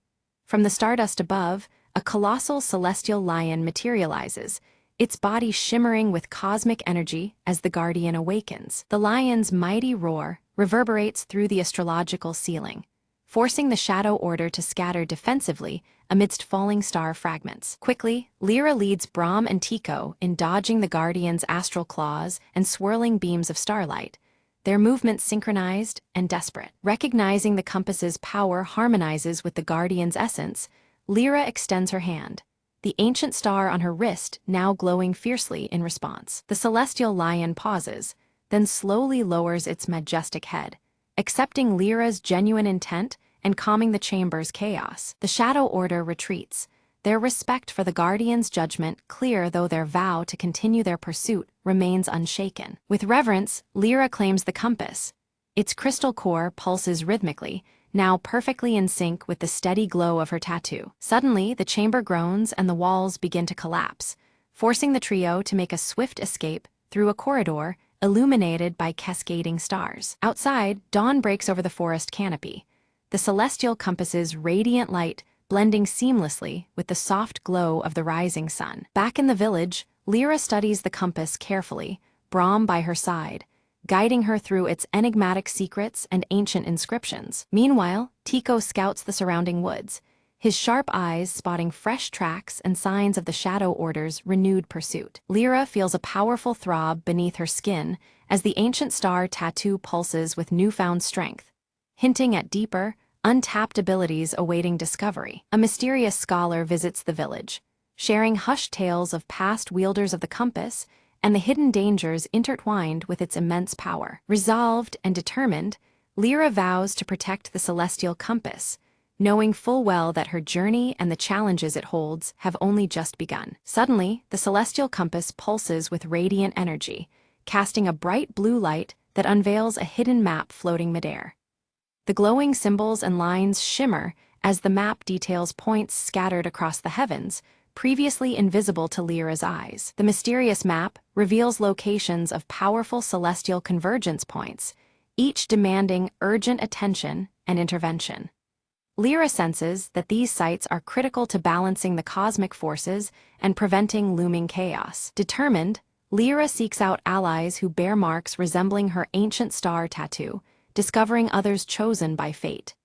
Their shared insignias hint at a larger destiny intertwined with the celestial compass and the mysteries they are about to face. With camaraderie forged, the group readies themselves for a voyage beyond their known world, guided steadfastly by the compass's radiant glow.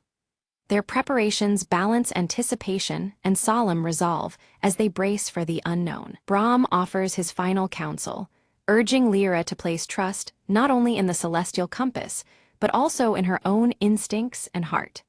His seasoned wisdom imbues her with confidence to face the challenges ahead. As the sun sets, Lyra and her newfound companions embark under a night sky adorned with shimmering star patterns.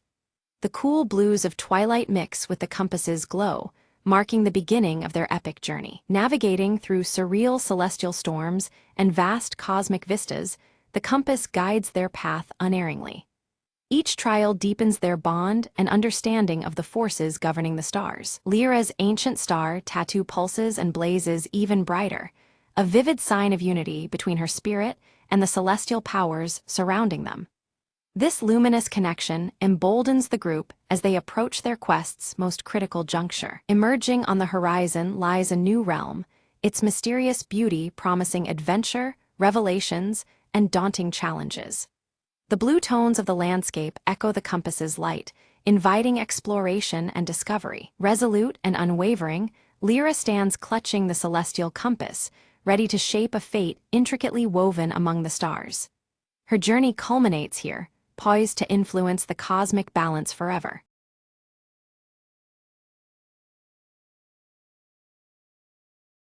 The city skyline stretches beneath a veil of night, its lights flickering like distant stars.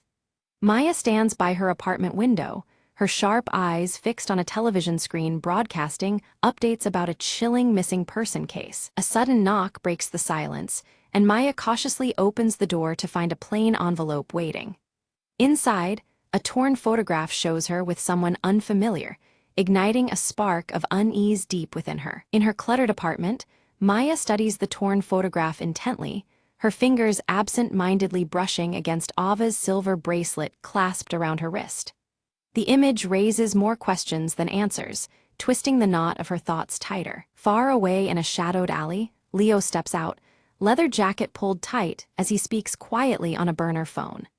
His tense features and guarded tone betray a man burdened with secrets too heavy to share. A flashback reveals Maya and Leo in a dim cafe, voices raised in a heated argument about trust. The room's muted light and their fierce expressions reflect a fractured relationship struggling to survive. On a rooftop gym bathed in the faint glow of the city, Ava's silver bracelet glints as she throws relentless punches. Her athletic form moves with determined purpose, each strike echoing unspoken resolve. In a stark office space, Elias peers intently at grainy security footage, his round glasses catching the pale light. His eyes narrow on a figure clad in a leather jacket, the tension in his stern face growing more palpable. The crowded marketplace hums with life as Maya leans close to Ava, whispering urgently about a clandestine alliance. Amid the noise, their words carry the weight of fragile trust built on shared secrets. On a rain-slick sidewalk, shards of shattered glass lie scattered.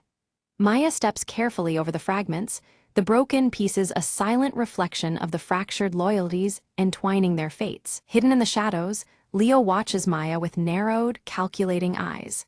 His leather jacket shifts slightly in the dim light, signaling readiness for what might come next. Determined, Maya traces the torn photograph's origins to an abandoned warehouse at the city's outskirts. The building looms like a silent witness to truths yet uncovered, its darkness inviting danger. In a secluded corner, Ava retrieves a small flash drive from a concealed dead drop. Her glances around are swift and nervous, the silver bracelet flashing briefly as tension coils tightly around her. Elias confronts Leo in a quiet bar, their conversation thick with unresolved grievances. The air between them is charged, every word heavy with past betrayals and unspoken threats. Maya grips an old rotary phone, the soft ticking of a clock growing louder in the background. Her whispered words carry urgency, time slipping away as shadows deepen around her. Suddenly, an explosion erupts at the warehouse Maya had been investigating, flames licking the night sky. The blast shatters the calm, echoing like a frantic heartbeat through the city streets. Leo escapes the fiery chaos, clutching his leather jacket tightly, disappearing into the darkness with practiced agility. The night swallows him whole, leaving only questions in his wake. Maya tends to minor burns, her determination hardening as she stares into the unfolding mystery. Pain sharpens her resolve. She vows to uncover the truth no matter the cost. Back in her apartment, Ava's silver bracelet catches a stray beam of light as she opens a locked briefcase silently. Inside lies secrets that could unravel everything they thought they knew. Under the cold glow of a desk lamp, Elias studies a fragment of the torn photograph through his magnifying glass. His expression darkens as pieces of a larger, more sinister puzzle begin to fit together. Meyer and Ava move stealthily through a government building under cover of night, their senses heightened. Every shadow seems alive, every step carries the weight of potential exposure. Leo's voice is low and urgent as he speaks into a burner phone, mentioning the lost files. Each whispered word pulls him deeper into the web of hidden agendas. The camera focuses on a ticking clock striking midnight, shadows creeping slowly across its face. The relentless passage of time presses on, amplifying the growing urgency of their mission. At an office computer, Meyer uncovers an encrypted folder titled Project Shard. Her fingers hesitate over the keyboard, aware that opening it might change everything. Trapped behind sliding metal doors, Ava works desperately to unlock them, the silver bracelet gleaming faintly in the confined space. The ticking clock reverberates, mirroring the pounding in her chest. In a narrow alley, Leo battles two attackers with swift, precise moves, his leather jacket twisting as he strikes. Each moment is a dangerous dance, survival hinging on perfect timing and relentless determination. Maya's fingers flew over her keyboard, the encrypted files slowly unraveling under her sharp gaze. A hidden connection emerged. Elias was entangled in the conspiracy more deeply than anyone had suspected. The weight of this revelation pressed down as the ticking clock echoed in the background, urging her onward. In the dead of night, Elias slipped into a secure vault, his face set in determined concentration. He retrieved a locked box etched with a shattered glass emblem, the symbol of fractured trust. His movements were precise, betraying no hint of the storm about to break loose. Ava lunged towards the exit just as alarms erupted, the wailing sirens slicing through the dim corridors. Her silver bracelet caught the light as she sprinted, every heartbeat synchronized with the urgent ticking sound nearby. She vanished into the shadowed maze, a ghost fleeing imminent capture. On a rain-slicked rooftop, Meyer and Leo came face to face, tension radiating between them like static electricity. Words were scarce, their silence heavy with suspicion and reluctant acceptance. After a brief pause, their eyes locked, forging an uneasy alliance under the bleak city skies. They huddled around a flickering screen, watching security footage reveal Ava's secret meeting with a shadowy figure in broad daylight. The scene contrasted sharply with the urban darkness surrounding them, heightening the stakes. Unseen threads of betrayal began to weave tighter between them all. Maya grabbed a city map, her pen strafing across it as she marked several key locations tied to Project Shard. Each mark a clue, a puzzle piece of a sinister plot that stretched through the city's veins. The ticking clock again underscored the mounting urgency surrounding their discovery. Leo rolled up his sleeve, revealing a hidden tattoo of a broken clock etched onto his wrist. The shattered timepiece symbolized all he had lost and the precious time slipping away. It was a quiet confession beneath the constant metallic sheen of his leather jacket. In a luxurious penthouse bathed in cool shadows, Ava confronted Elias, her fingers gripping her silver bracelet tightly. Her voice cracked with a mix of anger and desperation as she demanded answers. Elias's eyes, behind round glasses, remained unflinching, calculating every word to deflect her charge. Suddenly, the city plunged into darkness as a power outage swept across the skyline. Sirens blared in the distance, a chaotic symphony that meshed with the urgent ticking in the background. The abrupt night deepened the mystery and unsettled everyone caught in its grip. Maya slipped into a crowded nightclub, her gaze sharp as she scanned the chaotic scene for a coded message hidden in plain sight. The pulsing lights cast fractured shadows reminiscent of shattered glass, mirroring the broken trust she sought to mend. Every minute counted as the clock ticked relentlessly on. Beneath the nightclub, Leo expertly picked the lock to a secret door, revealing a dimly lit passage that smelled of secrets long concealed. The narrow corridor whispered echoes of untold betrayals and silent alliances. Leo's steady breathing barely disturbed the fragile calm as he led the way onward. Ava traced a trail of torn photographs, each fragment fluttering like a ghost of the past, leading her to an underground storage facility. The place was cloaked in eerie stillness, shadows dancing across the cold walls like shattered reflections. Her silver bracelet felt heavier, charged with the weight of discovery. From a distance, Elias observed with a stern face partly obscured by shadows, his eyes sharp and relentless. Every move on the chessboard was calculated, the ticking clock matching the rhythm of his ruthless mind. He waited patiently, a predator concealed within the urban darkness. Inside the facility, Meyer and Leo discovered a sprawling wall covered in photographs connected by taut strings. Names, places, dates, all tied together in a sprawling web revealing the breadth of the conspiracy. The sight was overwhelming, but clarity gleamed through the chaos under the low, flickering light. Ava's fingers found a hidden key embedded within her silver bracelet, twisting it to reveal a secret compartment. The revelation was both shocking and empowering, a symbol of secrets kept close at hand. The ticking clock outside seemed to pause in reverence to this newfound treasure. Suddenly, guards burst through the door, and chaos exploded into a frantic chase through narrow, labyrinthine corridors. Hearts pounded in time with the ticking clock as Maya, Ava, and Leo darted through the shadows. Every step was weighed by desperation, and the shimmer of shattered trust trailing behind them. Maya fumbled for a flare, igniting it to throw a sudden burst of light into the darkness. The corridor flickered in fiery oranges and reds, temporarily blinding their pursuers.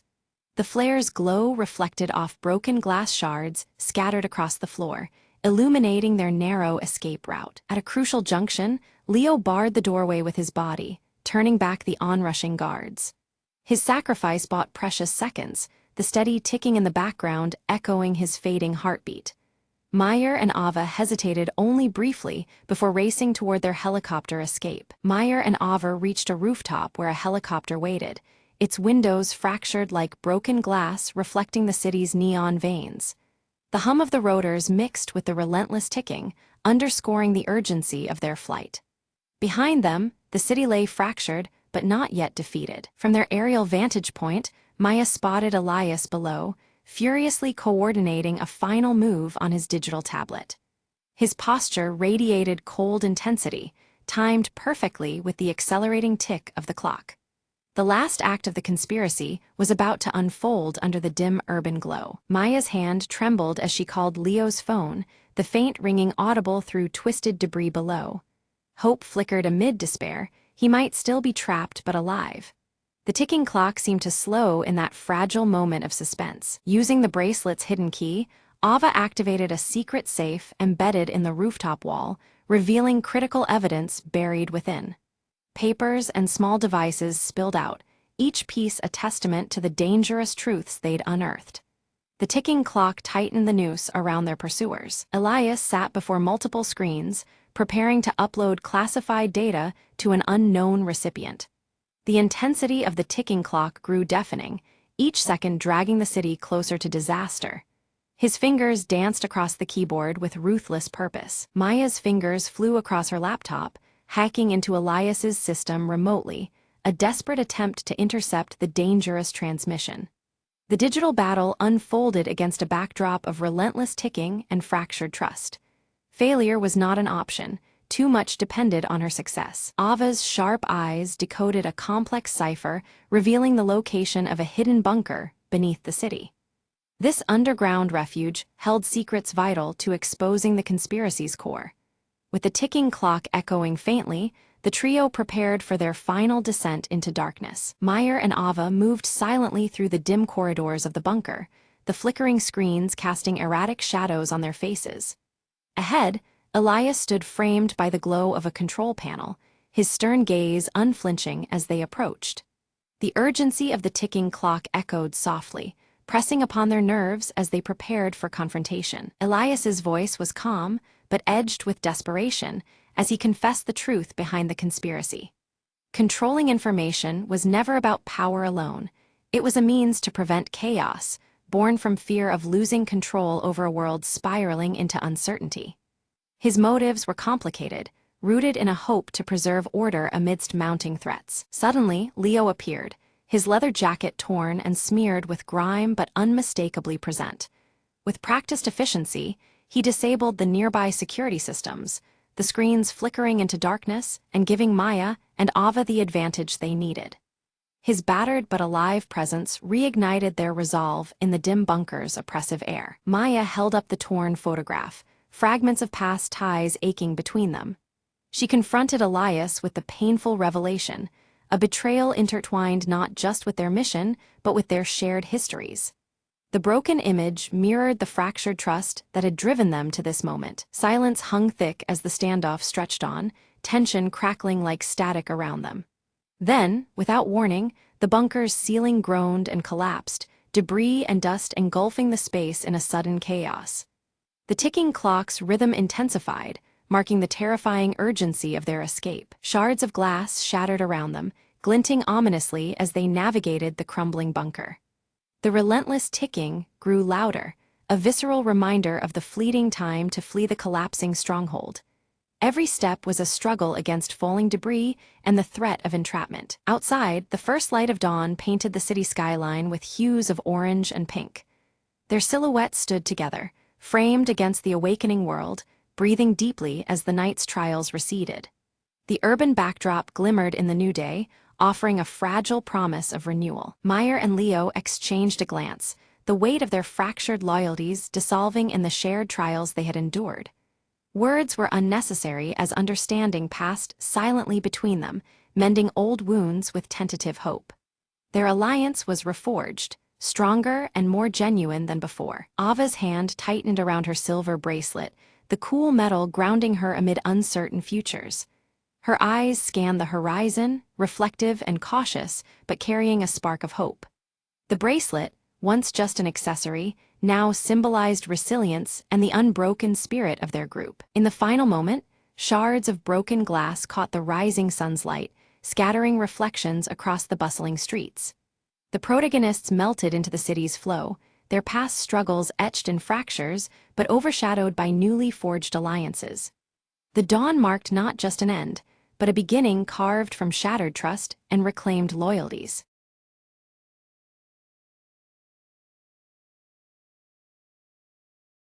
Arachne stood beside the roaring fire, her luminous silver hair casting soft light as she wove shimmering threads on her spindle, the delicate patterns glimmering like stars caught in a night sky. Thuron approached cautiously, his bronze skin marked with swirling tattoos that seemed to pulse with unease, warning Arachne of a fracture growing within the fabric of fate itself. Examining a fragmented mirror, Arachne saw flickers of looming darkness reflected beyond the veil, the shards revealing possible futures, yet none offering clear answers to the present threat. From the shadows of the trees, Selene slipped silently, cloaked in shifting dark folds, her hidden eyes glinting faintly as she observed the unraveling threads of destiny. A chill wind swept through Arachne's chamber, causing the threads in her weaving to twist and break abruptly, as if an unseen force sought to distort her carefully crafted patterns. At the edge of the dense forest, Thuron stood tense, his swirling tattoos pulsating with each breath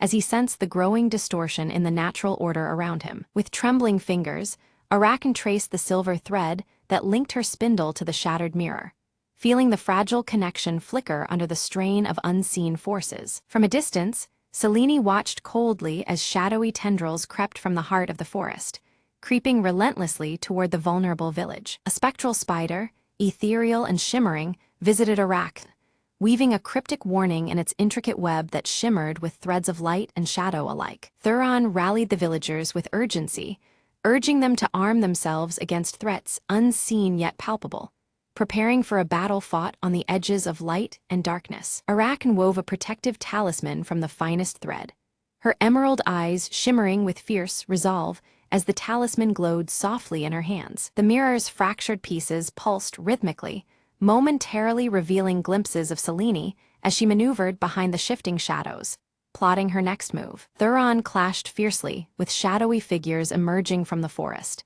his tattoos flaring brightly as he fought against the encroaching darkness threatening the land. In the village square, Arachne's talisman blazed with radiant light as she stepped forward to confront the growing darkness, threads of fate swirling around her in defiance. Suddenly, the silver thread snapped with a sharp crack, and an eerie silence fell across the land, the stillness bracing all for the inevitable wave of change to come. From her shifting shadows, Selene's form solidified, revealing her pale, enigmatic face beneath the hood, her eyes gleaming with sinister intent. Arachne confronted Selene directly, who defied the sacred rules of fate, threatening to unravel all that Arachne and Thuron had fought to preserve. Thuron broke through the veil of shadows only to find fragments of his own past, scattered and distorted, memories twisted by the dark influence emanating from Selene. Arachne's weaving faltered as the threads resisted her will, the delicate strands pulled violently as Selene tore at the edges of reality, distorting the loom of destiny. Desperately, Arachne reached into the mirror's depths, clutching a glowing shard in her palm as she sought hidden knowledge that might turn the tide. Selene summoned webs of darkness that ensnared villagers, binding their wills to her cause and twisting their hearts with shadow-spun deceit. With fierce determination, Thuron broke free from the suffocating webs, rallying the trapped villagers to fight through the shadowy bindings that sought to consume them. Arachne's luminous silver hair dimmed, reflecting the fierce struggle within her soul, ignited by Selene's relentless challenge to the fabric of fate itself. Selene revealed her true motive: to recreate the tapestry of fate by her own design, shattering the old order and weaving a new world from shadows. Stretching the silver thread taut across the village, Arachne endeavored to mend the damage Selene inflicted, her hands trembling with the fragile hope of restoration. The fragmented mirror shimmered with a chilling vision, Arachne standing alone, her luminous silver hair glowing against the creeping darkness, ready to sacrifice herself to mend the tearing threads of fate. The air was thick with the weight of impending loss, yet a faint silver thread pulsed around her, suggesting a slender hope woven into despair. Beneath the cold moonlight, Thuron confronted Selene, their forms etched in contrast, bronze skin against shifting shadows. Their clash was more than physical. It was a battle of willpower and ancient secrets, each strike sending visible ripples through the webs of possibility overhead. Back in her chamber, Arakan's fingers bled as she wove feverishly, her emerald eyes alight with desperation. Threads of hope and despair intertwined on her loom, reflecting her tenuous grasp on fate's delicate balance. For a fleeting moment, the shadows withdrew, revealing Seleni's hooded face. But a sly, knowing smile curled her lips, hinting at deeper plots hidden behind the veil of darkness, layers of intrigue yet to be uncovered. Seeking strength, Arakan whispered to the ancestral spirits embedded within her silk threads, anchoring herself in their ancient wisdom. Their presence shimmered faintly amidst the weaving, infusing her with resolve and guiding her hands through the tangled pattern of destiny. Thuron's strength waned under Seleni's relentless assault, his resolve flickering like a candle in the wind. Yet the glowing swirl of his old tattoo flared brightly, a reminder of his sacred duty and buried courage igniting within him anew. Inspired by Arakan's unwavering determination, the villagers gathered their courage, their whispered hopes weaving through the air like fragile threads. The once fearful faces now glimmered with renewed spirit, ready to stand against the encroaching shadows. Selene summoned a tempest of shadows that churned and twisted, consuming earth and root alike. The ground cracked as if the land itself rebelled, a dark web spreading to snuff out the village's fragile light. Anchored deeply to the silver thread of fate, Arakan radiated a shimmering light that pushed back against the consuming storm. Her presence became a steadfast beacon, a living thread unraveled in the face of chaos. Her weaving blossomed into a beacon, a luminous net that reached into shadow's depths. Lost souls, once swallowed by darkness, found their way back to the warmth of hope, guided by the steady glow of her creation. At the village's edge, Thuron intercepted waves of shadow figures creeping forward, each strike buying precious moments for Arakan's vital work. His actions spun a protective web, weaving time and space to shield the fragile future they sought to save. A cruel sneer twisted Selene's face as she revealed a broken spindle, one that had once belonged to Arakan's mother. The relic was a bitter reminder of past losses entwined with present struggles, the threads of family and fate cruelly fraying. Although her heart trembled, Arakan wove a new pattern, more intricate and resilient than anything before. Each thread pulse radiated strength, a tapestry crafted from both pain and hope, defying the shadows lurking close. The mirror shards began to realign, their fractured surfaces melding and shifting to unveil altered possibilities. Futures shimmered and blurred, reflecting the ever-changing weave of choice and chance. A sharp glance passed between Thuron and Arakan, heavy with unspoken resolve and trust. In that moment, their shared purpose wove an unbreakable thread, binding warrior and weaver alike against the encroaching night. Selene's power surged as she summoned a colossal spider, its vast web sprawling across the horizon. This living web threatened to ensnare every potential future, its shadowy threads tightening like chains around the fate of all. With steady hands, Arakan wove the silver thread into a dazzling net of light, challenging the monstrous web's dark grasp.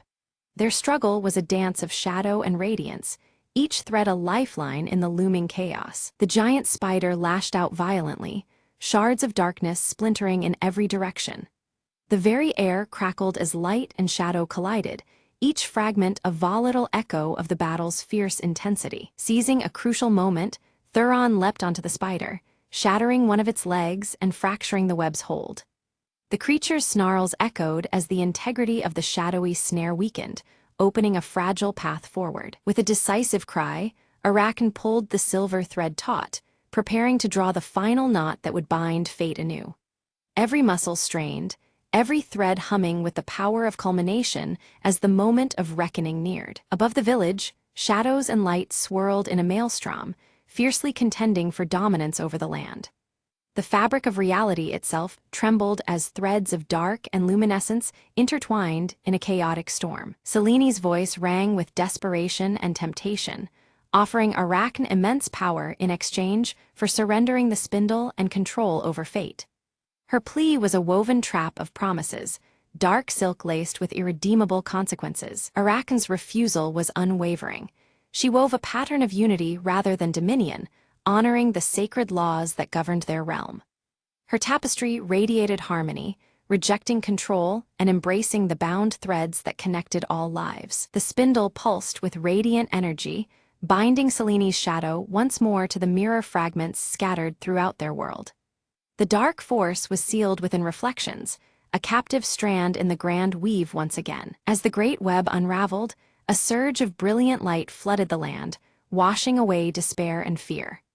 Hope blossomed across the village, and beyond, threads of possibility woven anew into the tapestry of destiny. Cradling the now whole mirror, Arachne gazed into its smooth surface, where reflections shimmered with a balanced future.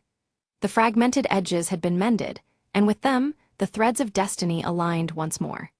Each shard fit seamlessly, revealing a harmonious dance of light and shadow within its depths. Thuron knelt beside her, his bronze skin marked from battle but his spirit unwavering. Their shared resolve was written plainly in their posture, guardians not only of the people, but of the fragile threads that tied them all. Together, they bore the weight of what had passed and the promise of what was to come. From the darkened alleys and quiet homes, villagers began to emerge, their faces brightening as the oppressive shadow lifted from their hearts. The once heavy air now sparkled with hope, threads of light weaving through the streets and homes. Their steps were lighter, and whispers of gratitude floated like silver threads in the morning breeze. Arachne's silver hair glowed with an intensity unmatched before, luminescent strands weaving an aura of restored destiny around her. It was as if the very essence of fate had taken refuge in her locks, radiant and undeniable. This brilliance symbolized the renewed balance and the mending of broken paths once lost. In the mirror's depths, Seleni's shadow receded, slowly fading into the webbed surface until she was bound within its reflective prison. Though confined, her eyes never left the world outside, a silent reminder that challenges lingered beneath the surface. Her presence remained a cautious thread woven through the fabric of their peace. Together, Thuron and Arachne planted a sapling at the village heart, soil embracing roots destined to grow alongside the people who nurtured it. This living symbol represented new beginnings and the intertwining of fate and resilience.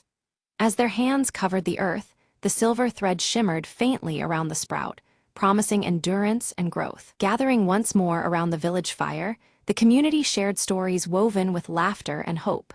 Threads of past struggles and future dreams intertwined as they found strength in their collective spirit. The fire's glow reflected in their eyes, binding them in warmth and renewed connection. Arachne sat among the children, teaching them to weave delicate threads of their own, each stitch a lesson in courage and wisdom. Her luminous hair cast gentle light over their eager faces as they learned to craft destinies with steady hands and hopeful hearts. Through them, the art of weaving fate would endure beyond her own time. Resting peacefully on a pedestal, the mirror shimmered quietly, its surface alive with glimpses of unseen possibilities. Though calm, it held the stories not yet told, futures waiting like threads in a loom. It stood as both guardian and guide, an eternal witness to the ever-shifting tapestry of life. Looking toward the horizon, Arachne's gaze caught the faint glow of the silver thread winding softly through the air. The story of fate unfolded endlessly before her, an unbroken weave of light and shadow. With steady breath, she embraced the journey ahead, knowing that destiny never truly rests.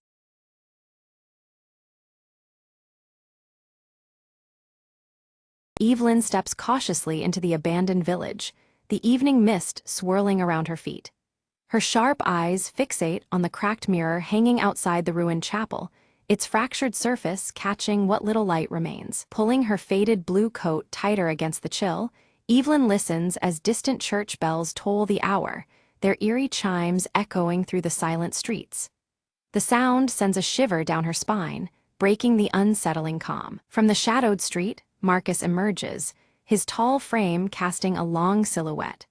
The pale light glints off the deep scar on his cheek as he approaches, holding out an old locket with faded engravings to Evelyn. Suddenly, Nora appears, clutching a small wooden box tightly, her young face mixed with fear and fierce determination.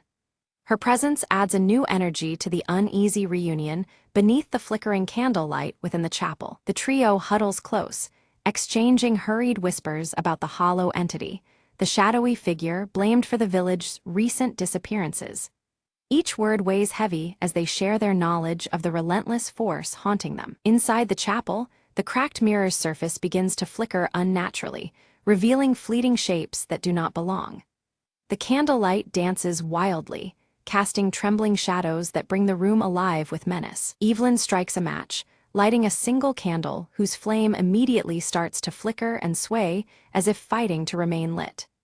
The clock tower's bells ring out again, signaling an ominous moment as the atmosphere tightens around them. Marcus opens a worn journal discovered among the ruins. Its pages describe a dangerous ritual designed to confront the entity, but warn of grave risks involved. The weight of their task settles heavily on their shoulders. With hesitation, Nora hands over her wooden box, explaining in a hushed voice that it contains a charm, a relic passed down through generations of her family. The charm might be their only hope against the darkness that awaits. Resolute, they agree to venture into the forest at nightfall, knowing the entity's presence intensifies there. Evelyn leads the way, the flickering candle a fragile guide through the encroaching gloom. The trio moves cautiously among the twisted, gnarled trees, shadows curling and stretching in unnatural ways around them. Each step forward heightens the tension as the forest seems to close in, alive with unseen eyes. A sudden, chilling whisper brushes past their ears, causing Nora to tremble violently, her grip tightening on the wooden box. The sound seems to mock their resolve, a reminder of the malevolent force trailing them. Marcus swiftly draws a small blade from beneath his coat and signals for absolute silence. From just behind them, faint footsteps echo softly, each step deepening the dread surrounding their fragile group. Evelyn catches a brief glimpse of glowing eyes reflected in a broken shard on the forest floor. The realization strikes them all: the entity is dangerously close, its presence palpable and threatening. The church bells toll one final time, their somber notes hanging in the air before silence falls. This last toll signals the dire stakes. Failure means being consumed by the hollow, lost forever in its merciless grasp. Ghostly cries carry through the night, believed to be the trapped souls lured by the entity's sinister siren call. The mournful sounds chill the trio to their core, fueling both fear and determination. Nora slowly opens the wooden box to reveal an amulet, emitting a cold, eerie blue light that pushes back the enveloping darkness. The faint glow offers a fragile beacon of hope amidst the encroaching shadows. Marcus begins to recite the ritual from the journal, his voice trembling as an unpredictable wind howls through the trees. His words falter, challenged by the rising power of the forest and the entity's presence. Without warning, Evelyn's candle flickers violently before extinguishing completely, plunging them into near-total darkness. Only the amulet's chilling light remains, a solitary shield against the surrounding void. Shadows gather and twist until they form a humanoid silhouette with shifting, haunting features and faintly glowing eyes. The entity has revealed itself, its looming form both terrifying and mesmerizing. The hollow voice of the entity echoes around them, tempting the trio to abandon their quest and flee the cursed village. Its words drip with cunning malice, aiming to break their spirits and resolve. Steeling herself, Evelyn relights her candle using the amulet's glow, the flame flickering but holding strong. The brief flare of light weakens the entity momentarily, offering a slender chance to press on. Marcus steps forward, clutching the locket tightly as he invokes a name from the journal, an ancient word meant to bind the dark presence. His determination is clear, though the air cracks with tension and uncertainty. The entity recoils briefly, but quickly shifts tactics, morphing into haunting figures from each of their pasts. By exploiting their deepest fears, it seeks to unravel their unity and resolve. Nora struggles visibly as the entity takes the form of her lost brother, pleading for her to release her grip on the wooden box. Her conflict is palpable, torn between grief and the necessity of their mission. Evelyn's gaze flickers repeatedly as she catches fleeting glimpses of her reflection in the cracked mirror, which now pulses faintly with a reddish glow. The distorted image unsettles her, as if the mirror holds memories or warnings beyond its fractured surface. Suddenly, the mirror shatters violently, but instead of crashing to the floor, its sharp fragments remain suspended midair as if held by an invisible force. The flickering candlelight casts eerie shadows that dance around the floating shards, heightening the cryptic atmosphere. Among the suspended fragments, one reflects a hidden passage beneath the chapel that had previously gone unnoticed. This glimpse into the underground world appears only through the broken glass shards, suggesting a portal forged by shattered realities. Marcus, bruised but resolute, leads the trio toward the concealed entrance beneath the chapel. He clutches his worn journal tightly, and the old locket around his neck glints faintly in the dim light, anchoring their uncertain path forward. As they descend into the damp underground crypt, the amulet's light flickers erratically, uncertain amidst the oppressive darkness. The walls are carved with ancient symbols, their meanings lost to time but heavy with foreboding significance. A faint chanting echoes softly from deeper within the crypt, its ethereal tones pulsing rhythmically and hinting at the source of the hollow entity's dark powers. The sound swells as they approach, drawing them inexorably toward the heart of the crypt's mysteries. They encounter grotesque, twisted statues resembling long-gone villagers, their distorted features frozen in eternal warning. A shared unease settles over them as they realize that time itself behaves strangely in this subterranean realm, warping their sense of past and present. Without warning, the entity materializes again, its form dissolving into swirling darkness that lashes out to extinguish their flickering resolve. Shadows ripple as it attacks, threatening to swallow their courage along with the faint candlelight. Nora, clutching her wooden box tightly, steps forward and releases a sudden burst of blue light that momentarily drives the entity back. Her steadfast grip on the box brings a fragile but vital reprieve, turning the tide against the encroaching darkness. Evelyn, drawing strength from Nora's light, recites phrases from the journal with steady, determined voice. She lights candles embedded in the crypt walls, arranging them carefully to form a protective circle that gleams against encroaching shadows. The entity's agitation grows palpable as it distorts the crypt's flickering shadows into grotesque and horrifying shapes, writhing like living nightmares. Its desperation fuels the darkness, intending to break through their defenses and extinguish their hope. Marcus takes the locket and angles it to catch the candle flames, reflecting beams into the crypt's darkest corners. This reveals a hidden altar nestled beneath the base of a twisted statue, its presence previously veiled by shadow. They place the amulet on the mysterious altar, and Nora's wooden box begins to hum softly in response, reacting to the crypt's ancient energies. The interconnectedness of their talismans pulsates faintly, signaling an alignment with the ritual's power. The chanting surges louder, and Evelyn identifies it as a binding prayer designed to imprison the entity forever within the crypt. Their voices join in solemn unison, beginning the sacred verses that will seal away the darkness once and for all. As the prayer begins, the hollow entity manifests fully, shrieking in a blend of rage and despair that reverberates through the cold stone.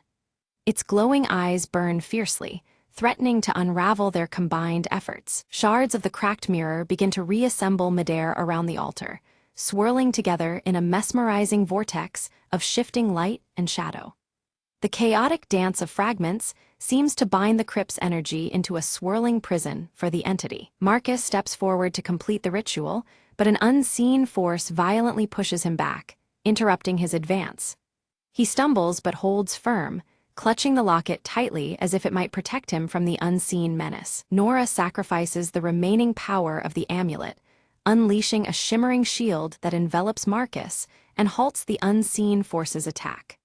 The effort visibly drains her energy, yet her resolve shines bright despite the weakening aura around her. With Nora's sacrifice bought, Evelyn recites the final verse alone, her voice steady against the entity's writhing resistance within the vortex. The entity's glowing eyes dim slowly as it recoils within the binding spell's unyielding grip. With a deafening crack, the vortex collapses inward, and silence envelops the crypt once more. Only the gentle, soft flicker of candlelight remains, marking the end of the entity's menacing presence for now. They ascend from the crypt into the night air, and outside the old church, the bells resume their steady tolling at midnight. The once ominous sound is now calm and inviting, a promising sign of peace restored. Nora opens her wooden box one final time, revealing a small seed emitting a faint, gentle glow. It symbolizes new beginnings and growth after the long darkness that had gripped their lives. Evelyn touches one of the cracked mirrors, remaining dull fragments, now harmless and cold to the touch. A profound sense of closure washes over her, as if the echoes of the past have finally quieted. Marcus removes the old locket and hands it to Evelyn, a token of their shared victory and mutual protection. The gesture seals their bond, forged through hardship and triumph. The village is bathed in the soft light of early dawn, shadows retreating as nature slowly reclaims the silent spaces once haunted by darkness. Hope stirs gently among the empty streets, promising renewal just beyond the horizon. Evelyn's sharp eyes glinted as she explained, "The ritual didn't destroy the entity. Instead, it trapped it within the shards of the cracked mirror, scattered throughout the crypt." The flickering candlelight cast uneasy shadows on her faded blue coat as the distant church bells tolled midnight. Nora, clutching her small wooden box tightly, vowed, "I will guard the seed that now holds the essence of our village's spirit and hope." Her curious expression showed determination against the lingering darkness. Marcus, the scar on his right cheek catching the faint glow, nodded firmly, "I'll stay and help restore the village." His resolve marked an end to their wandering and struggle, a new beginning for them all. Together they discovered that the church bells, once twisted by dark influence, now rang clear and true, able to call for aid instead of spreading fear. The sound resonated through the night, a beacon of hope. The trio planted the seed beneath the chapel ruins. Almost instantly, grass and vibrant flowers began to bloom rapidly, enveloping the ancient stones with life and promise. Evelyn stood quietly, reflecting on the sacrifices made. The fragile peace they'd won together felt like a delicate flame, one they must protect at all costs. With great care, Nora locked the broken mirror shards inside her wooden box, securing the remnants of the entity's power. The candlelight flickered again, as if acknowledging her solemn task. Marcus opened the worn journal and wrote a new entry, chronicling the true story to warn future generations. The old locket at his neck caught the candlelight, a silent witness to their journey. As twilight enveloped the village, soft candlelight flickered through windows, a silent remembrance of the horrors they had endured. The distant church bells rang quietly, their sound now gentle and protective. The camera lingered on the blooming seed beneath the chapel ruins, vibrant and alive. A gentle breeze stirred the flowers as the fading echoes of the hollow drifted away, leaving only renewal in their wake.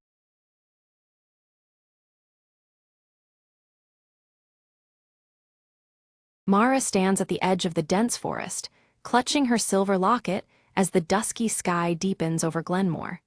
The impending darkness mirrors the growing unease that tightens in her chest. Her eyes dart to the dimly lit houses nearby, their shadows stretching oddly long and flickering as if alive. A heavy silence seems to weigh down the air, pressing close with unspoken fears. Elias approaches silently, the faded scar on his left cheek visible beneath his dark hood. His voice is low and urgent, warning Mara of the dark force stirring beneath the town's surface. Inside Mara's home, a shattered mirror catches the flickering lamplight, reflecting shadows that twist and move independently. The glass fractures reveal distorted scenes, as if hinting at a hidden, unsettling truth. Memories from Mara's childhood surge unbidden, times spent near the forbidding forest, shadows lurking at the edges, and a fear she never fully understood. A trauma lies buried, tethered tightly to the trees beyond the town's borders. Whispers spread through Glenmore of people vanishing mysteriously, their last sightings registering near the forest's edge. Panic simmers as the town grapples with the impossible disappearances, the darkness seeming to reach ever closer. Suddenly, Mara's silver locket emits a faint glow, its light pulsing gently as if sensing a presence unseen by human eyes. This subtle illumination hints at forces at work beyond the veil of reality. Elias urges Mara to face the hollow, an elusive entity believed responsible for the vanishings. His warning is grave. Confronting it may be the only way to stop the spreading darkness. As night cloaks the forest, Mara peers into its depths, where shadows stretch unnaturally between twisted trees.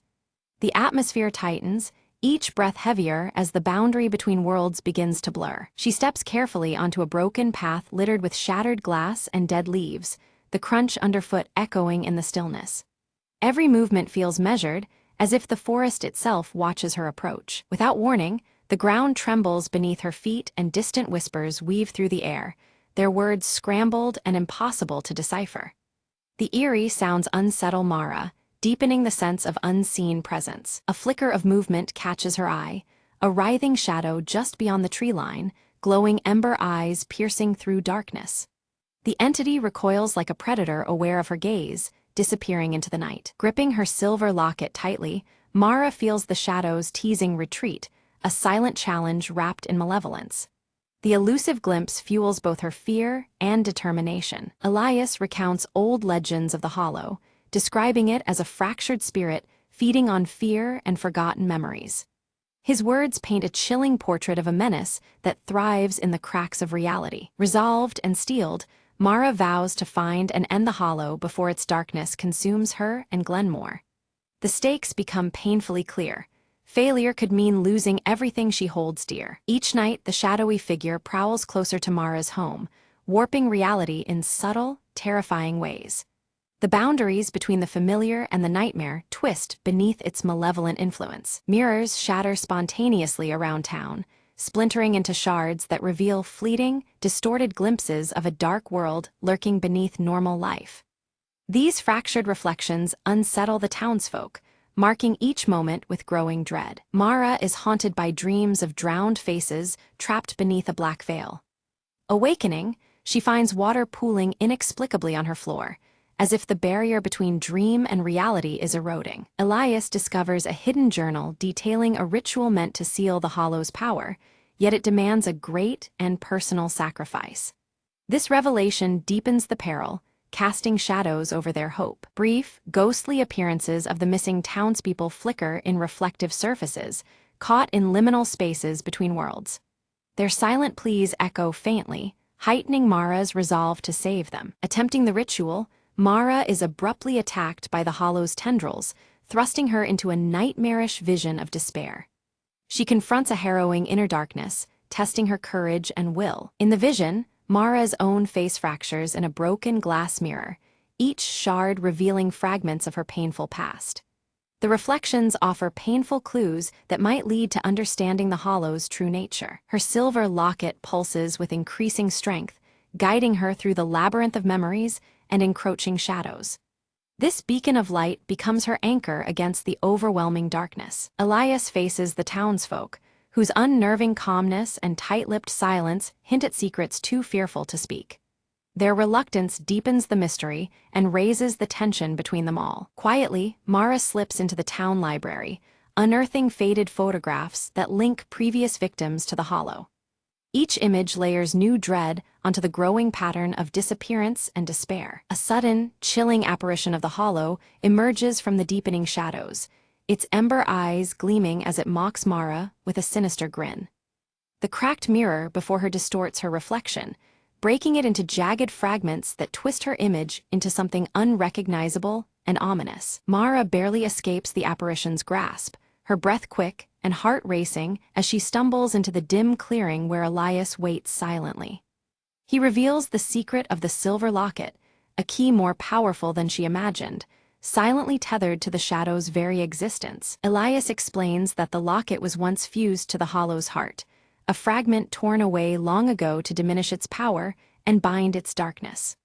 Mara clutches the locket tightly, realizing the weight of their intertwined destinies. Together, they devise a perilous plan to reunite the locket with its other half, hidden deep beneath the forest floor, knowing every step invites greater danger.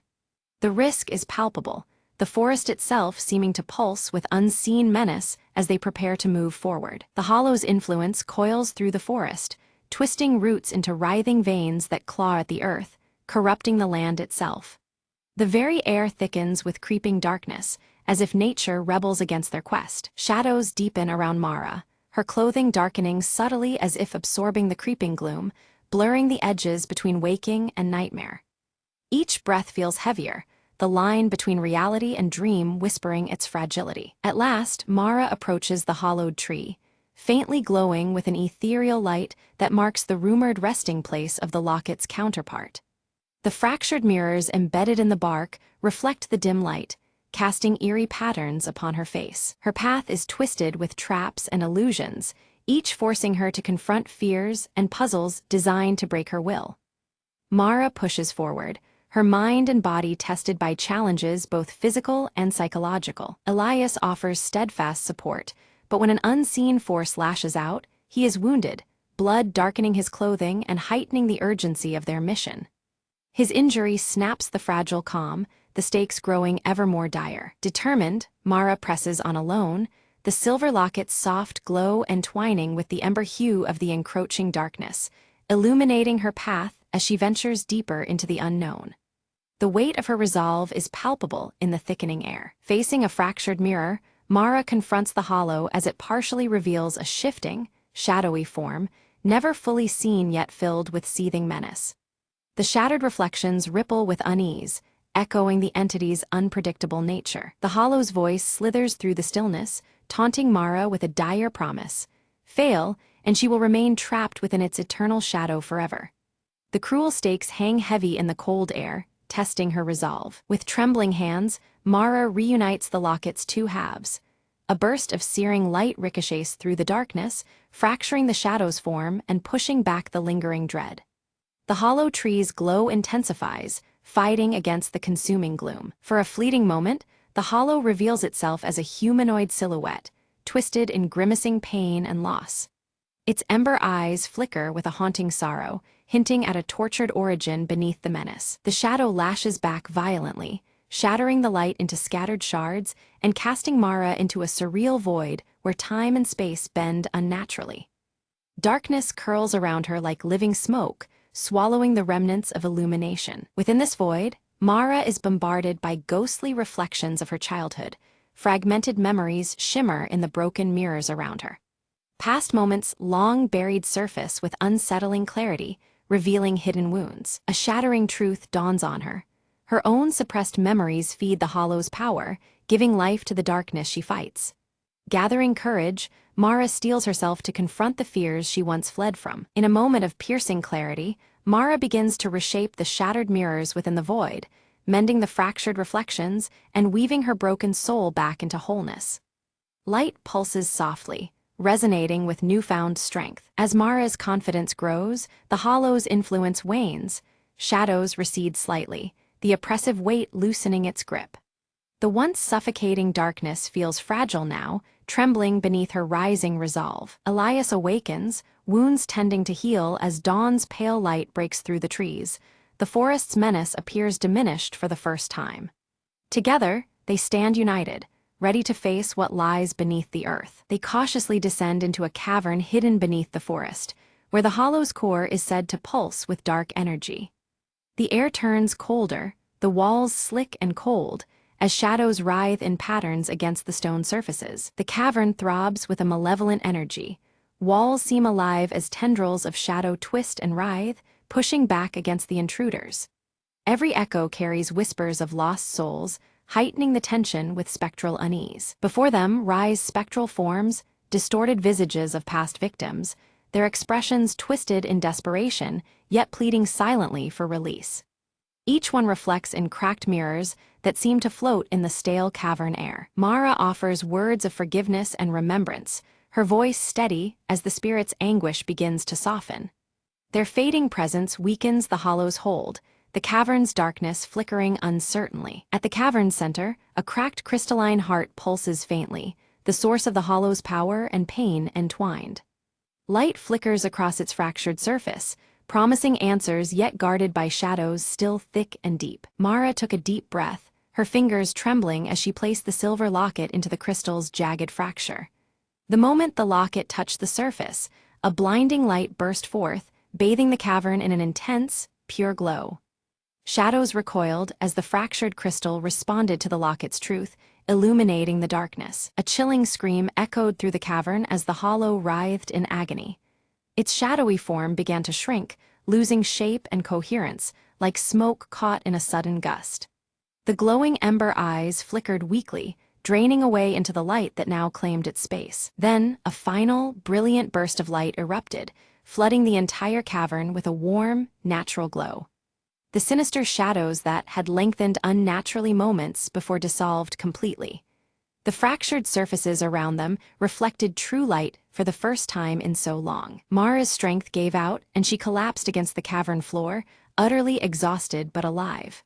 Elias caught her steadily, his darkened clothes matching the tension that now eased between them.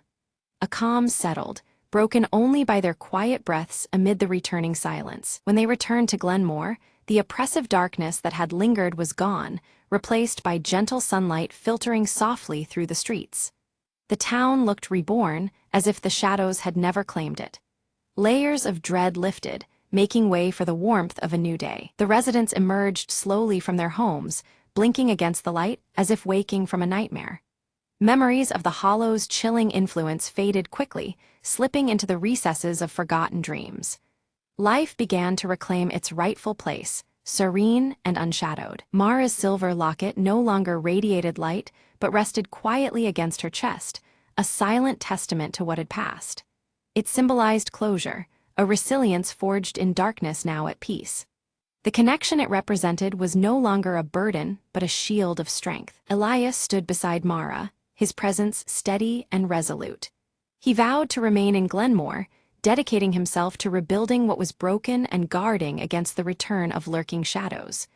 His faded scar caught the sunlight, a reminder of battles fought and ones still ahead. The fractured mirrors throughout the town had been replaced with clear, unblemished glass.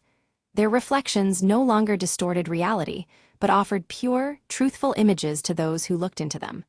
The town's spirit, once fractured and warped, now shone back with clarity and hope. Mara stood at the town's edge, her gaze fixed on the distant horizon where dark clouds gathered faintly beneath the hollow veil. Though the light had returned, she knew the shadows were never fully gone. Steeled by all she had endured, she prepared to confront whatever darkness might next arise.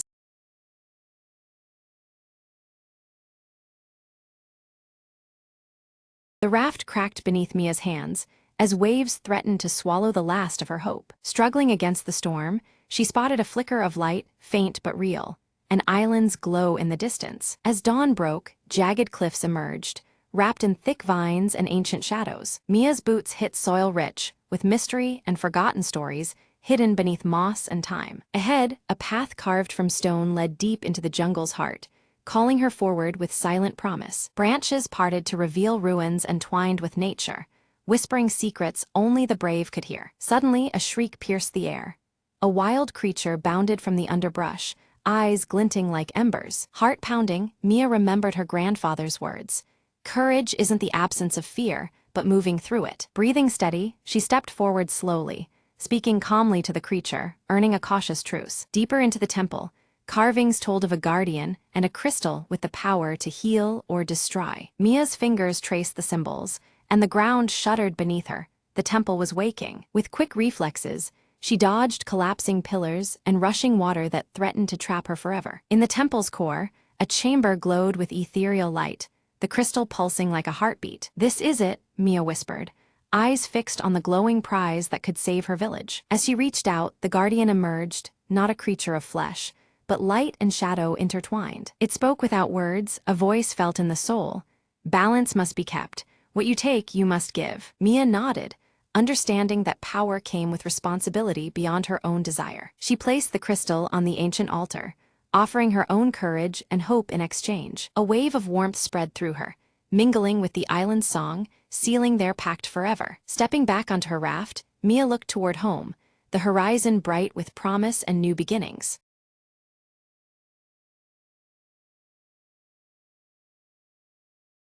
The evening fog curled around the old clock tower as Eliza crept closer, clutching the folded letter in her hand. Her heart pounded with every step.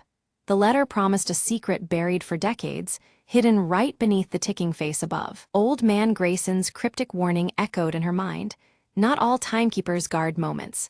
Some keep shadows. Eliza reached the iron door at the tower's base, her fingers trembling as she found the rusted key taped under the ledge. The door creaked open, revealing a spiral staircase that disappeared into darkness and dust. She took a deep breath and descended, the faint sound of the clocks ticking growing louder in her ears. Midway down, a glimmer caught her eye, a small leather pouch tucked into a crack on the wall. Inside, she found a collection of strange keys and a worn diary belonging to her grandfather, a man she barely knew. Flipping through, cryptic notes mapped a hidden compartment beneath the clock's mechanism. Her fingers quickly found the latch, releasing a panel that revealed a shaded alcove bathed in moonlight. Inside lay an old photograph and a delicate music box, its surface etched with a family crest she recognized. As she opened the music box, a haunting melody filled the silent tower, swirling memories of forgotten days. Eliza's eyes welled up. The photograph showed her grandmother, smiling beneath the clock tower, long before it was abandoned. A folded note inside the box read, "Time seals what the heart never forgets." She realized the secret wasn't gold or jewels, but the preservation of a family's love frozen in time. With a soft smile, Eliza wound the clock's mechanism to resume its silent vigil. The morning light illuminated the tower as she stepped out, the town oblivious to the quiet restoration. Eliza whispered, "Some mysteries aren't lost, they are waiting to be found." As the clock chimed at dawn, she clutched her grandfather's diary close, a new story just beginning. And somewhere in the distance, the clock tower kept its steady beat, a heartbeat echoing through the years.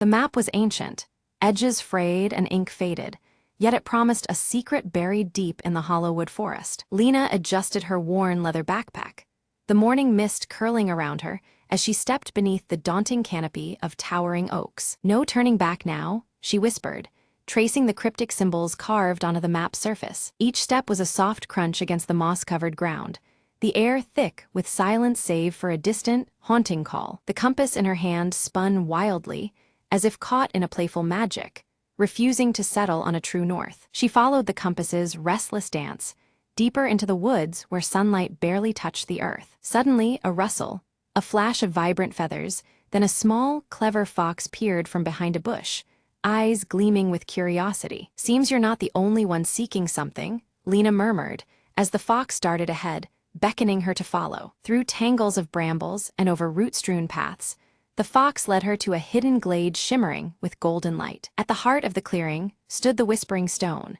an ancient monolith covered in swirling runes that seemed to hum with life. Lena approached cautiously, placing her palm against the cool, smooth surface.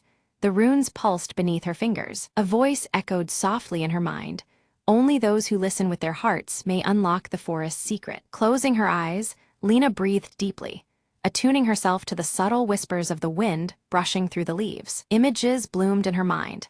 A hidden doorway beside the stone, sealed for centuries but waiting to be opened. With a gentle press, the ground beside the monolith shifted, revealing a narrow tunnel descending into the earth. Heart pounding with equal parts fear and excitement, Lena stepped inside, the glow from the runes lighting her way. The passage led to a cavern filled with crystals that shimmered like stars, reflecting the dreams of all who sought the forest's heart. Amid the crystals lay a small chest, bound with silver and marked with the same symbols as the map. Opening it, Lena found a simple locket containing a seed pulsating with life, a symbol of new beginnings and harmony with nature. Emerging from the forest, Lena smiled, knowing the true treasure was the journey itself and the bond she'd formed with the whispering winds.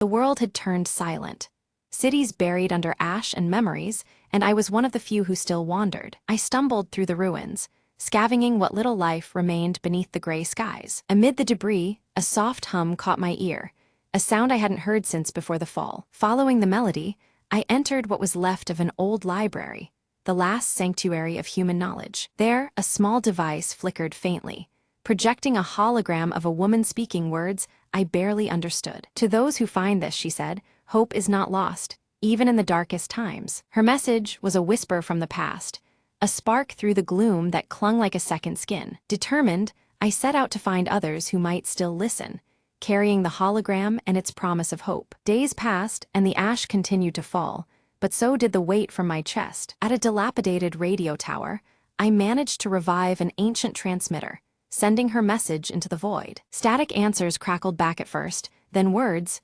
faint but unmistakable. "We hear you," came the reply, like a balm to my weary soul. Life, I realized, had not ended. It was merely waiting beneath the ash, ready to rise again. Together, we found strength in shared voices and the fragile technology of the old world. Communities began to stir, where once there was only silence and dust. The hologram's final words echoed in my mind. "Never forget, even ruins can root new life." From hopelessness, a network grew, grounded in trust and the desire to rebuild. The ash storm slowed, revealing a horizon touched with pale light for the first time in years. I smiled as the first green shoots emerged from cracked concrete, a testament to endurance, and in that fragile dawn, the echoes beneath the ash became the heartbeat of a new beginning.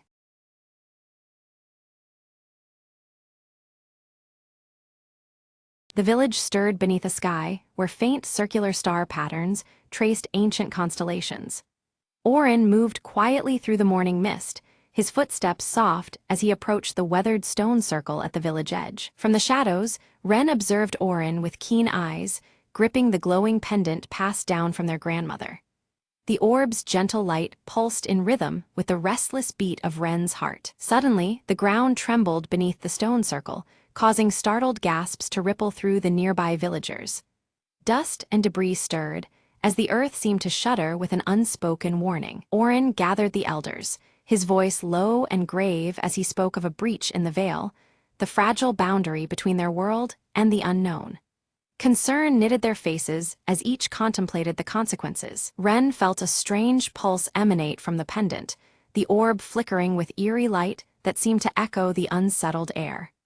An inexplicable chill ran through them, as if the pendant carried a living warning. A shadow glided at the edge of the stone circle, barely perceptible against the dawn's light. Murmurs of forgotten warnings spread among the villagers, their eyes darting nervously toward the fleeting darkness. At the village border, the Veiled One appeared briefly, shrouded in dark fabric, unmoving and silent. Their presence was enigmatic and unsettling before they vanished as suddenly as they had come. Orin confirmed an ancient prophecy that linked the cycles of falling stars to the pendant's glowing orb. The alignment of these celestial events signaled a pivotal moment long foretold in their lore. Determined, Wren demanded to leave the village to seek answers beyond the distant mountains, clutching the pendant tightly as their guide. Their restless spirit burned brighter with resolve despite the unknown challenges ahead. The elders cautioned Wren of labyrinthine paths that spiral and twist, trapping souls in endless night. They warned that illusions laid by the veil might confound even the most vigilant traveler. As dusk fell, Wren departed, the rising wind swirling with patterns of glowing dust in circular arrays. Each step forward felt heavy with the weight of destiny and the pendant's steady pulse. Orin remained behind, meticulously tracing ancient inscriptions carved into the stone circle. Their worn surface whispered secrets of forgotten eras and the burden of the veil's weakening hold. Wren soon encountered a forest tangled with trees whose rings swirled unnaturally, resembling ripples on still water. The distorted nature of this place unsettled the senses and hinted at the veil's warping influence. A disembodied voice echoed nearby, bearing the cadence of the Veiled One. It spoke in riddles that questioned Wren's identity and the nature of their fate, weaving confusion with eerie familiarity. In a secluded clearing, the pendant's light surged in intensity, revealing a hidden gateway adorned with intricate circular motifs. The portal shimmered with otherworldly energy, beckoning Wren to step through. Crossing the gateway, Wren experienced a distortion of landscape and time, where moments fractured and endlessly repeated. Each loop brought a growing sense of disorientation and urgency to break free. Meanwhile, Orin uncovered an ancient manuscript that warned of the veil's erosion with every cycle of falling stars. The tome's fragile pages cautioned that balance is imperiled if the breach remains unchecked. Wren found a group of travelers trapped within the loop time, their memories fragmented like shards of shattered glass. Their despair and confusion mirrored the peril of the endless spiral closing in. The Veiled One appeared briefly beside Wren, whispering cryptic truths about the intricate weave of destiny. Their words hinted at choices with profound consequences, yet left much shrouded in mystery. Abruptly, Wren's pendant dimmed, plunging them into shadow and deepening their confusion. Doubts surged, shaking the fragile trust in the pendant's guidance and the credibility of their journey. Descending into caverns beneath the stone circle, Orin discovered inscriptions aligned with celestial circles directly overhead. The sacred geometry, etched in stone, hinted at a powerful connection to the veil's stability. With renewed hope, Wren sensed the pendant's pulsing light reignite, its compass-like glow cutting through the shifting terrain. The path forward became clearer, despite the illusions that sought to mislead. The Veiled One then presented a stark choice: grasp at uncertain hope or surrender to the endless spiral of despair. Their voice echoed softly, tempting yet haunting in its quiet inevitability. Refusing to yield, Ren wielded the pendant to reveal hidden symbols etched in glowing circles on the forest floor. These marks formed a secret map, offering guidance amidst the twisting maze of illusions. Back at the village, Orin deciphered that the pendant's glowing orb contained a trapped essence vital for restoring balance. This revelation deepened the importance of the pendant and foreshadowed the trials ahead. Ren stumbled upon a still pool nestled in the shadowed grove, its surface shimmering with reflections not of the world around, but of multiple versions of themselves. Each circular ripple seemed to capture a different possible path their restless spirit might take, weaving a tapestry of choices that danced in the quiet water. From the edges of shadow, the Veiled One's presence grew more tangible, their silhouette expanding and twisting, distorting the space between reality and illusion. The gentle echo of their voice melded with swirling mists, seeding doubt and turning certainty into a fragile veil. Beneath the descending stars, Orin knelt before a ring inscribed with circular runes, arranging the ancient symbols with deliberate care. His silver-streaked black hair shimmered faintly under the pale light, as he prepared the ritual that might steady the unraveling threads between worlds. Ren hesitated, then chose to diverge from the reflections in the pool, stepping boldly into a shadow that twisted and unfurled into glowing spirals. The darkness did not consume but transformed, each luminous circle illuminating new facets of a path unforeseen. As Orin began intoning the ritual's chant, a voice rose from the ancient manuscript laid before him, blending with his words and weaving harmony. This primal resonance caused the orb in his grasp to pulsate, its glow stretching and deepening beyond mortal reach. Lost within shifting scenes, Ren found themselves wandering a village that never was, streets bending and buildings reshaping, a haunting mirage of what might have been. The line between memory and deception blurred, each circle marking a fractured truth or Veil's wily trickery. Orin's ritual pulse cracked open the earth beneath the solitary stone circle, revealing a hidden chamber. Inside, circular mirrors lined the walls, each reflecting infinite skies that shimmered with the promise of worlds beyond comprehension. From shadow materialized a spectral form, mirroring Ren's own fears as flickering circles splintered in the air between them. Each confrontation smashed another ring of light, a relentless cycle of challenge and resilience under the restless gaze of the moon. Amongst scattered fragments, Orin discovered a piece of the orb's lost counterpart, a small, etched sphere bearing concentric rings. This fragment throbbed quietly, hinting it was the key needed to unlock the pendant's full power. With a steady hand, Ren harnessed the pendant's renewed glow, sweeping away illusions like mist scattered before dawn. For a fleeting heartbeat, the Veiled One's lips curled into a rare, enigmatic smile, a silent affirmation of paths converging. As Orin completed the ritual, the energies swelling between them caused the skies of their realms to meld, colors and patterns twisting in tandem.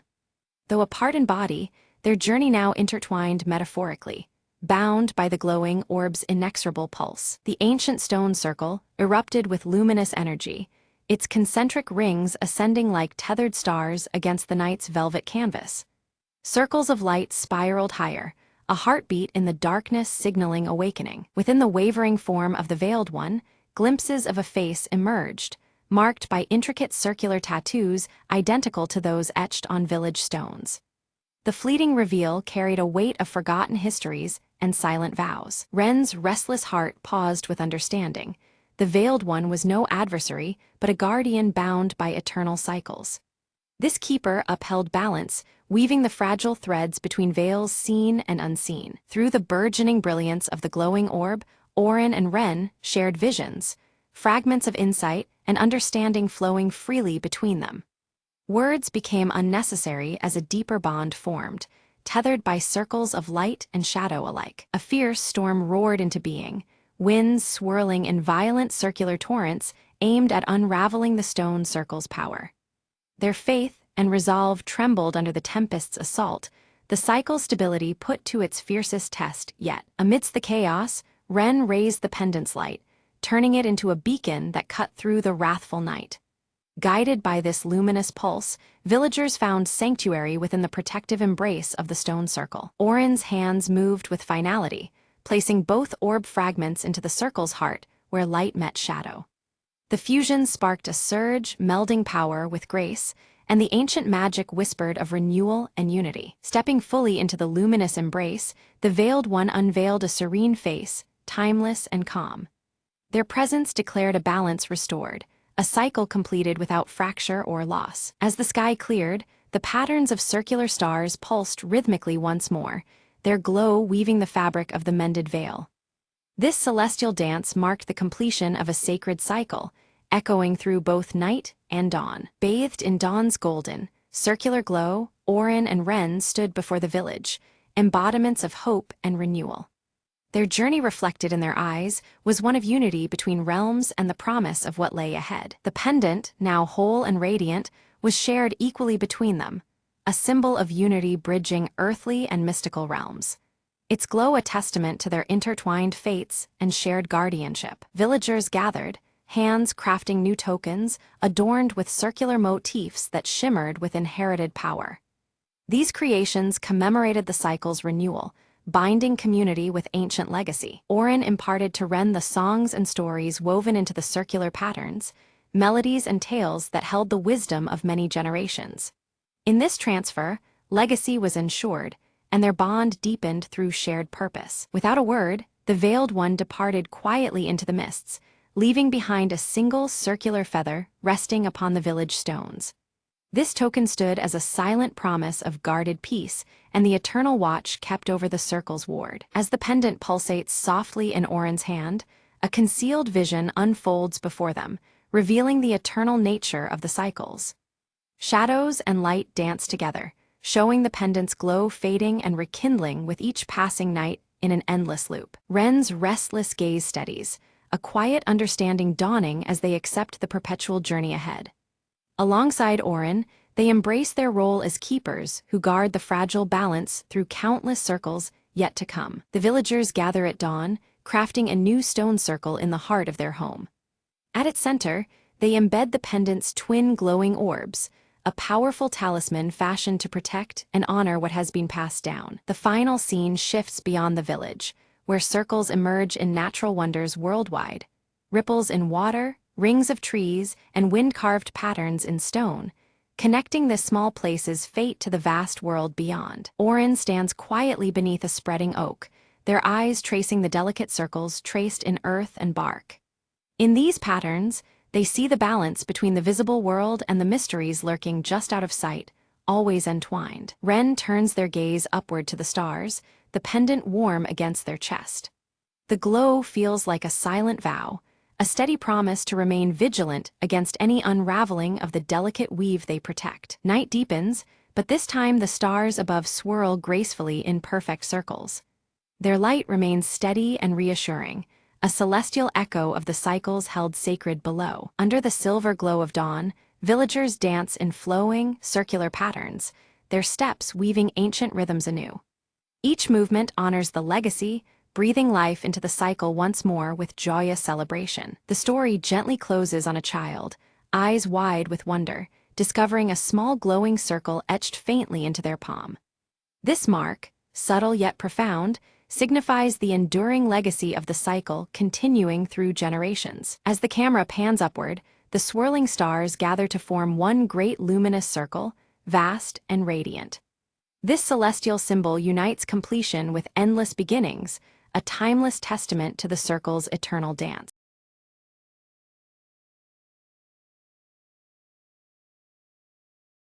Leela awoke as golden sunlight streamed through her bedroom window, casting warm light that made her auburn hair catch the glow beautifully. The soft rustle of falling leaves outside whispered promises of the day ahead. Jasper, her cheerful tabby cat with a white patch on his chest, circled Leela's feet, purring softly to greet the morning. His playful energy lifted her spirits as she dressed in her favorite earth-toned clothes. Outside, Bramblewood Village stretched before her, bathed in warm autumn colors that painted the trees and cobblestone streets. Fallen leaves created a vibrant carpet, crackling softly under the footsteps of the few early risers. Leela stepped into the crisp mountain air, gripping her small satchel and the carved wooden locket she always wore close to her heart. The cool breeze teased the edges of her clothes as she set off toward the village square. She soon met Mr. Thornberry, the kind elderly gardener in his green tweed vest, who smiled under his thick gray beard as he tended to his plants.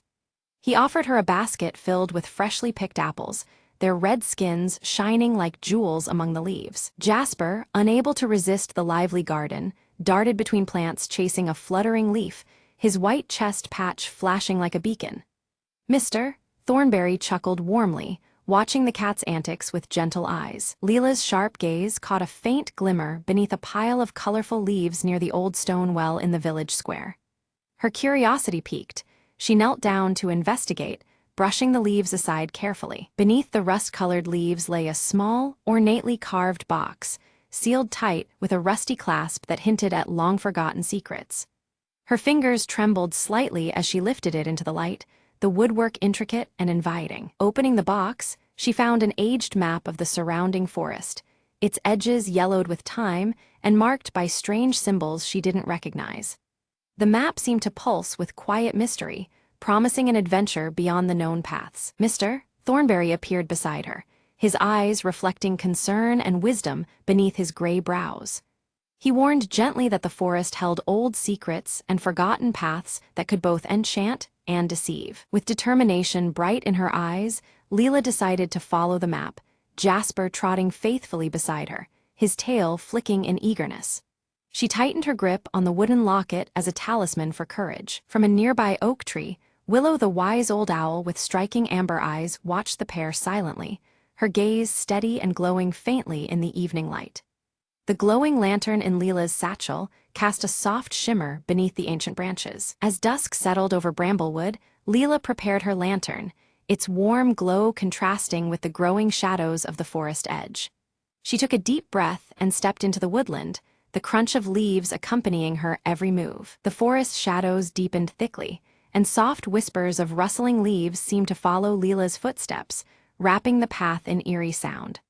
A chill prickled her skin as the golden light diminished, replaced by twilight's embrace. Suddenly, a path on the map led them to a hidden glen, but an unexpected fog began to rise, swirling thick and white, obscuring the way forward.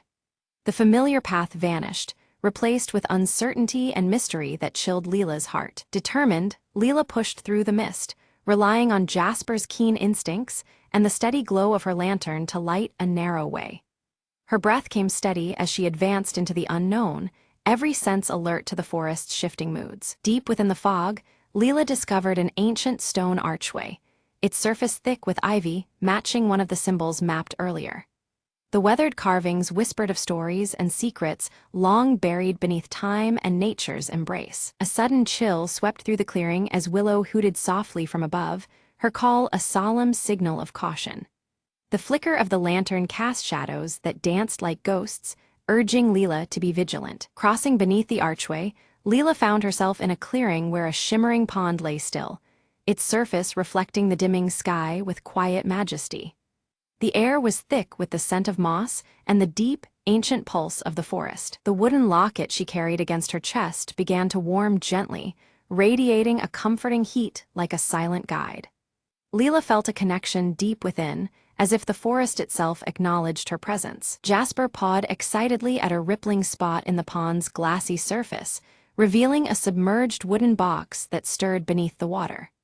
Heart pounding, Leela carefully reached in to retrieve the box, its wood matching the crafted motifs they had seen throughout their journey. Inside the box, she found a faded letter, its delicate script hinting at a long-lost family connection to Bramblewood.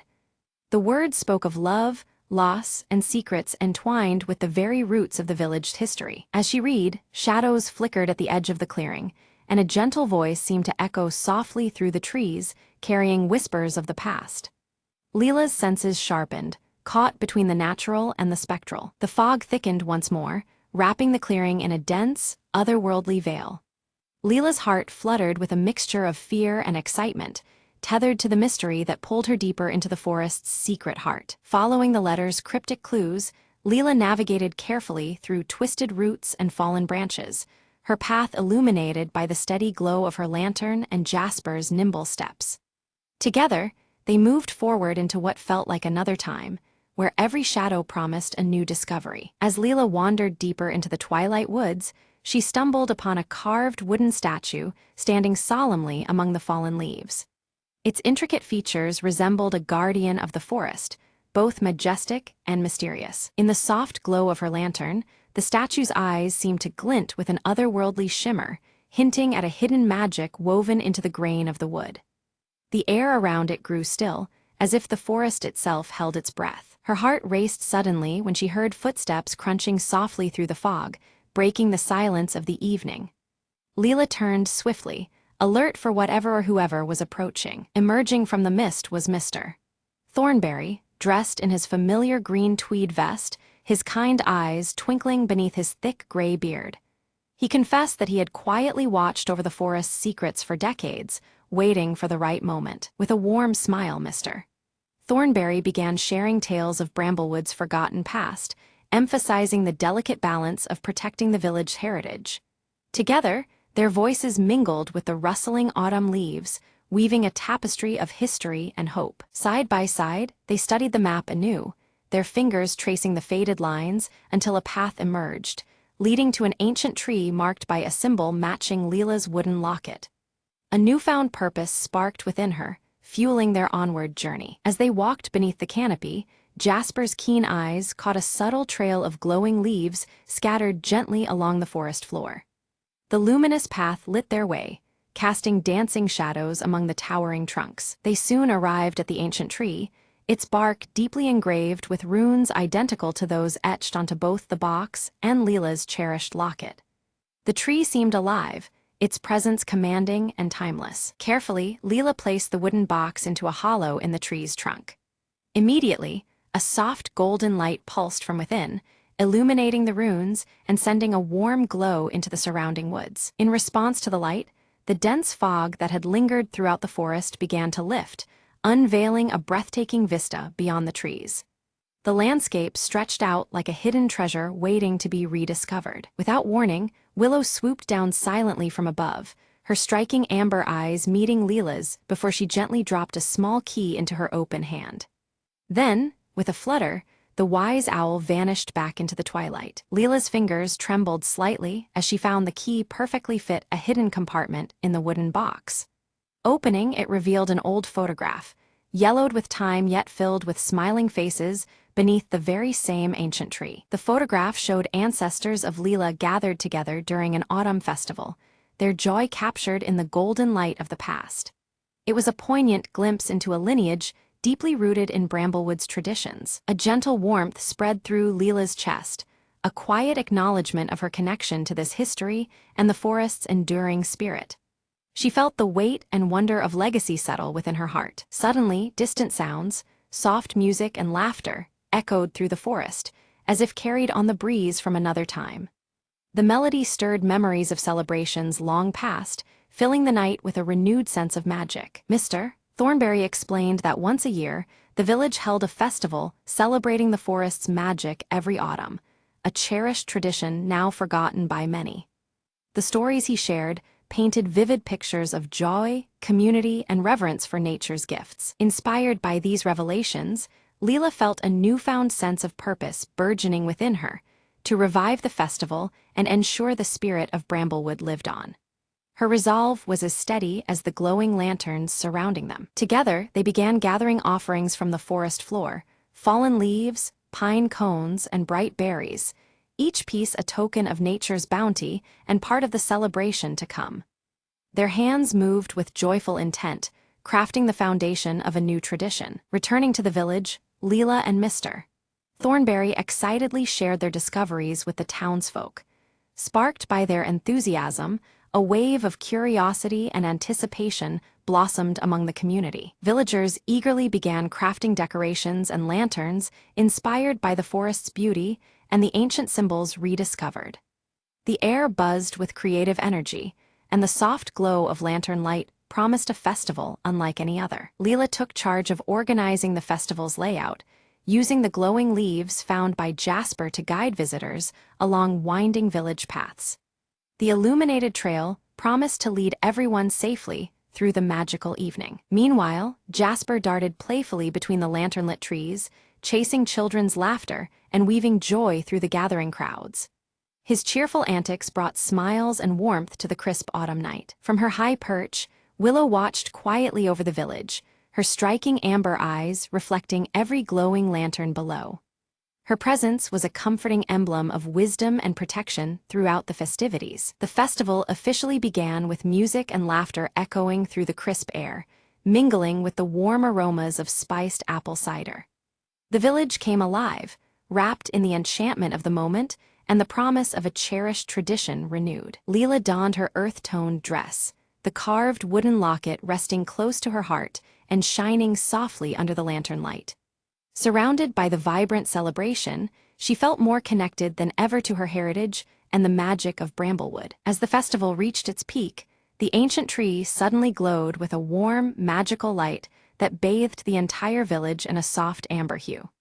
The shimmering glow seemed to pulse in harmony with the falling autumn leaves, as if the tree itself was blessing Bramblewood and its inhabitants. Leela stepped beneath the ancient tree, her earth-toned clothes blending with the surroundings, and felt an overwhelming presence of generations who had celebrated here before her. She closed her eyes briefly, sensing the joyous spirits of ancestors swirling around, celebrating together in the cool autumn air. Around her, the villagers formed a wide circle, their faces lit by glowing lanterns and filled with smiles and stories. They shared memories of the forest's wonders, their voices woven together by the forest's enduring spirit that connected them all across time. Curled contentedly at Leela's feet, Jasper purred softly, his white chest patch gleaming faintly in the lantern light. The peaceful atmosphere around them made his cheerful nature even more evident as he basked in the comforting embrace of the celebration. Mr. Thornberry, wearing his trademark green tweed vest, smiled warmly as he watched Leela, sensing that the time had come. He felt proud to pass on the guardianship of the forest's sacred secrets to her, knowing the tradition would continue in capable hands. High above, Willow watched with striking amber eyes, her soft hoot resonating through the night.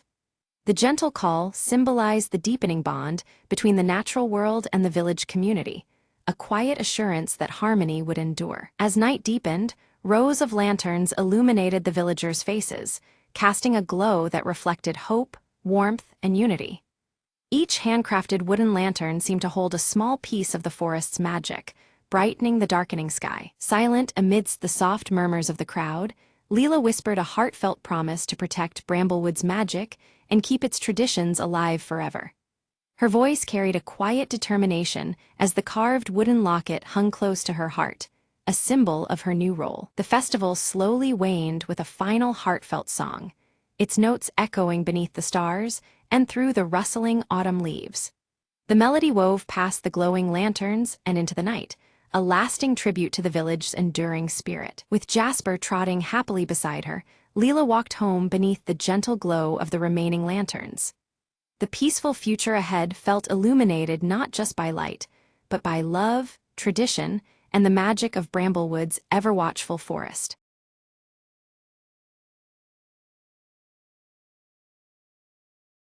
Dawn seeps slowly over the village as Alara walks through mist-shrouded streets toward the silver tree standing firm in the village center. Its glowing leaves shimmer faintly, casting soft light on the earth-toned homes. The air holds a chill hinting at coming winter, and the village bell sounds a muted call to begin the day. Alara places her hand against the silver tree's sturdy trunk, sensing a subtle ebb in its hidden pulse. Around her, villagers start their daily tasks. Bakeries hum with fire's warmth, and children cluster by the edge of the market. Despite the routine, an unease tugs at the air, mirrored in the dimming glow of the tree's leaves. Tomas arrives quietly, clutching his worn leather-bound journal, his weathered face creased with concern. He speaks in low tones to Alara about the tree's fading light, noting its cadence has slowed and urging caution. Their shared worry sets a heavy weight between them beneath the soft silver radiance. Mira bursts forth, curls bouncing as she races toward Alara, breathless with news. The village bell failed to ring properly last night, its usual resonant peal broken and faint. Her freckled face reveals a spark of fear mixed with urgency, shaking the calm. Elder Harin gathers the villagers beneath the spreading branches of the silver tree, his voice steady though tinged with warning. He recounts an ancient prophecy foretelling danger when the tree's light fades, a sign of trials to come. The villagers listen closely, shadows deepening under the autumn light. Ilara fingers the carved necklace hanging close to her heart, feeling a faint pulse that seems to echo the silver tree's flickering glow. The rhythmic beat is weak but distinct, as if the necklace and tree share a silent connection. This newfound link sharpens her resolve amidst growing uncertainty. Anxious whispers ripple through the gathered villagers as the silver tree's light dims further despite the rising sun. Leaves glisten less brightly, their familiar luminescence threatened by unseen forces. The village's collective worry deepens, faces turned upward in troubled hope. Tomas hunches over his journal, meticulously recording the changing patterns of the silver leaves and the flickering light. His thoughtful gaze notes subtle shifts and irregularities that deepen the mystery. Every detail might hold the key to the tree's faltering life force. While examining near the silver tree's roots, Ilara and Mira discover strange, weathered markings carved into the earth and bark. The symbols feel old and warning-laced, stirring unease about what might be approaching. This discovery hints at a danger lurking just beyond the village's peaceful borders. A sudden, biting chill sweeps through the village, yet the air holds stillness as the silver tree sheds leaves silently. Their descent is eerie, lacking the usual rustling breath of wind. This unnatural falling deepens the villagers' dread, as cold shadows lengthen across the ground. Elder Harin recounts tales of past hardships when the village faced darkness and how the silver tree's power once saved them. His voice carries weight from years lived under its branches, reminding all present of resilience and hope. The old wooden staff taps softly as he emphasizes the urgency of their plight. Ilara stands firm, the carved necklace gleaming faintly as she vows to restore the tree's fading energy. Despite murmurs of doubt around her, her determination radiates support and strength. She refuses to let the village succumb to fear or despair. Tomas suggests they seek knowledge in the village's ancient library, hoping old texts might reveal a path to healing. His practical, measured tone brings focus to their efforts, proposing a plan beyond mere hope. His journal is ready as they prepare for the research ahead. Ilara and Tomas ready their modest packs to venture into the dusty old library, but Mira insists on joining them. Though warned of dangers and the seriousness of their quest, her spirited nature refuses to be left behind.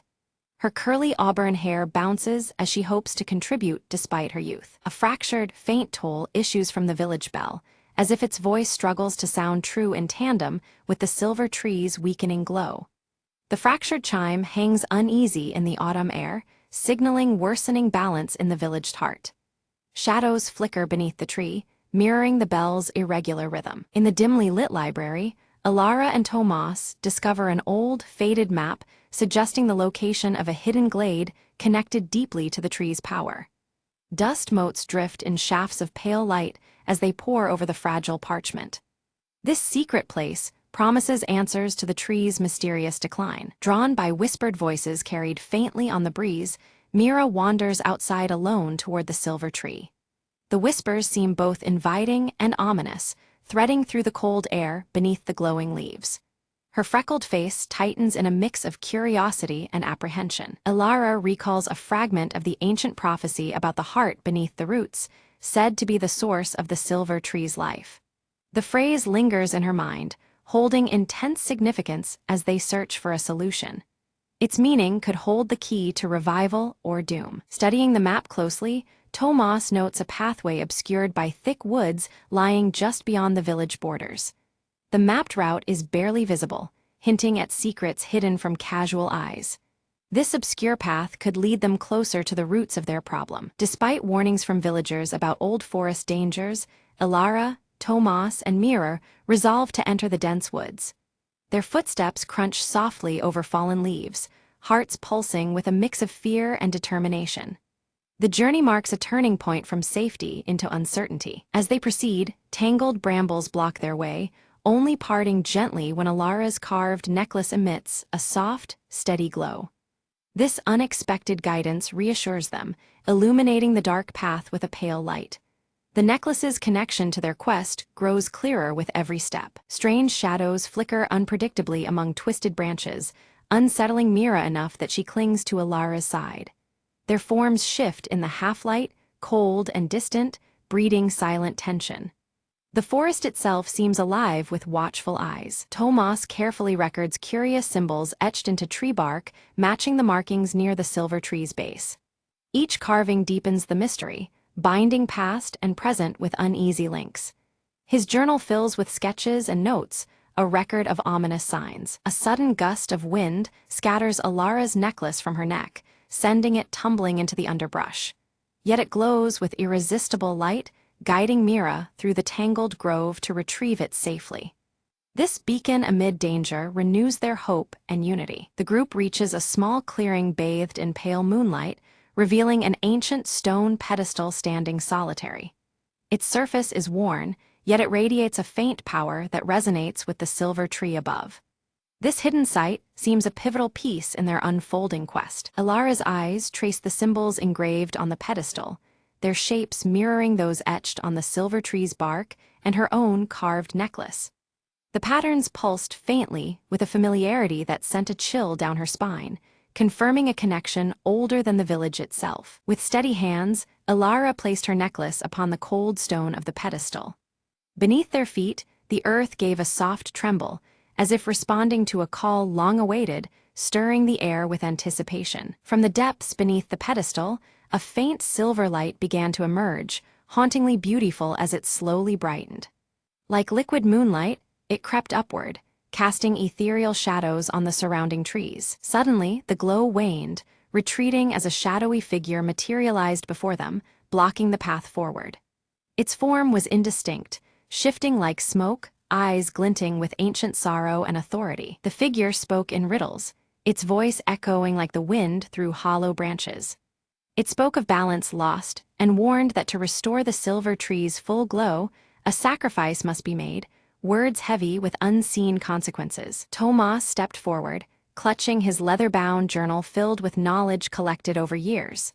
He offered it solemnly, hoping wisdom could be the key, but the figure dismissed the gesture with a sweeping motion, unmoved. Undeterred, Mira bravely offered her own voice, suggesting a song might awaken the tree's slumbering spirit. Her youthful spirit filled the tense air with hope, challenging the shadow's solemn demand. The figure hesitated, the rigid edges of its form softening as Mira began to sing. Her haunting melody echoed through the woods, weaving delicately like silver threads between the trees, stirring something deep within. As her song rose, the silver light pulsed stronger, weaving through the branches and stretching like veins toward the village beyond. It was as if the forest itself was breathing again, alive with renewed energy. The shadowy figure slowly faded, withdrawing like mist at dawn, its presence replaced by a palpable shift in the forest's energy.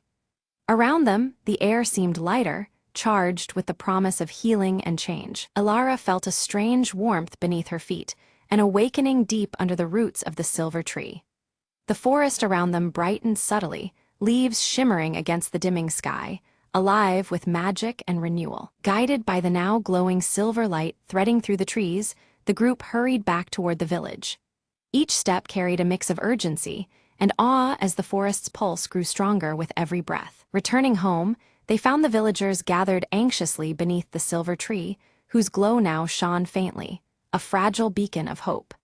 The anxious faces reflected both relief and uncertainty, awaiting the next sign of the tree's power. Alara climbed once more to the pedestal, carefully returning her necklace to rest directly on the tree's trunk. The precious carving seemed to hum under her touch, syncing with the tree's subtle shimmer of light. The silver tree responded immediately, its leaves shimmering intensely as waves of light radiated through the village square. The once dormant heart of the forest pulsed visibly, bathing all in a silvery glow that felt both ancient and lived in. A cheer rose from the crowd as the village bell, silent for days, tolled loudly and clearly once again. Its sound rang out pure and strong, carrying the message that balance had returned, at least for now. Elder Harin nodded thoughtfully, his gaze fixed on the glowing tree. Though he recognized the restoration of balance, his voice was quiet but firm, cautioning the villagers that vigilance was still necessary in the days to come. Tomas documented the changing energy around the silver tree meticulously, noting patterns in its glow that shifted with each passing hour. His weathered face tightened with concentration, sensing that the story was far from complete. Mira shared her soulful song with others nearby, planting small seeds of hope in their hearts. Her voice carried the promise that the tree's spirit lived on not just in light, but in their voices and community bonds. Night fell softly, the silver tree pulsing with a gentle light that dispelled the darkness around it. The glow stood as a beacon of renewed life and strength, weaving a protective aura over the village beneath the crisp autumn sky. Days passed, and the tree's glow grew steadily stronger, yet Tomas noticed subtle cracks forming along the pages of his precious journal. These fractures whispered secrets, hinting at deeper mysteries and unresolved tensions within the forest's magic. Ilara observed that her necklace now pulsed in perfect rhythm with the recurring toll of the village bell. The two beats echoed each other, as if intertwined by unseen threads, binding the village to the silver tree's fate. Mira noticed shadows lurking just beyond the edge of the forest, movement too swift and dark to be normal woodland creatures. The lingering threats whispered of dangers still unvanquished, testing the fragile peace they had restored. With focused eyes, Tomas examined the cracks in his journal and discovered hidden writings beneath the surface. The faint script revealed a troubling secret, an unresolved debt owed to the forest's spirit, a pact left hanging by generations past. Determined to understand, Ilara confronted Elder Harin beneath the dimming light of the silver tree. The elder's voice fell low as he revealed the truth. Their ancestors had made a fragile pact that required periodic renewal to maintain the balance they now barely sustained. Ilara stood beneath the silver tree once more, the weight of their earlier mistake pressing on her. She knew their previous attempts had only postponed what was truly needed, the offering that would satisfy the ancient spirit within. With a steadying breath, she began arranging new offerings, calling upon the wisdom the village still held close. One by one, the villagers gathered around the tree, their hands full of carefully chosen gifts, woven herbs, polished stones, and fresh harvest fruits. Each offering was a token of their dedication, a symbol of the bond they shared with both the tree and the forest enclosing them. The cold air buzzed softly with solemn promise and renewed hope. Mira stepped forward, her youthful voice rising amid the crowd as she led the ancient song. The melody carried through the crisp autumn air, weaving the village spirit directly into the heart of the tree. Around them, the silver tree's glowing leaves seemed to pulse gently, resonating with the chorus. In Ilara's palm, her carved necklace began to glow fiercely, its silver light growing until it seemed to burn with a life of its own. She held it high, feeling the energy from the villagers' offerings and voices merge into a brilliant force.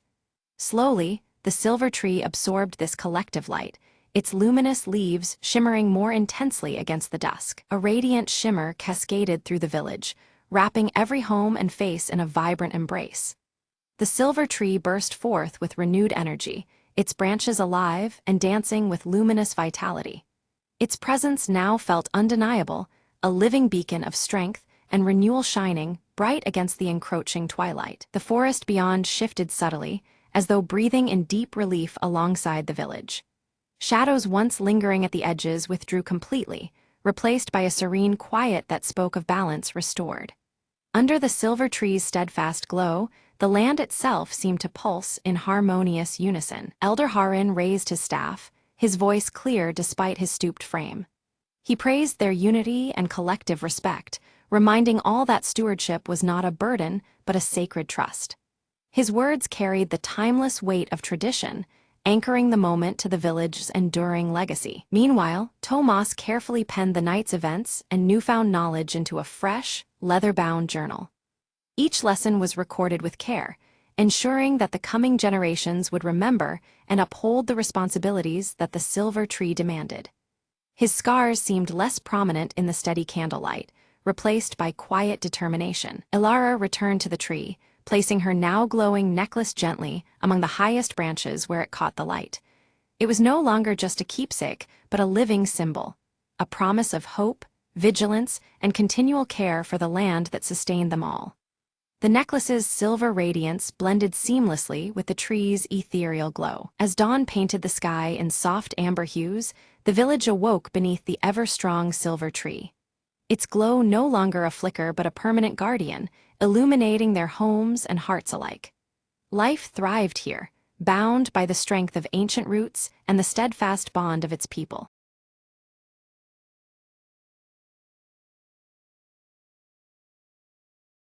In the stillness of the village bathed by the full moon, Alara's silver crescent birthmark softly glowed, its light pulsing gently with the lunar glow. Her piercing green eyes reflected the moonlight as she traced the familiar mark on her skin, sensing a quiet resonance with the night. At the forest's edge, Alara noticed a shimmering, ethereal ribbon of light weaving silently among the ancient trees. The veil flickered subtly under the moonlight, its silvery hues shifting and fluttering like a living thread of light. She reached out cautiously toward the veil, her fingers trembling as the ethereal ribbon rippled briefly at her touch. A faint whisper echoed on the night breeze, unintelligible yet filled with a mysterious urgency. From the shadows stepped Kale, his storm-gray hair tousled by the night air. His weathered cloak seemed to merge with the darkness as his steady gaze reflected the haunting light of the veil. Kale warned Alara about the veil's power, his voice low and grave, hinting at dangers tied closely to the cycles of the moon. He spoke of forces that could not be easily controlled, and the peril hidden within the shimmering light. Alara held up her silver crescent pendant, watching it resonate faintly as the veil's light brushed against it. The pendant's subtle glow mirrored the birthmark on her skin, linking her to the mystery unfolding before them. A flashback took her to childhood, when she first discovered the crescent birthmark. Even then, she had been inexplicably drawn to moonlit nights, feeling an unspoken connection to their shifting phases. The village elders gathered in whispered tones, recounting the veil's curse that had loomed over their people for generations. Their stories spoke of restless shadows and the heavy price of past recklessness under the moon. Disturbances grew. Shadows began to move on their own, and villagers reported hearing chilling whispers in solitude. Fear threaded through the village as the unnatural phenomena escalated beyond whispers and glances. Determined, Alara knelt by a calm pond under the bright moon, tracing the veil's path through the reflections. The silver light twisted fluidly across the water's surface, guiding her gaze deeper into the mystery. In a rare moment of vulnerability, Kale confessed he had tracked the veil for years. His quest to uncover its source was driven by the hope of mastering or perhaps ending its haunting influence. The veil thickened, pulsing rhythmically as ghostly shapes emerged, mimicking villagers' deepest fears with unsettling clarity. The ethereal light warped into haunting forms that tightened its grip on the frightened souls nearby. Alara's pendant glowed with unexpected intensity, revealing hidden runes etched beneath its surface that had gone unnoticed before. The runes shimmered against the moonlit silver, suggesting a link to ancient wisdom. Suddenly, a fierce gust snuffed out every lantern, plunging the village into deeper shadow. Only the moon remained to illuminate the veil's mesmerizing, yet terrifying, dance in the night. Resolute, Alara chose to venture into the forest to confront the veil's enigma, with Kale reluctantly binding himself to her. Together, they stepped into the shadows where the moonlight barely pierced the dense canopy. Deeper within the forest, they discovered ancient stones arranged in a crescent shape, faintly glowing beneath the moon's silvery light. The stones hummed with a subtle energy, resonating with the veil that now encircled them. The veil wrapped around the stones, growing more tangible as its whispers rose into haunting melodies that wove through the trees. The silver light pulsed like a living heartbeat, intensifying the eerie atmosphere. Alara stumbled, and from the shimmer emerged a shadowy figure eerily resembling her own reflection. It reached out, trying to pull her into the veil's radiant but unnerving light, challenging her grip on reality. Kale reacted swiftly, chanting incantations from his ancient journal inscribed with cryptic runes. His voice cut through the night, momentarily dispersing the shadow and soothing the restless veil's turmoil. Their eyes caught a hidden inscription on one of the crescent stones, referencing an ancient ritual designed to bind or control the veil's potent power. The markings hinted at a fragile balance between light and shadow, old as the moon itself. As the night deepened, The veil became tempestuous, tugging fiercely at Alara's pendant and the birthmark pulsing beneath her skin. The lunar energy strained against her, threatening to overwhelm her senses. Visions assaulted Alara, moonlit battles between ethereal guardians and veil spirits trapped between worlds. The spectral clashes echoed through her mind, revealing a long-hidden conflict intertwined with her own destiny. Kale disclosed that he had once been a guardian, bound by a curse to roam until the veil's balance was restored. His storm-gray hair and weathered cloak marked years of wandering in search of redemption and renewal. The forest shifted around them. Ancient trees whispered dire warnings as the path back to the village faded into obscurity. Shadows thickened, and the boundary between reality and veil blurred dangerously. A sudden change in the moon's phase warped the veil's form, stretching it like molten silver encasing them. The light's fluid motion intensified, binding Alara and Kale in its shimmering grasp as the night deepened. Alara and Kale finally reached the ancient altar, its surface worn smooth by time but still radiating a strange energy. The crescent-shaped indentation in the stone calls to Alara's pendant, which fits perfectly as if made for the place. The moment the pendant settles, a faint hum vibrates through the air, heightening the tension around them. As Alara presses the pendant deeper into the altar, a sudden burst of blinding light erupts, flooding the clearing with silvery luminescence. The veil responds violently, thrashing like a living current before enveloping them in its shifting folds. Both find themselves swept away, pulled through an otherworldly vortex that warps the very fabric of their surroundings. They emerge in a liminal realm where the skies glow with a cold silver hue, and the land is draped in long shadows cast by an unseen moon. This ethereal place seems bound by lunar light, both beautiful and haunting, its edges blurred and constantly shifting like a dream. All around, reflective surfaces ripple oddly, mirroring more than just their images. From the shadows flicker faint, sorrowful figures, lost villagers caught in the veil's unyielding curse. They approach silently, their eyes pleading for release though no words escape their lips. The air is thick with a heavy grief that weighs on Alara's heart, deepening her resolve. Suddenly, Alara's silver crescent birthmark glows with intense light, casting a gentle beacon that reaches out to the fragmented souls. The spectral villagers respond, their forms stabilizing as a faint connection is formed between their trapped essence and the waking world. This luminous link offers a fragile hope for their salvation. Kale studies the cryptic runes inscribed within his ancient journal, muttering translations under his breath. He reveals that the veil was originally created as a shield to protect the realm from outside harm, but the magic became twisted over time. The intended guardian became a curse, feeding on the fears of those it was meant to defend. They are soon met by a spectral guardian, an imposing figure woven from light and shadow. The guardian warns them solemnly that interfering with the veil is perilous, threatening to collapse both the liminal realm and the physical world. Its tone is grave, underscoring the fragile balance at stake. Torn between duty and fear, Alara wrestles with whether to sever the veil's corrupt power completely or try to restore its original protective nature. The weight of her people's fate presses heavily on her as the moonlight continues to shift all around them. Kale watches closely, understanding this choice could alter everything. In vision-like echoes, they witness scenes from centuries past, a ritual interrupted and mistakes made that bound the veil's power improperly.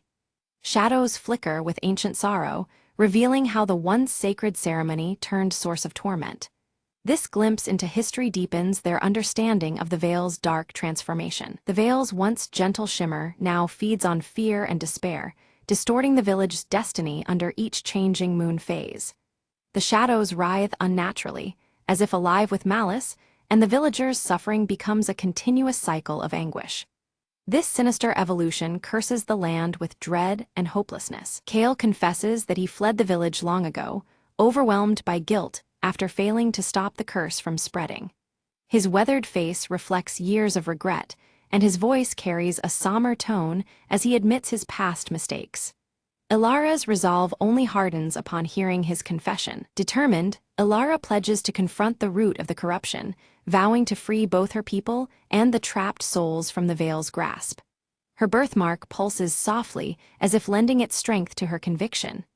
Kale nods, ready to stand by her side through whatever trials lie ahead. Back at the altar in the forest realm, Alara and Kale begin a ritual drawn from the ancient runes and guided by the pendant's radiant glow. The air thrums with power as they work in unison, weaving light and shadow to mend the fractured veil. Time seems to stretch as the veil responds to their efforts, but the veil resists violently, twisting in turbulent waves of shadow and shimmering light, fighting to maintain its corrupted hold. The altar trembles under the strain, and the boundaries between realities blur dangerously. It becomes clear that the veil will not surrender its power easily. Summoning her inner strength, Alara channels the energy from her glowing birthmark, stabilizing the veil's tumultuous flow. Her hands steady as a calming lunar light radiates outward, soothing the chaotic forces. Slowly, the balance begins to shift, giving hope that the ritual will succeed. One by one, the trapped souls start to dissolve into serene moonlight, their expressions peaceful as if finally freed from torment. Their silent gratitude fills the liminal realm, lightening the oppressive atmosphere. Each soul's release brings the veil closer to restoration. At the ritual's climax, the spectral guardian merges with the veil itself, a sacrifice that purifies its essence and dispels the lingering darkness. Its form dissolves into radiant light, vanishing but leaving behind a restored balance. The price is great, but necessary for renewal. With calm restored, the liminal realm fades away under the dawn's first light, gently guiding Alara and Kale back to the forest floor. The world feels still and new as the sun's early rays touch the ancient altar. Their journey through shadows and moonlight has reached a turning point. Back in the village, clear skies stretch overhead, and the faintest crescent moon glows softly before sunrise. The suffocating darkness and strange whispers that once plagued the village are lifted. A subtle calm settles over the land, promising a fresh beginning. Alara's pendant has become inert, its light extinguished, yet her silver crescent birthmark remains, pulsing faintly with tranquil lunar energy. This quiet glow serves as a reminder of the veil's lingering presence beneath the surface. Though subdued, the magic endures within her. Days pass peacefully, and villagers report no unusual shadows or haunting whispers at night. The once ominous phases of the moon now bring comfort instead of fear. Life begins to return to its natural rhythm, free from the veil's oppressive influence. Alara and Kale revisit the ancient stones where it all began.